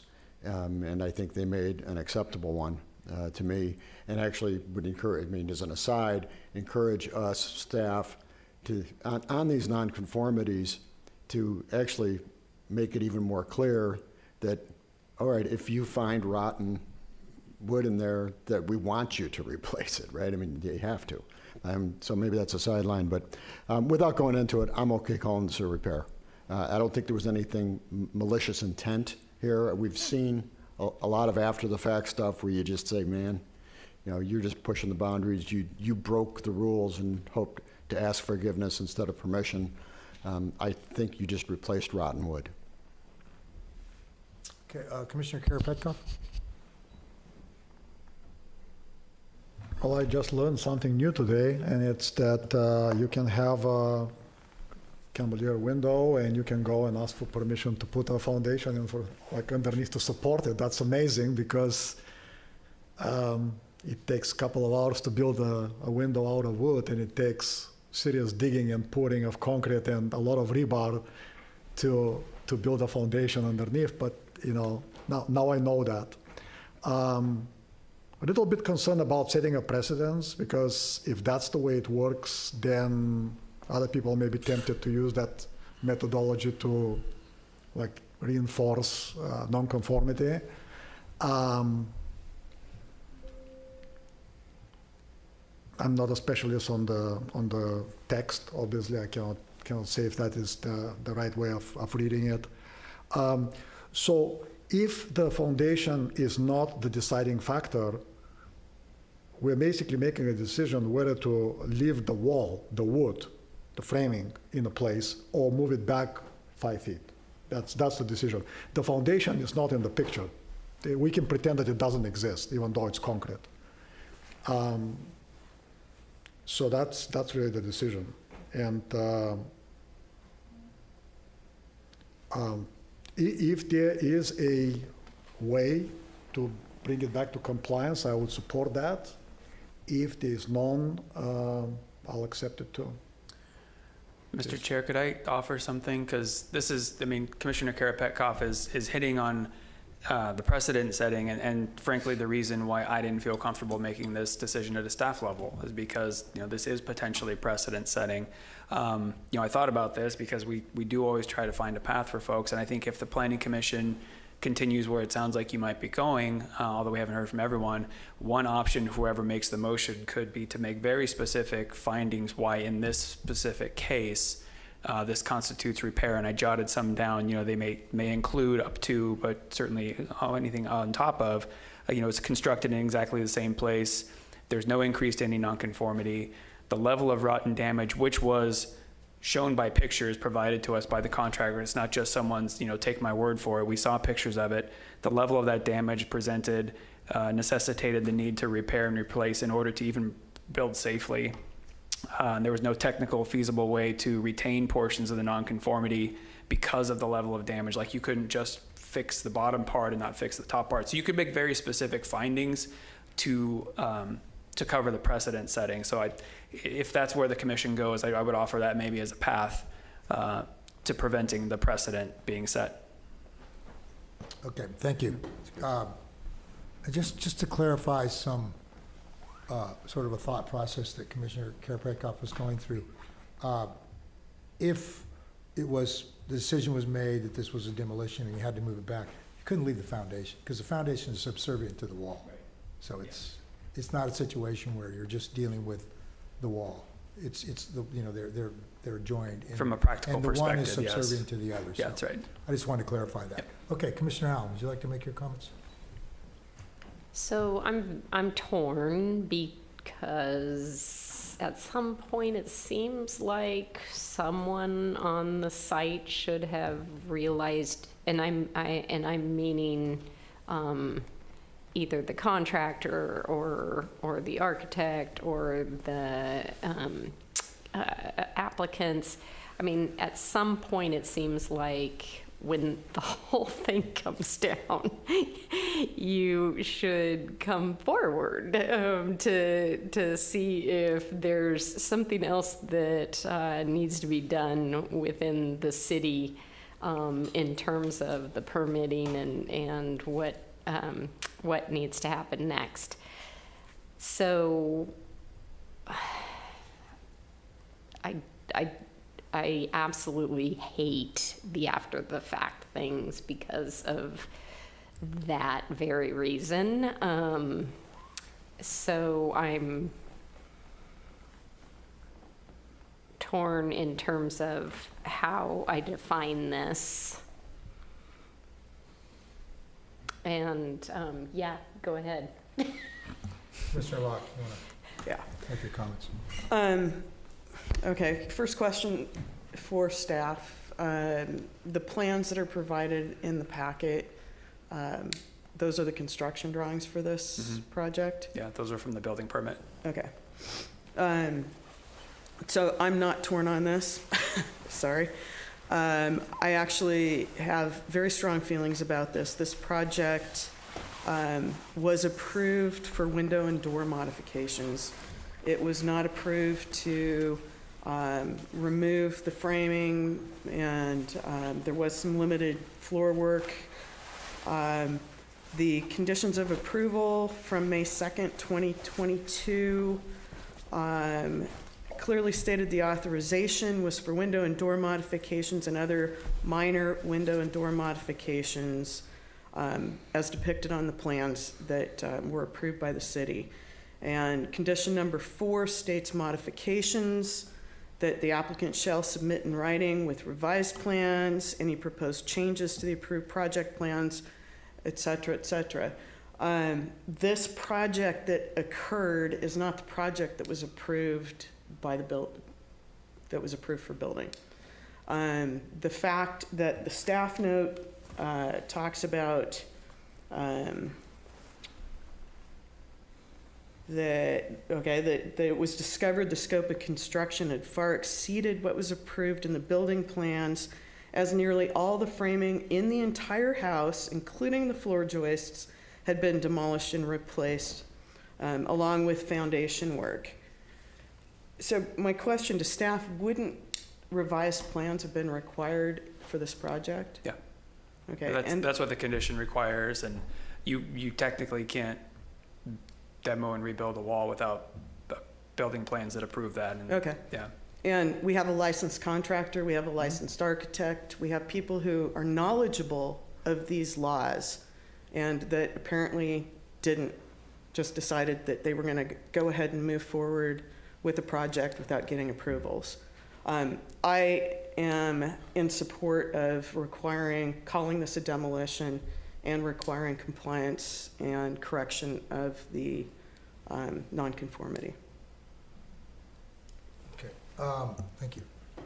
So I just want to clarify what we're being asked to decide here tonight. It seemed to me that we're being asked to decide to make a determination if it was a demolition or a repair. That's right. The Planning Commission is being asked to essentially interpret the code, given all the facts of the case, it's after the fact regardless. Whatever you're doing tonight is after the fact, but what you're being asked to determine is the decision you're making is the work that was done, given all the facts of the case, given the rot and all that, is it a repair or is it demolition? Okay, I understand that. Yeah. But Commissioner Locke is bringing up another issue, and that is, should have revised plans been submitted? And you're saying they should have been. There was instructions in the plans that notified the applicant of that. Is that correct? In the original conditions of approval, that's our standard condition of approval that says if you're going to make changes. And then you pointed out some notes that were on the plan. The plans also note that no walls are being demolished. So for example, if the Planning Commission determined that this was repair, we're still going to require the applicant to prepare a revised set of drawings, so we have as-built and all that. Yeah. That's fine, I get that. Okay. Yeah. All right, I asked the contractor, was there dry rot on the wall? He said yes. Mm-hmm. Okay, I'm a builder. If there's dry rot, I pull it out, I fix it. That's a repair. Simple. That's the way I look at it. It's not demolition, it's repair. You know, demolition is when you tear something down which doesn't need to be torn down. You're tearing it down because you want to make a change to the space, location, whatever. Dry rot institutes a repair. So, now, he may not be telling me the truth. I'm just taking his word on it. But from when I saw the photograph, I mean, it looked to me like there was extensive dry rot there. I don't think and there's dry any rot debating grows. that. It's a living organism, and it basically, if it's got water and there's food there, it just goes everywhere. So, in my opinion, it constitutes a repair and not a demolition in terms of the definitions, which I really appreciate the discussion here on the part of staff, and also I think the attorney also was very focused in using our ordinances to do that. So, in my mind, it's a repair. And it seems to me the issue which Commissioner Locke is bringing up is perfectly valid, but that will be addressed in what you're saying is required now that they have to submit. So they haven't, just let me finish. So it is a repair, and a repair, it does not constitute I'm not getting the correct image, but it's not enlarging or making the nonconformity worse.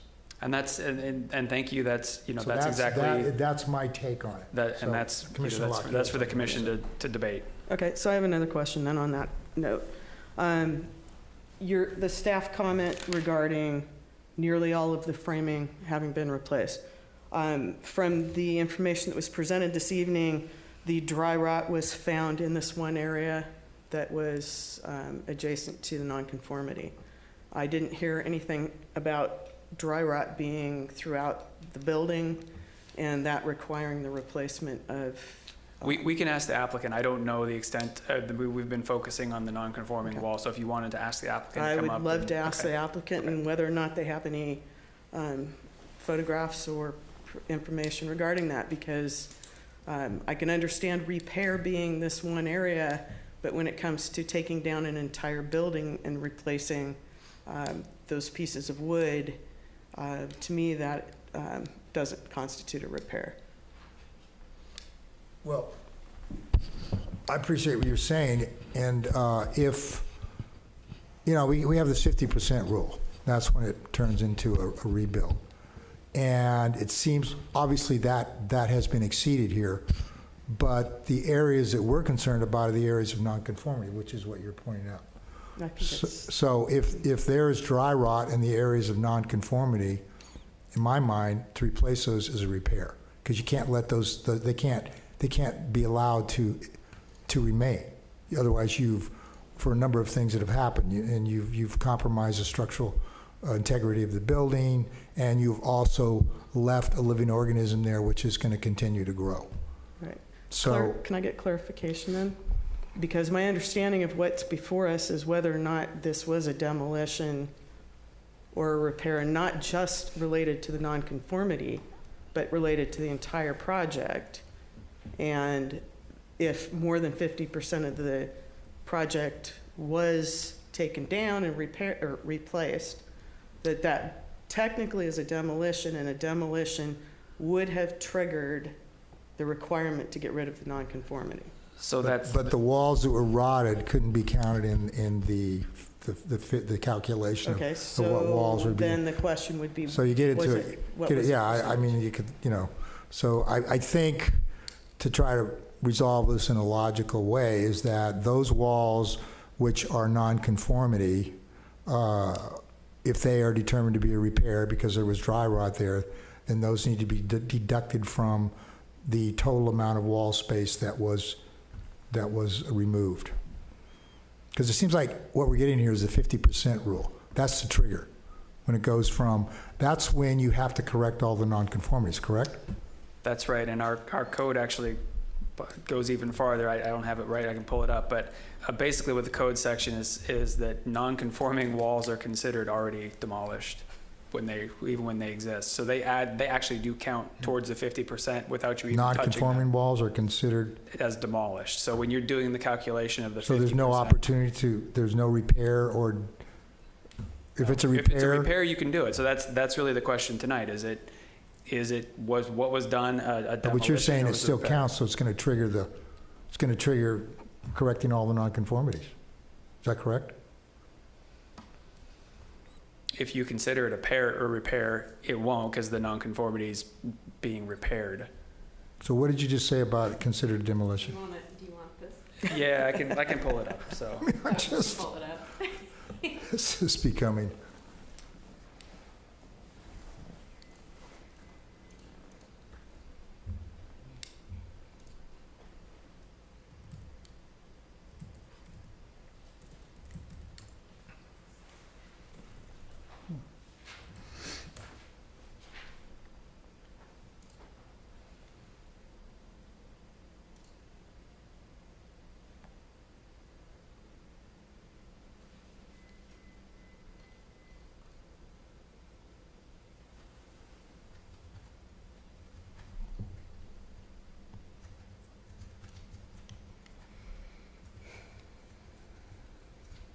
Is it under demolition, Marnie, or under non-conforming?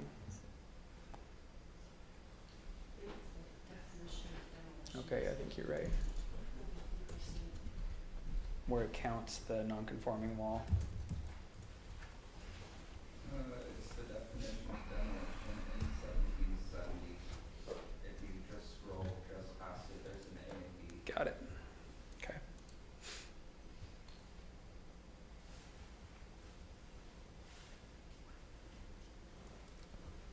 Okay, so this is out of our code. These are the definitions, so. did you find it? I did. Good. So the definition of demolition is here, and this is the definition we were talking about earlier, just for the pure definition of demolition. When determining whether a building or structure is demolished, the following applies. The non-conforming portions of any wall is counted as removed or taken down, even when retention of these portions is proposed. And any continuous run of remaining exterior wall surfaces measuring 10 feet or less in length are counted as removed or replaced.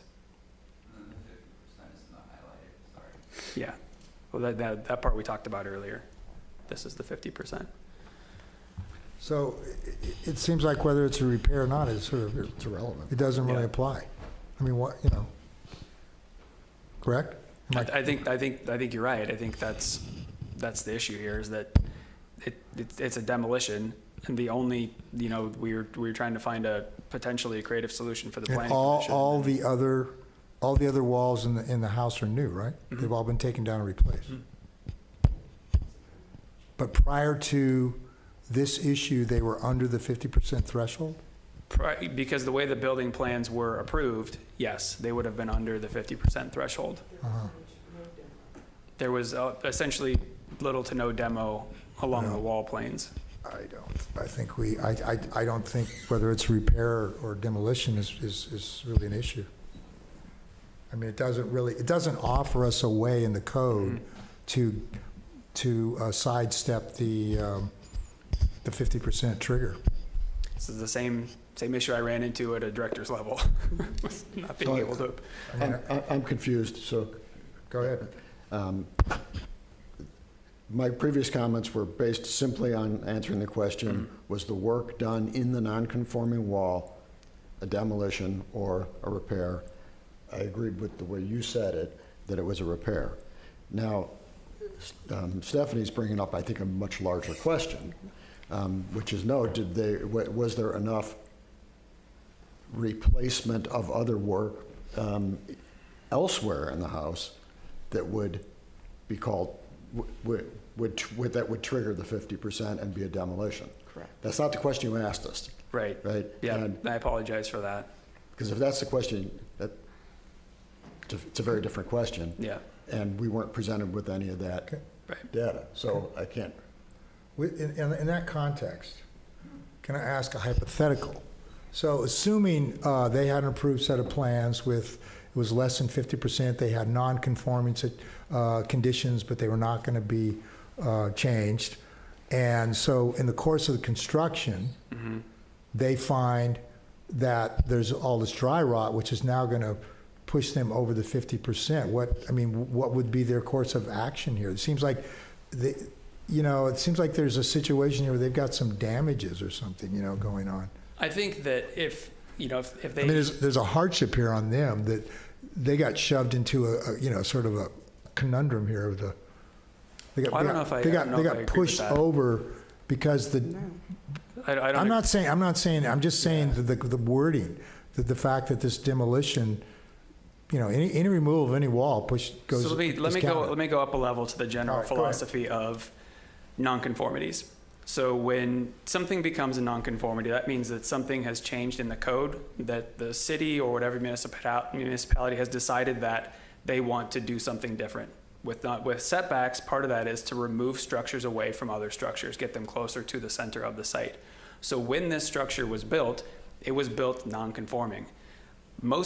A lot of cities, I wouldn't say most, a lot of cities have a more robust section of non-conforming code section that even goes so far as to talk about when you've used up your effective life or your usable life for a non-conformity, when that happens, the non-conformity goes away. The ultimate goal of non-conforming code sections is to slowly bring things back into conformance over time.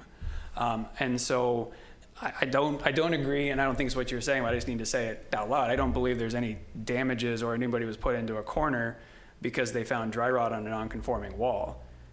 When a non-conformity outlives its life, then it's no longer viable. I don't mean to overstate it. It just seems like there's a. I was involved in a decision. This happened several years ago, where there was an older house. They wanted to tear it down, and they wanted to maintain the footprint. And the footprint didn't meet the conformity, and it created a parking problem. They couldn't create any parking because it was a weird lot. It was kind of set back in, and there was an access problem. And we went round and round about this, Yeah. And to be honest with you, I can't remember how it was ultimately resolved. But I see your point, is that the intent of nonconformity is to get the project into conformity. Eventually. Not allowing it to be enlarged or That's increased. right. Yeah. And I will say to your question, so we've gone down some hypothetical roads here because maybe it'll help you all, but if when dry rot was found, the walls hadn't been torn down yet, and the plans still at the time showed none of the other demolition, there could have been a way to find that just fixing that non-conforming section was a repair, and they would maybe have not crossed over that 50% threshold, but the totality of the house being demolished, the 50% threshold is covered. And I apologize, Commissioner Delves, you're right, I didn't really ask the question very well in the bigger context. It was still a question about repair versus demolition, but yeah, I apologize for the confusion there.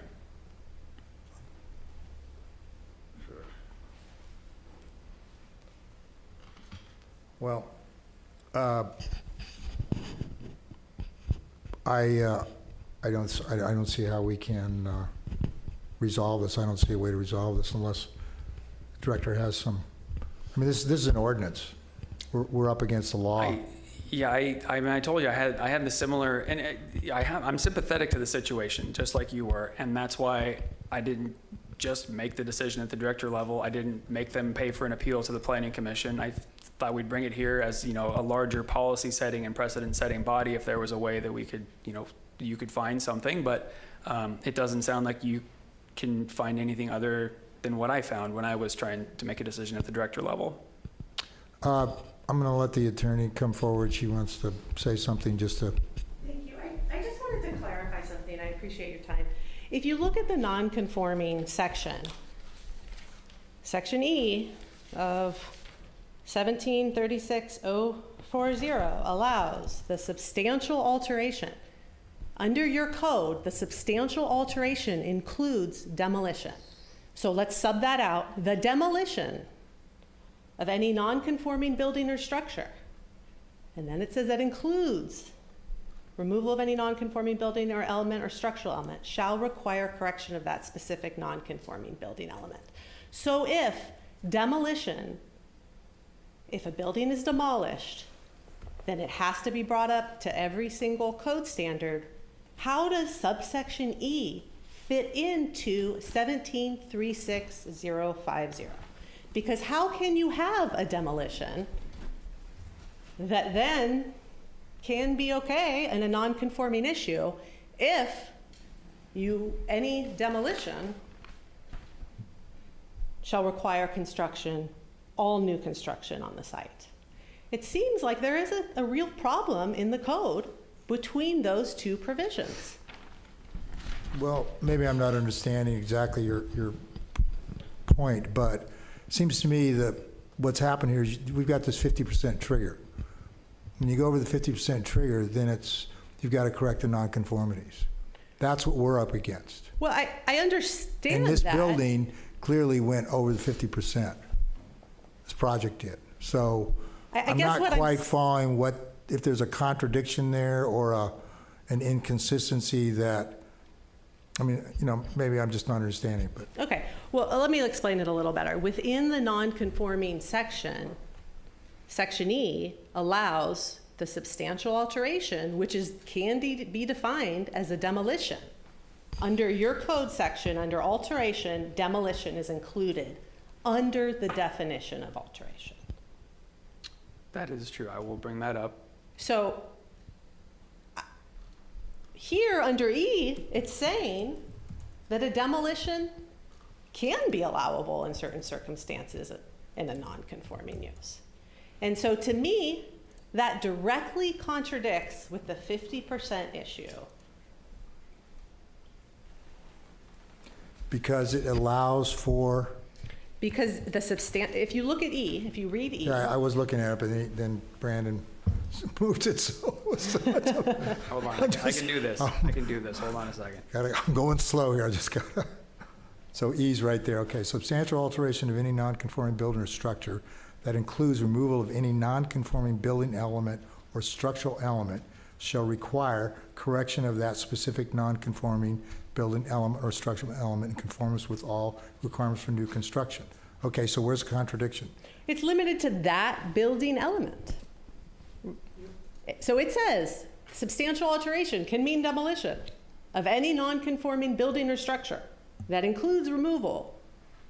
It would allow correction of that specific non-conforming building. How does that help your client? Because because the areas that are non-conforming. We're talking about the south side wall, which is they not. They have to bring those into conformance. which bringing the south side wall to 3 feet side yard setback, losing 8 Composite inches. setback. So that's not the setback. Setback requirement is composite. It has to be 12 and a half feet, the total of the 2 setbacks. So you can combine that number in any way you want. The minimum setback is 3 feet. So if you have a minimum setback on one side of 3 feet, the other side Yeah. is gonna have to be 9.5? 9.5, am I doing my math right? Yeah, good math, yeah, 9.5. Doing my math Yeah. right. Am I doing my simple math? Yeah. It's getting late. I know. But anyway, that's the other issue. It doesn't, so I don't think that interpretation helps your client or this application. Well, I think that we probably disagree as to that interpretation and how it helps my client, but just, I understand it's getting late. As a final, Commissioner Allen made the point that somebody should have noticed that all of the walls were down. We had a licensed contractor, we had a licensed architect. We also had a building inspector on site 2 or 3 times, 8 months before the stop work notice was made. And so I would think that the building inspector would have noticed that and brought it up to the planning department. Well, that's all fine, well, but that's not what we're being asked to decide here. No, I understand. We just have to go by the code. And the code is law, and the law exists in the language, the interpretation of the law. And so I'm just trying to understand. Believe me, I'm totally sympathetic. I would like to just say, it's a repair of nonconformity. Let's go home, you know. I don't want this type of a hardship, you know, or you know.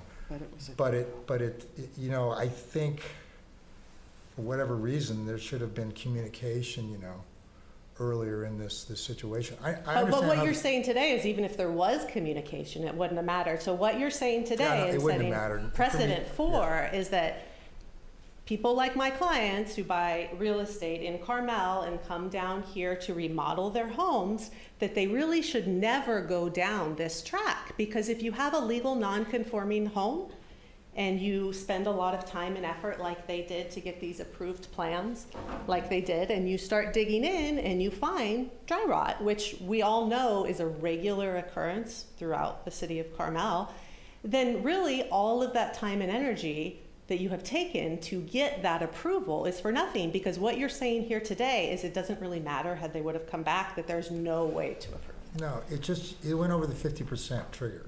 Once it goes over the 50% trigger, then this ordinance kicks in. So, I mean, it is a risk, you're right. There's risk when you remodel. But that's why when you buy a house, you do an inspection. So maybe if we look at the inspection report for that house, we'll find that Yeah, information in there's it. ways that maybe they could have Yeah. gotten that That's information. That's your guarantee as a buyer that the house is Yeah. fine. But those don't, you know, those things don't have anything to do with this interpretation. And that's all we're being asked here, is make an interpretation. And I don't see any way that we can look at this where they did not go over the 50% trigger, which requires that the whole structure be brought into conformance. Thank you. Come on up. So, again, what we're finding is that this conflict in the municipal code is actually pushing people in the direction of full demolitions of existing homes. And something that's come up time and time again, being discussed by the planning department and the residents and the commission, is that there's value in our existing homes that were built of their time, that may not follow the exact letter of the codes that were adopted in the 80s, but that are important to maintaining the character of the city. And I think when you talk about precedent setting, I think that's something that's, to me, that's of a concern as an architect, that I will get clients who will now see, well, if we buy an old house, really we should just scrape it and start over, because there's not really a way to bring that code up to modern day standards without potentially 2 or 3 years down the road in the process being forced to start over. I know that we're back and forth on the language and the specifics, and I won't get into the lawyer definitions, but I do think there are avenues in the code for approving work, even if it doesn't meet the composite setback. There are variances that could be applied for and approved. There are there's all the language in the code that the attorney pointed out tonight about repairs. So, we're looking for direction from the commission to allow this project to move forward in a manner that's going to be consistent with the city code. I do feel like the plans that were approved at the building department level did address a certain amount of work that the planning department approved, that the building department approved, the construction of the foundation walls, all of that was understood. So, I think that there are options available to you as a commission. You are the deciding body on this. What are the specific options? I mean, I've heard it's a couple of points of your argument. Now, when I say argument, I don't mean that in a negative way. Right. It's just a point, your perspective. Sure. You're saying that we have policies, or we should have, or we do have policies which should encourage the restoration of existing residences. And then you're saying that, what was your last perspective? Well, I just raised the topic of a variance as if variants have very specific finding requirements. That's right. So if you want to approach it from a variance point of view, then you have to make the findings to support those specific requirements in the variance. Right. And that's also in the ordinance. So Right. if you want to go that route, then I would recommend that that's you make an application based on that. Different route. The variance route. Mm-hmm. I think the first argument is a little, I'm not sure what type of language is specifically in the code or the guidelines that might support that particular option. Well, I think all of the maintaining language, existing- I think all of the language regarding repair of existing structures, I think the language in the code is specific Right, to but historic all I'm homes, saying is, but I'm not disputing that, I'm just saying that you need to come back with findings for us to support that perspective. That say, in the code, either this ordinance supports that, or in the residential design guidelines, or something else, some other land use document that we use to review this. That's all I'm saying. Right. Specific findings so that we can, like your attorney has done. She's trying to find specific findings, Sure. to support her particular argument, so. Okay. Okay? Mr. Chair, could I offer something? Because I hear where some of the commission is at, so my job as a director is try to give you as many options as possible, and you all, the 5 of you, decide. I don't believe we ever got an answer to the question if the dry rot was essentially around the entire structure or if it was just on that side, because theoretically, if the entire structure had dry rot around it, then the entire thing would be a repair.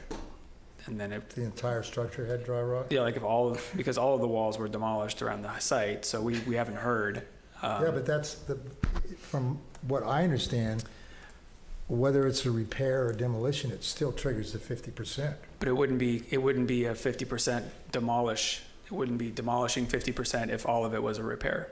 Okay. The code does draw a difference between repair and demolition. So if for some reason all of the framing and everything around the entire perimeter of the house was rotten, and that's why all of the walls came down without any permits or anything, then Or an amount of walls that kept you under the 50%. correct. If it Doesn't have to be all the walls. It that's has to a be- good point. Thank you. Just has to Yep. be, has to be 51%. That's what I get for trying to be. 50.1%. So I'm just offering that to the commission, and you guys can decide to do with that what you will. Can I provide some? All right, come forward. Anything will help at this point. Yeah, we first touched on the area of where there was the dry rot on the southeast corner of the building. And if you can scroll to the top of the photos, you'll see, so there's that corner with the non-conforming setback area. That's the area we talked about with the dry rot before. And Is that where you put the foundation? yeah, that's where the foundation was Right, extended okay. out. And That's then on the south, the southeast corner. southeast, not Yeah. southwest? Basically the whole south side of the house. Okay. We had that issue with the dry rot because the decks that were subsequently built, the waterproofing was inferior, and so that's where we got all that dry rot. On the southwest corner, that's where the plans show all structural steel joists and floor package which if you're able to go to the foundation plan, yeah, just scroll up a little bit.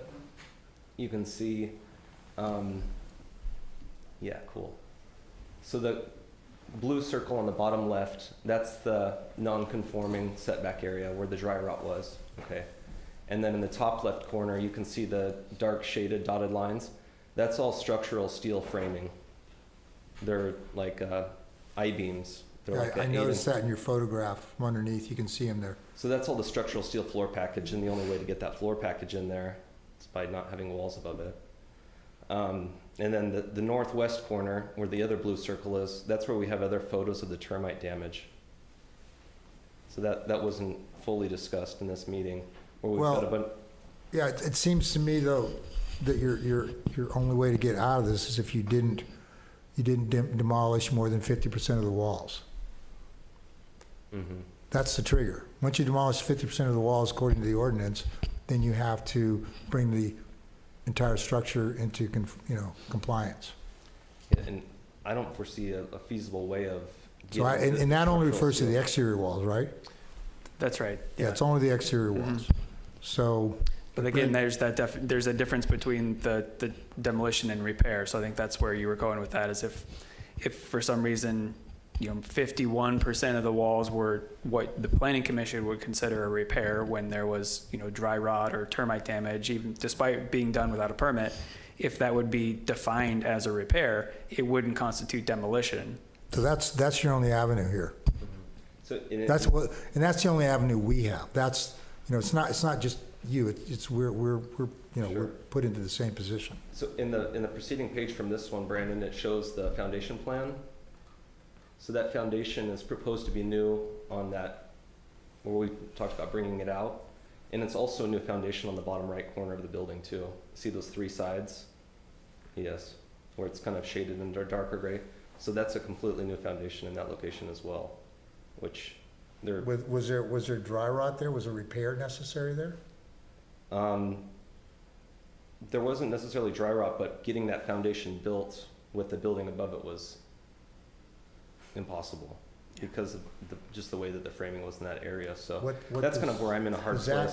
Does that offer any avenue of? No, I mean, that's part of the issue with all due respect, that's part of the issue is that there was a plan to change some foundations that clearly couldn't be done without replacing the walls, but those walls weren't shown in the demo plan that the city approved. So that's where the disconnect is. I think the only, as you pointed out, Mr. Chair, the only avenue for this applicant is that if they can somehow show the planning commission that 51% of the walls that were taken down and replaced without a permit had some sort of damage underneath them that would satisfy the commission to believe that they're repair. So you could make a decision tonight. You could continue this to a future date and ask them to come back with more proof.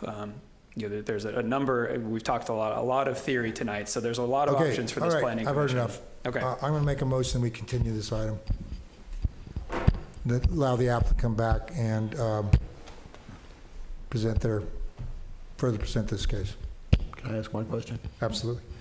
Brandon, this was a track one in the first place. You brought it to us, and we've kind of gone all over the place, and I'm not sure in hindsight where we went.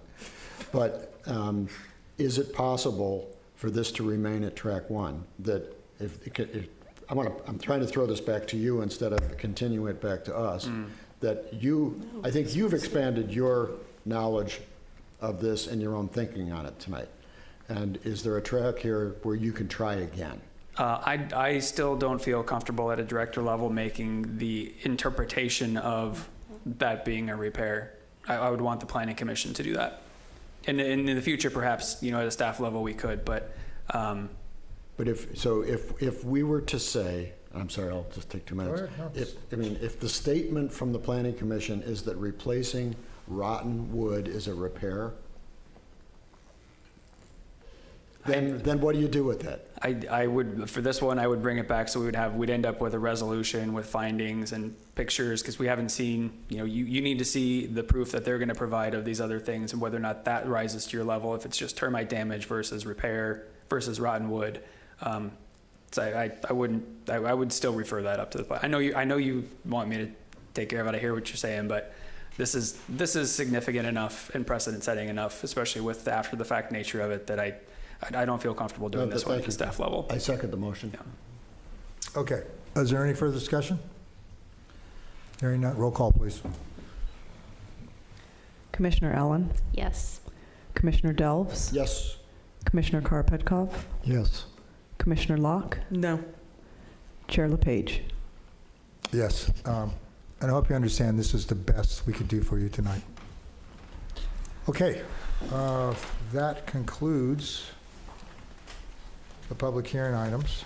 We did some overtime tonight. So I think the only thing we have left is the director's report. Where are you going? It's okay. It's really short.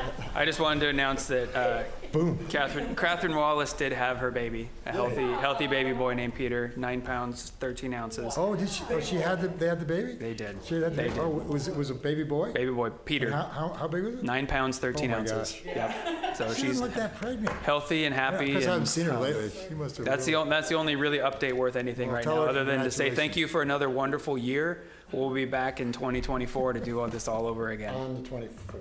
2024 on the 24th. That's right. Oh, the 24th. That's right. moved Yeah, that because of the up. holidays and the timing for noticing and staff reports will be on the 24th. Okay, so that's your report? That's it. All right, we're adjourned. Everybody have a wonderful holiday season. Thank you. Thank you. Did you hear that I